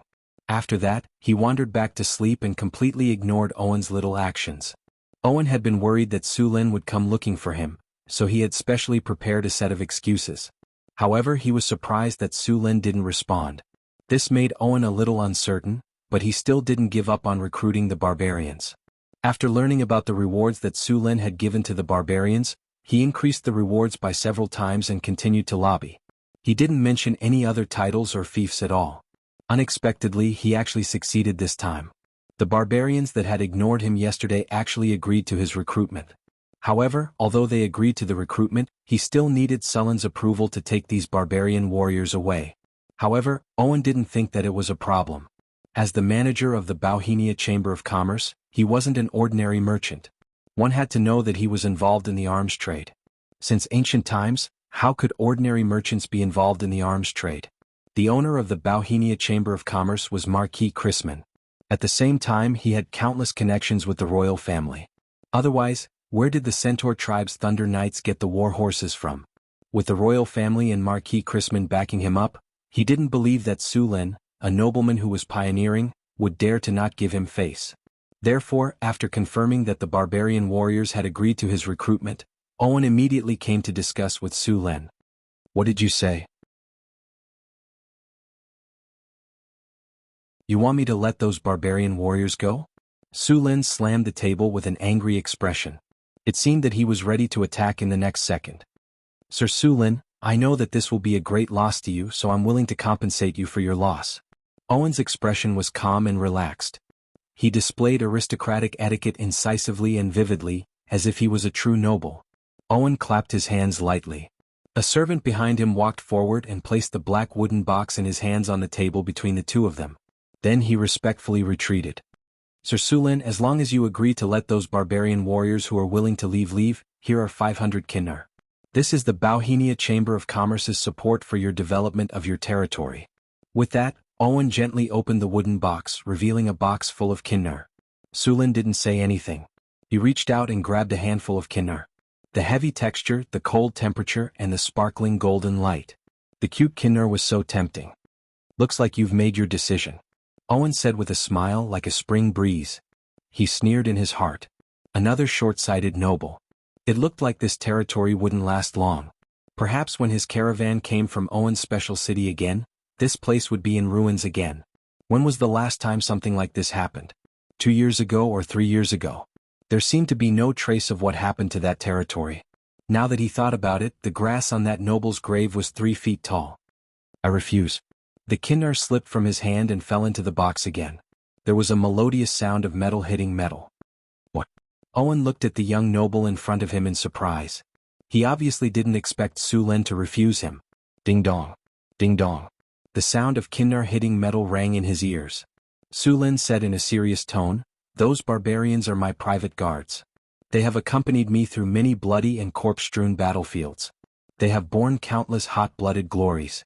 They are my most trusted comrades, my closest companions, and my sworn brothers. Do you understand? You have to add more money. Add another 1,000 kinnar and 2 carts of food." Owen took a few deep breaths and forced himself to calm down. Then a trace of disdain flashed in his eyes. "Deal." Sulin slammed the table and said very straightforwardly, "But I want the 1,500 kinnar in cash. The things must be delivered to me today or the deal is invalid." "Okay." Owen agreed immediately. He didn't bargain with Sulin anymore. He didn't want to stay here for another minute. Not long after that, Owen sent his men to deliver the promised kinnar and supplies. He didn't even bother with the noble etiquette. He left his territory with the caravan and 17 barbarian warriors. Sulin was in a very good mood after receiving another 1,500 kinnar and 2,000 pounds of food.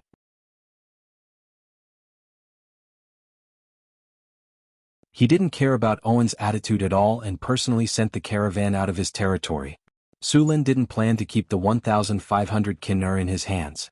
Money couldn't be put to good use in his hands. Although his territory was developing well, the population was too small. He planned to buy some ordinary slaves and let them farm for him. The price of these serfs wasn't high. A serf could be bought for 2 kinnar. This time he planned to buy 500 serfs at once. As for the remaining 500 kinnar, he would use it to buy food. Of course he wouldn't leave his territory now. Without him in the territory, who knew if the gnolls would rebel or if the monsters in the wilderness would take the opportunity to attack. Therefore he could only let his men go. The candidate was the former mercenary leader, Xian.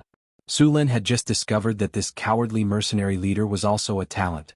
After officially joining his territory, Sulin found that Xian's attribute panel had a trade skill.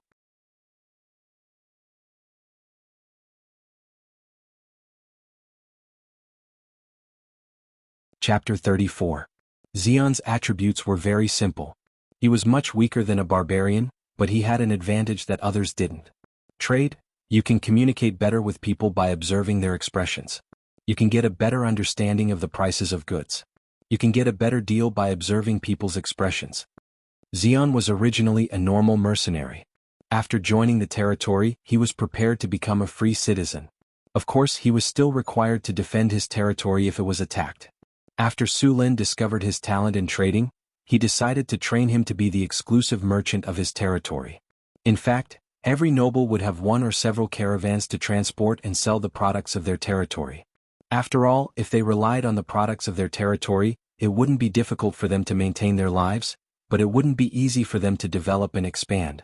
Sulin originally wanted to wait until his territory had a stable output next year before starting to form a merchant group. It seemed that he would have to bring it forward. "Xian, I'm going to appoint you as the manager of my merchant group. Do you have any requests?" Sulin looked at the muscular middle-aged man in front of him. "Monseigneur, you want to appoint me as the manager of your merchant group? I have no objections. I'm happy to serve you." Originally, Jean was a little uneasy and worried that Su Luan would come to settle accounts with him because of the last battle. He didn't expect that Su Luan would let him be the steward of the caravan. Jean agreed without thinking. "That's good. As the manager of the merchant group, you will be given 20 acres of farmland. However, this is only for temporary use. If you don't do a good job, it will be taken back. If you do a good job, it will be your reward. Of course, this is only the most basic reward." I'll form the merchant group as soon as possible. I'll give you 1 day to arrange your personal matters. We'll officially start tomorrow morning. After that, Su Lin waved his hand indicating that Xian could leave. Su Lin didn't fully trust Xian. Xian's loyalty was only 76. It wasn't high but it wasn't low either. However, this loyalty wasn't enough for Su Lin to fully trust him. That was why Xian, the manager of the caravan, didn't care about money. He would never use money to test a person's heart because most people couldn't withstand this kind of test. The best way was to set up a reasonable system to prevent such situations as much as possible. 1,500 Kinar Su Lin were given to Johnson for safekeeping. He was going to let Johnson be the leader of the guards of the caravan. Johnson's loyalty had already reached 100%. He was loyal to him and would never betray him. With Johnson in charge of Kinar, Su Lin could rest assured. Other than being the captain of the guards, Johnson was also tasked with monitoring Xian. As for the other guards of the caravan, Su Lin had already prepared them. The next morning the camp became very lively. The barbarian warriors who had left with Owen 2 days ago had all returned. What about Owen? Sorry, I've already given him to you. It's your own fault for not looking after him. You can't blame me for this. Even if Owen came back to ask for him, Owen wouldn't admit it. Besides, neither side had left any written evidence when they made the deal. He could only hold his nose and admit it. He didn't have the guts to fight with Su Lin. With the military power of Sulin's territory, Su Lin could easily wipe out his caravan 3 times without breaking a sweat. So this time he had lost both the woman and the money. Who gave you the courage to come to my territory and steal from me? What do you mean you want to return the money? Why should I return the money I swindled? Of course he could also use Marquis Chrisman's name, but if he did that, his career as a manager of the caravan would be over. The nobles wouldn't care if you were swindled or not. Once they found out that you had caused a huge loss to the merchant guild, the first thing they would do was ask you to pay up and kick you out. Su Lin was completely fearless. These barbarian warriors who had just returned were the guards of the caravan. The carriages that were used to transport supplies were also there. Xian and the others took 20 carriages and left the territory heading towards Cult. The carriages were also filled with all kinds of furs that they had harvested from hunting in the territory. When they returned, the territory's population would explode. Ding! Territory Dungeon Quest unlocked. A giant tiger has appeared near your territory. The tiger's existence threatens the safety of the territory's residents. Please eliminate the tiger as soon as possible. Suddenly, the Empire's war game system notification rang in his ears. Su Lin was slightly stunned. Territory Dungeon Quest? After hearing the system notification, Su Lin immediately switched out the system interface to check. Dungeon Quest. Eliminate the giant tiger that invaded your territory. Reward, generous reward. The system gave very few notifications. Su Lin looked at it for a while and remembered that wild monsters would spawn in the wild every once in a while. This territory dungeon should be one of them. In the game, these wild monsters would usually drop some good items. Boss, we're missing 3 cows. Su Lin had just closed the system interface when a barbarian warrior hurried over. What happened? Boss, when Jonathan went to herd the cows today, he noticed that the number of cows was wrong. 3 cows were missing and there was a huge gap in the fence. We don't know what kind of animal attacked the cattle pen. Monster attack. Su Lin was slightly stunned. Then he suddenly thought of the dungeon quest. Could this be a clue to the quest?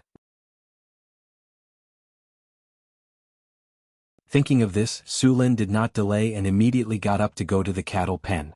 The cattle pen was outside the camp. If he let these wild cows stay here, his camp would probably become smelly in a few days. Therefore, he specially marked out an area outside the city and used logs to build a cattle pen. At the same time, he arranged for people to look after it. When he arrived at the cattle pen, Su Lin quickly saw the damaged fence. He saw that the logs that were half a meter thick had been broken by a huge force. The surrounding fence was also broken into pieces. The scene was a mess. The logs used to build the fence were very sturdy. To destroy it to this extent required a very strong force. Even the barbarians could not compare. When he came closer, on the grass beside the fence, there were a few large paw prints on the ground. Seeing this, Su Lin could confirm that the destruction of the cattle pen was caused by the giant tiger mentioned by the system. You guys go find some wood and repair this place. Su Lin ordered the others to repair the cattle pen. He himself followed the clues on the ground and prepared to search. There were many paw prints on the ground. They looked like cat paw prints, but these paw prints were many times bigger than cat paw prints. The paw prints extended outwards. Following the paw prints, Su Lin quickly arrived in the wilderness. At this time, the paw prints were damaged by other animals and had become a little blurry. However, he could still distinguish them. Soon, Su Lin followed the paw prints to a forest.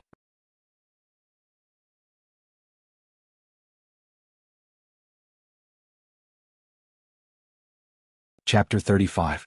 It was very far away from the territory. The surroundings were quiet and the light in the woods was a little dim. Su Lin soon found some traces. A large number of thorns on the ground were broken. The creases were very new and the broken branches had not completely withered. Obviously, animals had passed through here. Taking the spear out of the storage space, Su Lin walked into the woods. As he went deeper, the eerie feeling became more and more intense. Soon he saw 3 rotten corpses. The corpses were short, about 1.5 meters tall. Their skin was green and they had pointed ears. Obviously they were 3 goblins. Su Lin poked one of the corpses with his spear. The sternum is completely broken. These guys were hammered to death by a blunt object. Was it a mace? Their ribs were broken and their spines were broken.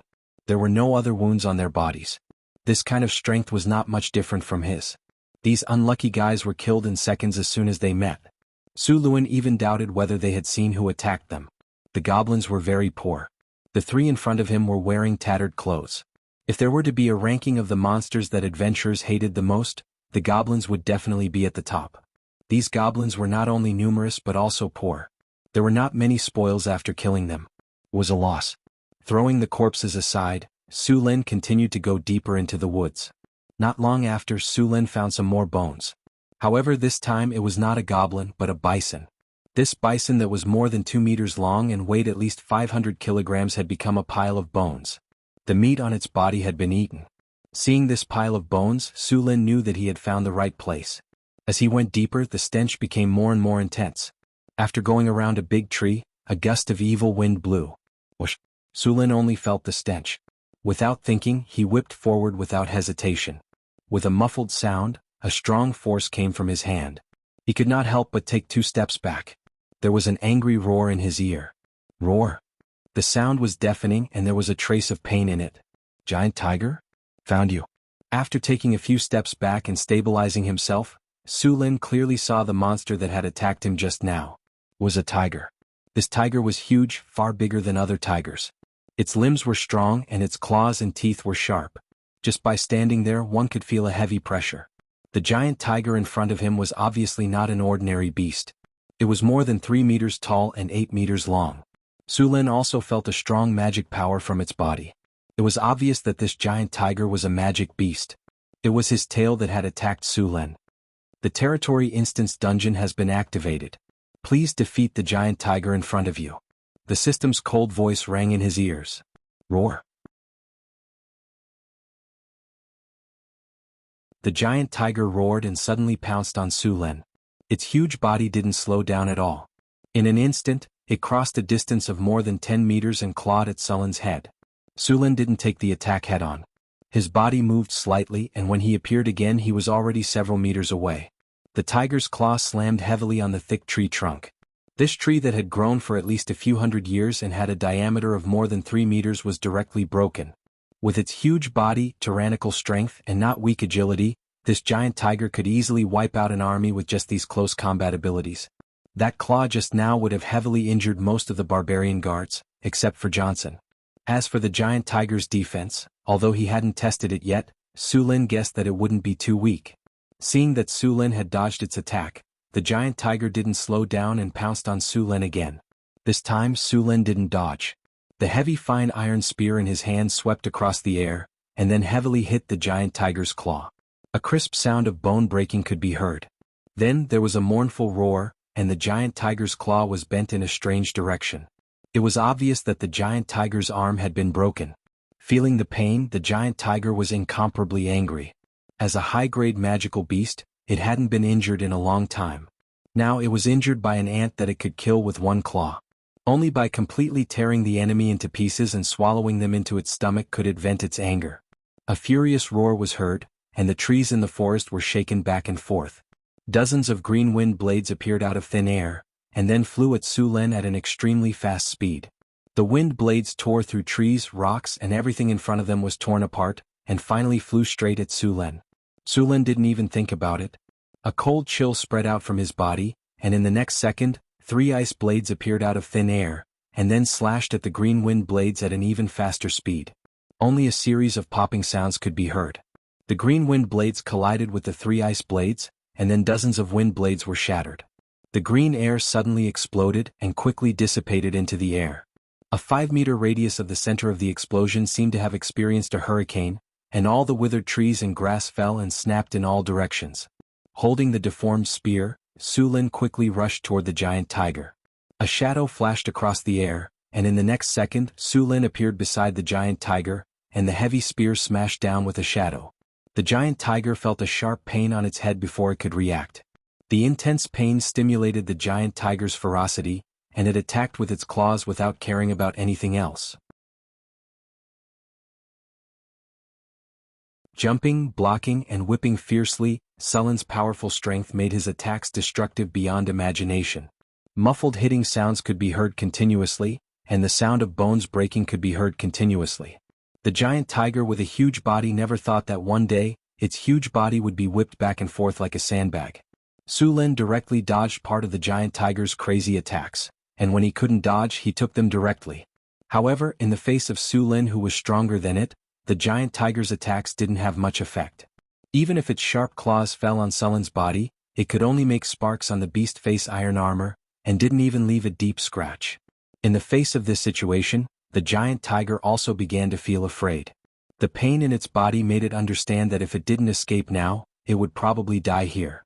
Thinking of this, the giant tiger suddenly turned its body, and a tiger tail that was several meters long whipped Su Lin's body instantly. The huge force made him involuntarily take a few steps back. The giant tiger took advantage of the distance and turned around to escape. However, it underestimated Su Lin's speed. Seeing the reward in his hands and wanting to escape, Su Lin rushed up without thinking. The severely deformed spear in his hand smashed down fiercely, and a shrill tiger cry was heard. The giant tiger's back claws were already bent out of shape, and the heavily injured claws could no longer support its body. The giant tiger's huge body fell down with a loud bang.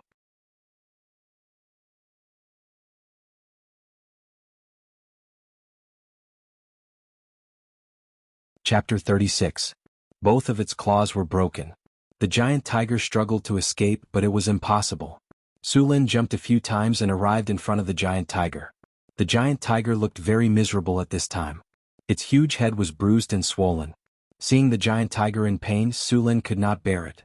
Then he stabbed the giant tiger with his spear and ended its pain. "I am too kind." Seeing that it returned to heaven peacefully, Su Lin was relieved.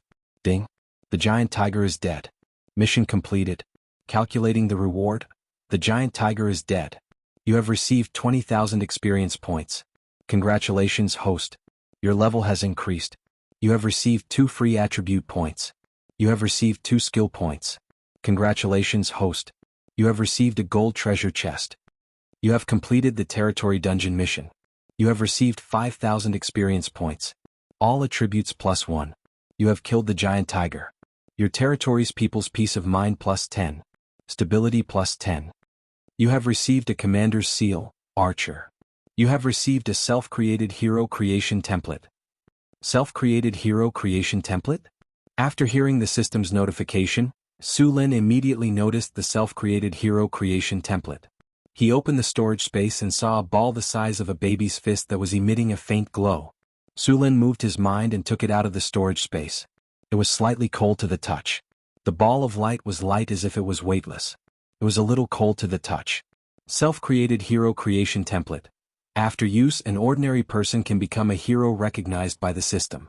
After use, the physical fitness will not change. However, after joining the host's camp, experience points will increase and level up. After use, the host can obtain a talent skill and a talent characteristic. The host's original skills and characteristics will not change.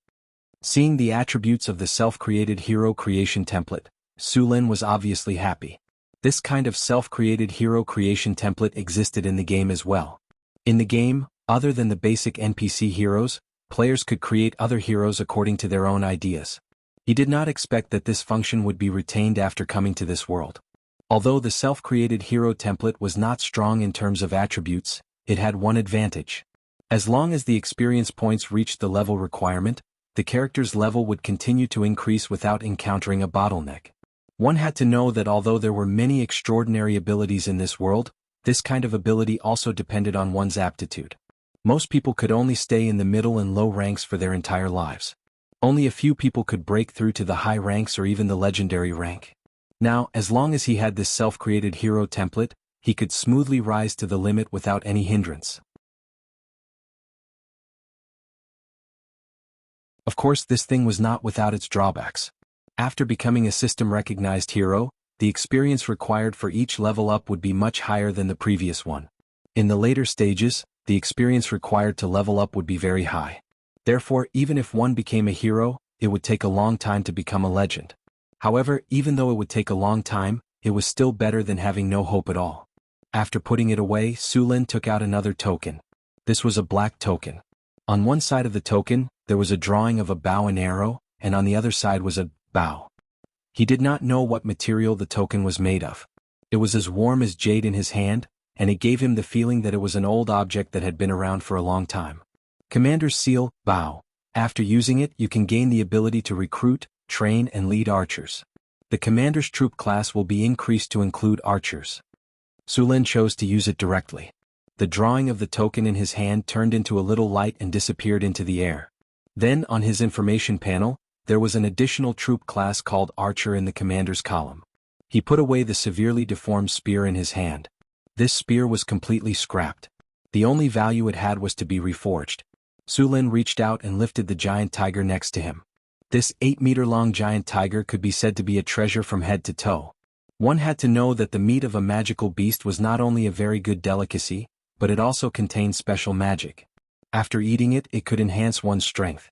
If the corpse of this giant tiger magical beast appeared in the auction house, it would definitely be crazily fought over by the group of nobles. Of course, there was a limit to the strength that the meat of a giant tiger could increase. Other than its meat, its blood was also a good material for making magic ink or some potions.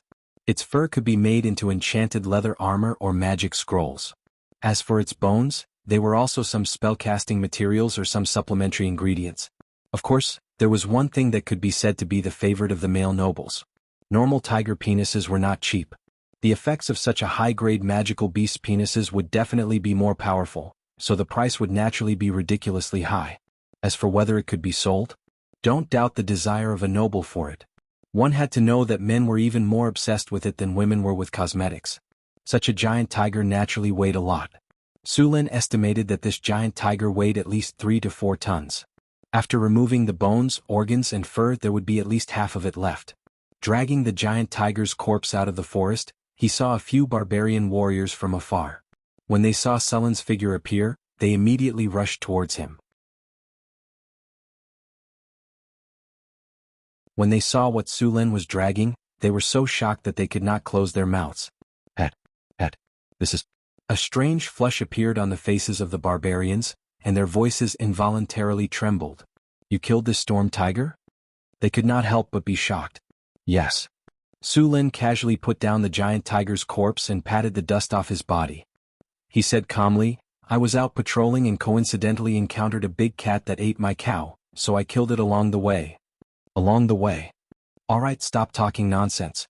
Send someone back to the territory to bring the carriage here and bring this thing back. That calm tone made it seem as if he had not killed a high-grade magical beast, but an insignificant ant. The barbarian warriors looked at Sulin with even more admiration. After that, one of them went back to report, while the others worked together to lift the giant tiger's corpse and walk back to the camp. Soon, the barbarian warrior hurried over with a few four-wheeled carriages. Although they already knew that Sulin had killed a storm tiger, they all sucked in a breath of cold air when they saw the enormous creature with their own eyes. When they saw the wounds on the giant tiger's corpse while carrying it, their admiration for Sulin increased by another level. This situation reached a climax when they returned to the camp. When the kobolds and goblins who had been forced to work saw this enormous creature, their bodies involuntarily trembled. This was a fear that was deeply rooted in their bones. The mercenaries and barbarians in the territory were even more honored that their lord had killed such a powerful magical beast.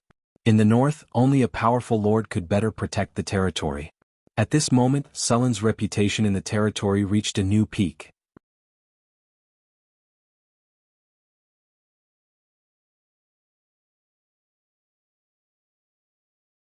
Chapter 37. The body of the raging wind tiger needed to be dealt with as soon as possible. Although it was a monster, its body would not rot so easily, but the magic in its body would gradually dissipate over time. If it was not dealt with for too long, the effect of the meat would be reduced by more than half. Su Lin naturally would not allow this to happen. Therefore, the first thing he did when he returned was to deal with the tiger. At this time, Su Lin suddenly realized that he probably didn't know how to deal with the meat of the magical beasts. Cooking the meat in the ordinary way would cause a large amount of mana in the meat to be lost, so people developed a special way to deal with it. System, is there a recipe to deal with monster meat? Su Lin asked, rubbing his head. There are recipes for sale in the shop. The host can buy them yourself. There's a recipe in the shop? You should have said so earlier. Hearing the system notification, Su Lin quickly opened the shop interface and quickly found a recipe to deal with monster materials. He looked at the price. 100 kinar. Sulin's little bit of money was directly emptied out. After buying the formula for the disposal of magical beast materials, Su Lin found that this formula was definitely worth the money. Not only did the formula have various ways to deal with magical beast meat, but it also had other ways to deal with blood, internal organs, bones, and fur. It could be said that it was a comprehensive book on the disposal of magical beast materials. After looking at the recipe, Su Lin immediately began to act. Boss, what are your orders? A barbarian warrior jogged over and asked. Go get a few water tanks, fill them with water, and prepare a big pot, the biggest one. The raging wind tiger was heavier than an adult elephant. Although it was not a super large creature, it was still very troublesome to deal with. The blood of the raging wind tiger was a good material, and he needed a glass tank to preserve it. However, Su Lin did not have a glass tank, so he planned to use water to make a refrigerator to store the blood. The most valuable parts of the raging wind tiger were its heart, fur, and tiger penis. Sulin's profit from skinning was average, but the barbarians were masters of skinning. As a tribe in the wilderness, they consumed large amounts of prey every day, so they often needed to skin their prey. This allowed them to practice their skinning skills. After seeing the water tank, Sulin's hand emitted a bone-piercing chill. This was one of the ways to control the mystic frost blade. Su Lin had figured it out to practice the skill. Su Lin manipulated this power and quickly created a refrigerator. Then the two barbarians took out knives and cut open a wound on the tiger's neck. Blood that contained magic power slowly flowed out. Because the demonic tiger had already died, some of its blood had already stopped circulating. It needed to be continuously patted by humans to expel the blood from its body. In the end, it took 2 full boxes of blood to complete the task. Next was skinning. The two barbarian warriors held sharp skinning knives and carefully cut the tiger's skin. Everyone's cutting speed was very slow. It wasn't that they didn't want to be fast, but that the fury wind tiger's skin was too tough. A skinning knife soon blunted and needed to be polished again. Fortunately, the barbarians had enough chi. After some effort, they finally finished skinning the tiger's skin completely. The tiger's skin was huge. After all, the tiger was 8 meters long. When spread out, it was more than 40 square meters. If this tiger's skin was used to make leather armor, it could easily make 30 pieces. If it was used to make magic scrolls, it could easily make up to 100 pieces. If such a demonic tiger hide were to be auctioned in Cult City, it would fetch at least 3,000 gold coins. If it was made into leather armor and enchanted by an enchantment master, as long as it was successful, the leather armor could easily be sold for thousands of gold coins. Moreover, the tiger's skin was a top material for making wizard robes. It would be sold as soon as it appeared. After peeling off the tiger's skin, Su Lin began to cut off the tiger's flesh. He first cut off the tiger's penis and then made an ice box to store it in. This thing could be sold to nobles for at least 5,000 gold coins. Even if he didn't sell it, he could still enjoy it. The tiger's teeth and bones were also removed. The tiger's heart and other organs were all taken out. The tiger's tail was also put away. It could be made into a whip. Finally, Su Lin separated the tiger's spine, which was more than 7 meters long, and sealed it in ice. The tiger's heart was very big. It was twice the size of a basketball. Even if it was dead, one could still feel the shocking magic waves in the heart. The tiger's heart was the main material for making a magic potion. The most famous one was the Tiger King Awakening Potion. Using this potion could turn a normal person into a sorcerer. Of course, this potion was powerful, but so were the side effects. If one couldn't survive it, their bloodline would collapse and they would die on the spot. If one could survive it, they would awaken as a sorcerer and become a powerful spellcaster. Therefore, although it was dangerous, many people were still willing to try it. A tiger's heart could be used to make 10 bottles of Tiger King Awakening Potion. The price of a tiger's heart wasn't low either. It could be sold for at least 5,000 kinnar to wizards. These wizards would then turn it into potions. One bottle could be sold for 5,000 kinnar. If all of them were sold, the profit would be at least 10 times. However, this couldn't be helped. Only a few wizards and alchemists could make a small amount of this potion. After cutting up the tiger's meat, Su Lin asked the barbarians to start a fire. He then took out all kinds of spices and other food to cook. The fire rose and the water in the iron pot began to boil. Su Lin poured the spices he prepared into the iron pot. Then he put the tiger's meat into the pot. Soon, a strange fragrance spread out from the iron pot. Su Lin felt his mouth watering. He couldn't help but want to take a bite. Even the barbarians behind him couldn't help but swallow their saliva. Su Lin took out a piece of cooked tiger's meat and took a bite. It was tender and smooth. It was delicious. The other barbarians also stared at the meat in Su Lin's hand. After eating the tiger's meat in a few bites, Su Lin patted his stomach with satisfaction. A warm energy flowed back and forth in his body. It made Su Lin feel like his whole body was soaking in a hot spring. It was very comfortable. Okay, look at you guys. You can't even take a piece of meat. Su Lin took a few pieces of tiger's meat and threw it to the barbarians. After getting the meat, the barbarians didn't hold back. They opened their mouths and bit into the meat. Soon they felt a warm current flowing through their bodies. Su Lin looked at the meat. This kind of cooked meat was recognized by the system. P.S. Thank you to Night God Underworld Emperor for the 500 Chidian coins tip.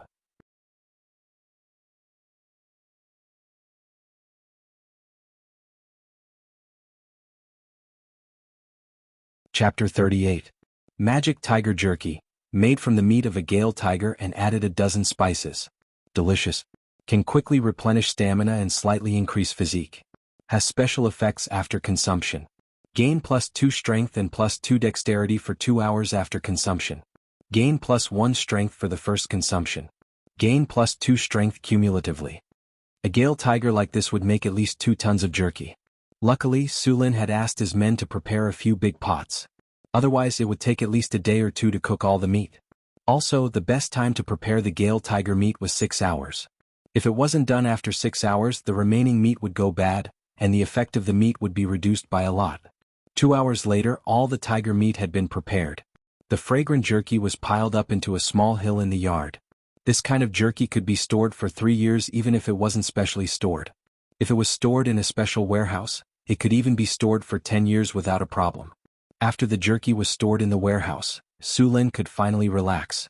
Apart from the jerky, there were no wizards in the territory who could handle the other materials. He could only wait until he recruited a wizard.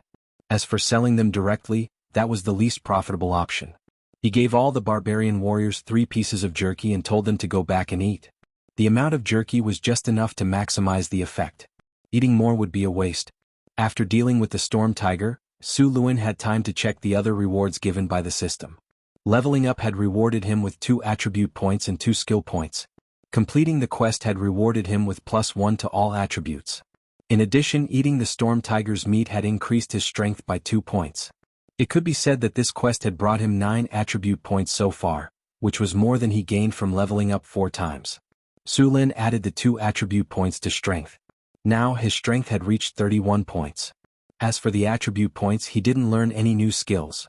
Instead, he upgraded his heal skill to physique healing. Physique healing.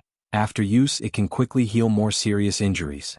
Name: Sullen race, human strength, 31 dexterity, 29 will, 24 vitality, 29 charm, 19 free attribute points, 0 skill points, 0 skills. Omitted. After testing the effects of physical healing, he found that the effects of physical healing were twice as effective as life healing. However, the consumption of physical healing was the same. After testing the skill, Su Lin took out the golden treasure chest from his storage space. Compared to the silver treasure chest, the gold treasure chest had a much more extravagant appearance. It was completely golden in color and gave off a rich aura. After opening the treasure chest, a burst of spiritual light dissipated, and a peculiar banner appeared before him. Congratulations, host, you have obtained the Wind Dragon flag. Wind Dragon flag. a magical flag with the ability to control the wind element. The wielder will gain the ability to control the wind element. Additional skills: Wind Elemental Control, Wind Tornado, Wind Dragon Spiral, Lightning Storm. Wind Elemental Control, able to skillfully control the power of wind elemental energy. Wind Elemental Affinity increased by 30%. Reduces wind elemental energy consumption by 30%. Wind Tornado, summons 2 tornadoes made of wind elemental storm to attack the target. Wind Dragon Whirlwind, summons a portion of the wind elemental storm to form a tornado to attack the target. Lightning Storm, summons a large amount of wind elemental energy to create a storm within a certain range. Looking at the banner, Sulin was very surprised. This kind of magic item that could release large-scale strategic spells was very rare in the entire human world. It could be said that this item was a great weapon for the countries in this era. Just like the St. Louis Empire, they had the Holy Grail, which was rumored to be able to summon angels. The Lotus Federation in the south also had the Constellation Plate, which could summon a meteor shower. Of course, these strategic magic items could not be used at will. Although Sulin did not know the cost of using these items, it must be very high. He reached out and picked up the Wind Dragon flag. The entire flag was surrounded by wind elemental energy. When it was swayed slightly, it could move the surrounding elemental energy. As expected, Sulin shook his head with a bitter smile. He felt the Wind Dragon flag just now. The Wind Dragon Whirlwind was still okay. He could barely use it with his mana. As for the Wind Dragon Whirlwind and Lightning Storm, even if he had twice as much mana, it would still be difficult. According to his estimation, if he wanted to use the Wind Dragon Whirlwind, he would need at least 3 times as much mana. As for the Lightning Storm, he would need even more mana. At least for now, Sulin could not see any hope. Of course, this did not mean that the Wind Dragon flag was useless. The wind elemental control on the flag could still be used. This was a passive ability. With this, Sulin could now try to cast low-level wind elemental spells. For example, the wind blade that the Gale Tiger released. Sulin could also release it now. It could be said that if this Wind Dragon flag fell into the hands of a legendary wizard, that wizard's power would be greatly increased. However, in Sulin's hands, it could only be said to be useless. Summon Wind Blade to cut grass?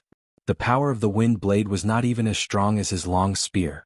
At least the energy used to wield the weapon would be replenished in a short while, but the mana used to summon the Wind Blade would take some time to recover. Holding the Wind Dragon flag, Sulin summoned 2 wind elementals. The 2 wind elementals were small wind elementals about 1.5 meters tall. They looked like 2 small tornadoes with a few lightning bolts inside. This kind of wind elementals had very low intelligence, so Sulin could command and control them at will with the power of the Wind Dragon flag. Although the 2 wind elementals had low combat power, they were masters at cleaning. They floated in the air like powerful vacuum cleaners. With a whoosh, the trash, dust, and grass on the ground were brought to the trash bin by the wind elementals. They even provided the service of cutting grass. After a whirlwind blew by, even the grass was cleaned up. From that day onwards, Sulin had 2 more automatic smart vacuum cleaners. He also named the 2 wind elementals Vacuum Cleaner 1 and Vacuum Cleaner 2. After that, the territory finally ushered in a period of peace. The number of goblins and kobold tribes in the territory decreased because of the barbarians' regular patrols. Sulin continued to bring the slaves to reclaim the land in the camp to plant potatoes. There was still a shortage of food in the territory. Sulin's plan was to cultivate at least 5,000 mu of land, all of which would be planted with potatoes. The potatoes would mature in 3 to 4 months. When the first batch of potatoes was ripe, it would almost snow here. Unlike the south, the north had long winters. Only when the potatoes matured would there be enough food in the territory.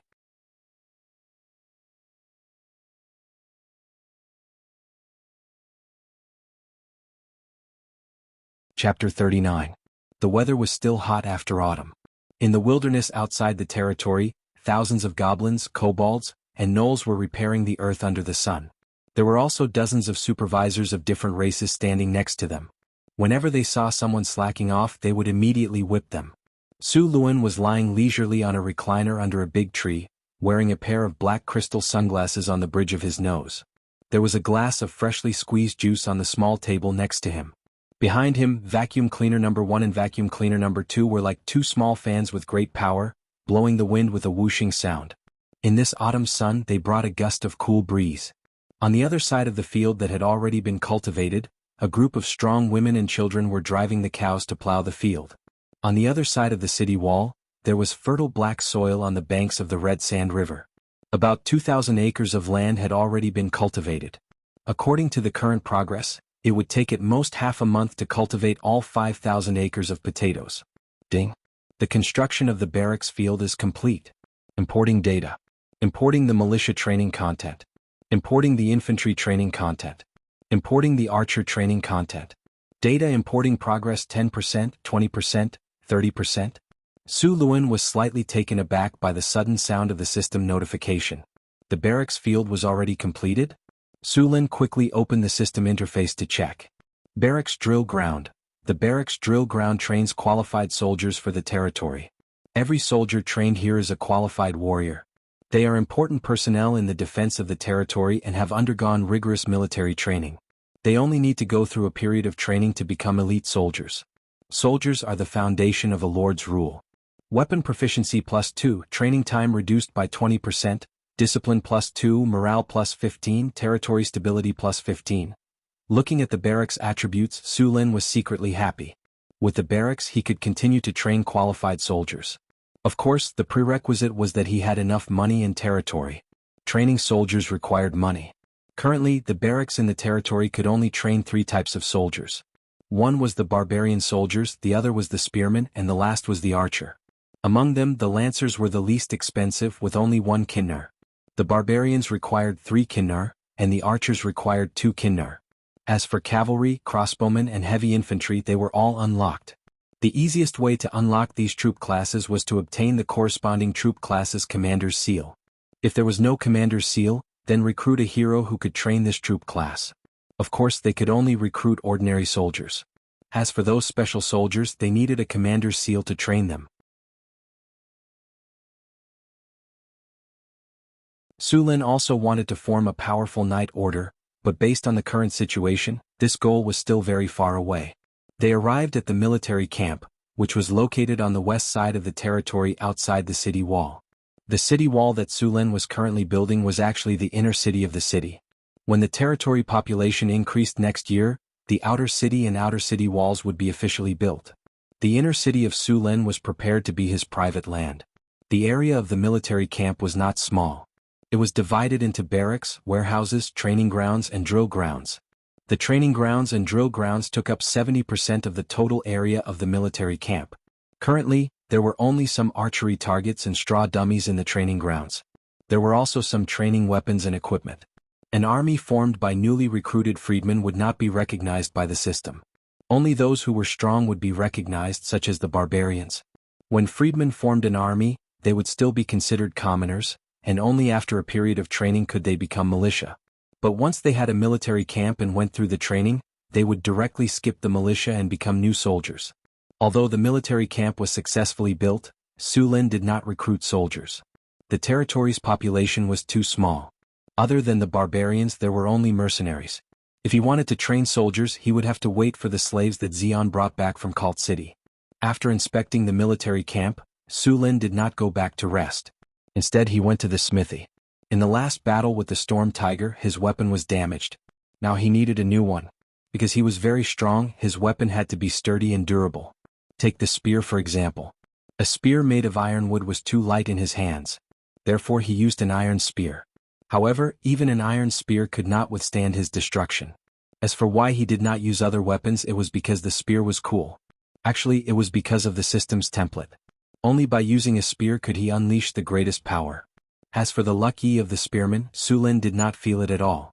In fact, his luck was not bad. After all, he had inherited Big Brother Yun's template. How did the saying go again? The world spearman had a stone of luck. Zilong alone had 12 stones, while the rest of the spearmen had 2 stones. Su Lin now had 12 stones of luck. The spearman's luck was based on facts. Looking through historical records and classical works, he realized that most of the spearmen in history did not have good endings. The Marquis of Huayin Han Xin was conferred the title of Marquis. He received an imperial edict but was ignored by heaven and earth. In the end he was beaten to death. The little conqueror Sun Tzu was ambushed by a few thieves. He was seriously injured and died of an illness.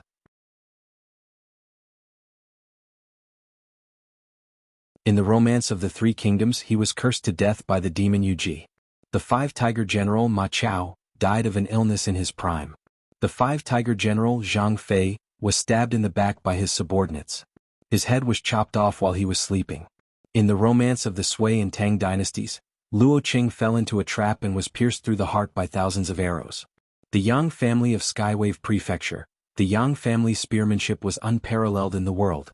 However, almost no one in the family had a good ending. The leopard head, Lin Chong, was exhausted and his wife and children were separated. In the end, he died of humiliation in the Six Harmonies Pagoda. Su Ning, the leader of the first group of people to worship heaven on the way to Liangshan Lake. The national hero Yu Fei was killed by Wanyan Go and Qin Hui. These living examples told us that the spearman's luck was really low. Looking at Zhao Zilong, who had fought countless battles in his life and lived for more than 80 years without any illness or disaster, his ending was much better than theirs. It was a miracle that he could save his master alone. 42 years of life, Zilong has shown his prowess. Therefore, Big Brother Yun's luck was based on history. If he wanted to forge a weapon for himself, he naturally had to use the best materials possible. The best material in the blacksmith shop was the tempered iron essence. In addition to the tempered iron essence, Su Lin also took out the 2 pieces of iron essence that were rewarded by the system. These 2 pieces of iron essence were much better than the tempered iron essence in the blacksmith's shop. If not for the fact that he did not have enough iron essence to forge a spear, Su Lin would have used all of it. Now he could only use a mixture of tempered iron essence.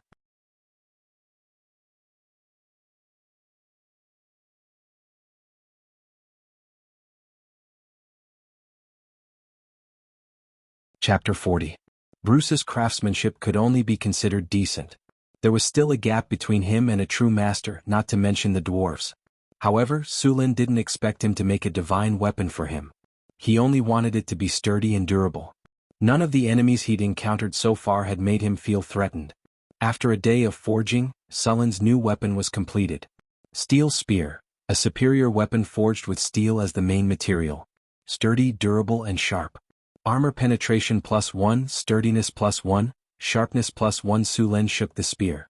The entire spear was made of metal, so it weighed more than 40 kilograms. It was already considered a heavy weapon and it was more than 3 meters long. Without great strength it was impossible to wield this weapon. After the rain, the wilderness plains welcomed the bright and beautiful sun. A group of spotted antelopes were eating grass with their heads lowered. Only the leader of the antelope kept turning its head back and forth, paying attention to any movement in the wind or grass. It seemed that it would immediately warn the herd to flee if it noticed anything wrong. Su Lin stood downwind and observed the group of antelopes. Antelopes were very alert animals. There would always be a sentinel keeping watch at all times. This was also how they could reproduce and survive in the wilderness. Antelopes usually lived in groups of a dozen to a few dozen. These antelopes were good at running and were very difficult to catch. At the very least, horses and hunting dogs couldn't catch up to them. Goblins and kobolds couldn't even catch up. The best way to catch an antelope was to ambush and surround it.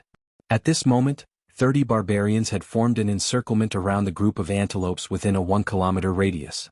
Before the group of antelopes noticed, the encirclement started to shrink. The antelopes didn't notice the approaching danger and continued to nibble on the grass. A few 3-month-old baby antelopes were playing around their mother. At this moment, the sentinel's head suddenly stopped moving. Its body seemed to be preparing to leap up.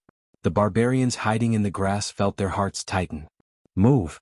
With a loud roar, he leapt up from the bushes. The barbarians hidden in the bushes around him leapt out and quickly charged towards the antelope in the middle. The herd of spotted antelopes instantly panicked. More than 10 spotted antelopes ran in all directions in panic, but against the hunter who had already completed his task, their fate was self-evident. A few minutes later, more than 30 barbarians came to Su Lin's place with their prey in high spirits. "Boss, we caught them all. Not a single one escaped." "Are the females and lambs injured?" Su Lin asked. He planned to try to raise the spotted antelopes in his territory. "Boss, since you've instructed us, we'll definitely be careful. Those you and the little spotted antelope are fine."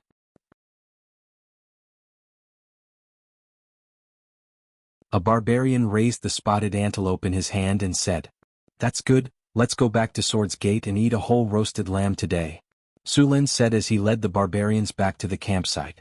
Next was boiling water, slaughtering the antelope, letting out the blood and skinning it.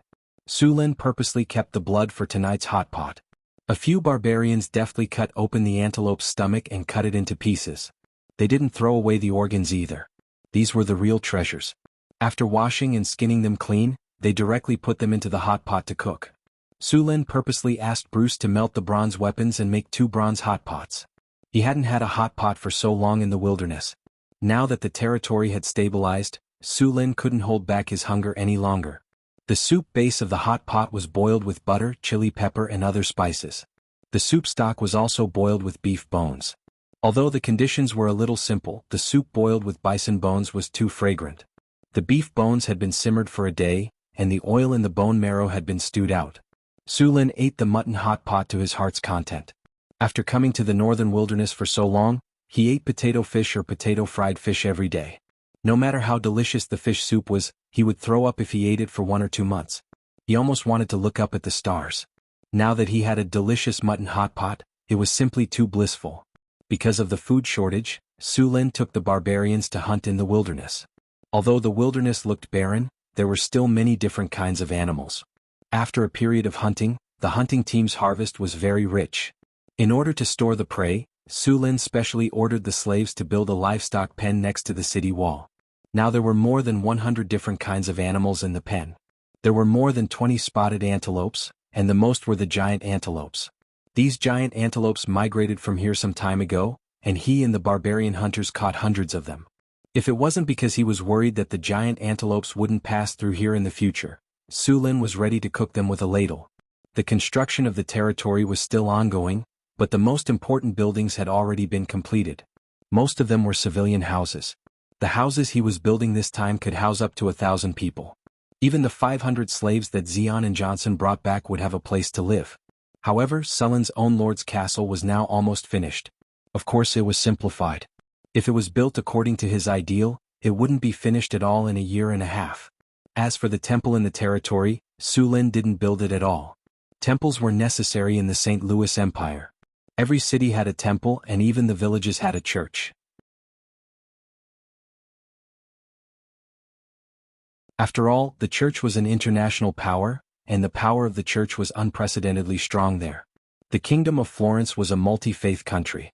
There were temples in the cities, but the power of religion was not strong. Even if Su-Lin built a temple in this godforsaken territory, there probably wouldn't be any priest here. A temple had its advantages. At least the healing divinity of a temple priest was very good. And from the beginning he didn't plan to build a temple. It was too expensive. The best material to build a temple was marble, but where could he find marble in the northern wilderness? A temple occupied a large area, and was generally built in the prosperous areas of the city. In such a place where every inch of land was worth gold, Su-Lin didn't want to give it to a temple for free. Wouldn't it be better to build a business street or sell it as a shop? Of course, if his territory developed, there would definitely be churches coming to build temples. At that time, it would depend on the negotiation between the two sides. After the important buildings in the territory were finished, Su-Lin directed the construction of drainage projects in the town, including the public toilets and public baths in the future town.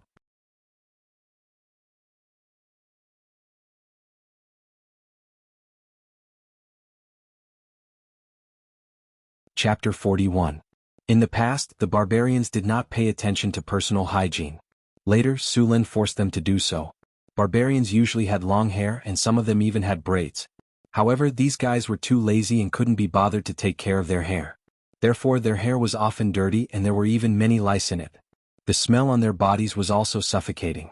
Su-Lin ordered the goblin slaves to dig a large hole and sprinkled lime in it. He then directed the water from the Red Sand River into the hole, and personally threw all the barbarians into it. They were not allowed to come out until they were soaked in it for half an hour. After a series of forced measures, Su-Lin finally taught the barbarians how to be hygienic. Many of the barbarians were too lazy to take care of their hair, and they were afraid that Su-Lin would teach them a lesson. In the end, they shaved all their hair. As a result, except for the female barbarians in the camp, 8 out of 10 male barbarians were bald. All the barbarian warriors were bald. Now his barbarian guards were all bald and muscular. They looked very intimidating. During the hunt, the barbarian hunters accidentally caught a few wild horses. Su-Lin tried to train the wild horses, but these wild horses were difficult to train. Su-Lin did not have a qualified trainer. Some of the mercenaries knew how to ride horses, but they were not very good at it. Su Lin did not want to give up on the cavalry, but he did not have any suitable candidates. In the end, he could only build a stable for the wild horses to live in. Perhaps in the coming year, there would be a few more foals in the stable. Because of the archer's seal, Su Lin could train the archers. The shooting range in the camp had also been built. At the moment, the territory needed a group of archers to increase their long-range damage. Aside from the factor of the archer, the factor of the weapon also accounted for a large proportion. It was not easy to make a good bow. From the selection of materials to the production process, it was very complicated. There were also many materials. For example, the bow body of the bow needed to be selected from the best wood. Even the production process had to be adapted to the seasons. The wood was dissected in the winter, the horn was boiled in the spring, and the tendon was treated in the summer. In the autumn, the wood, horn and tendon were combined with glue, lacquer and silk. Finally, the body of the bow was fixed in the coldest season of winter. Therefore it would take at least 2 years to make a good bow. Su Lin couldn't wait that long, so he decided to make some bows and arrows first. After a while, he would see if there was a chance to trade for some centaur longbows with the centaur tribe. Due to the short amount of time, the bows and arrows made by the blacksmith's shop had a smaller range and power. However, it could also be used for training purposes.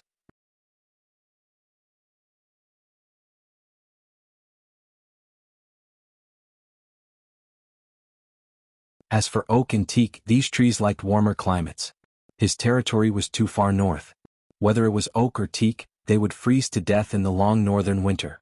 Of course, if Su Lin had enough money, he could also buy it directly from the system store. Since the establishment of the blacksmith shop, the system store sold a variety of weapons, but the weapons in the store were too expensive. A barbarian two-handed axe cost 150 kinnar. He asked the blacksmith shop to make one for him, and the cost was only 20 kinnar. A short bow cost 40 kinnar, and a long bow directly cost 100 kinnar. Su Lin was now so poor that he could not get 100 kinnar. It could be said that he was now the poorest lord in the whole kingdom of Florence. Naturally, Su Lin could not afford such a price. Although there were many things in the territory, it still made him very happy to see the territory change day by day. Just this afternoon, Xian and Johnson returned to the territory with more than 500 slaves and 20 carts of food. The return of the caravan instantly multiplied the population of Sulin's territory. A sufficient population was the foundation of a territory's development. Now the number of humans in Sulin's territory had reached more than 700. Although the population was still small, as long as they survived this difficult period, the territory would develop rapidly. You're tuning in to the Han Li's Wuxia Adventures YouTube channel. We're so grateful for your support, and don't forget to subscribe to join us on this incredible journey through captivating stories. Your generosity through donations truly makes a world of difference, as it's the primary source of revenue that allows me to expand and enhance this channel for you. Thank you from the bottom of my heart for being a part of this adventure.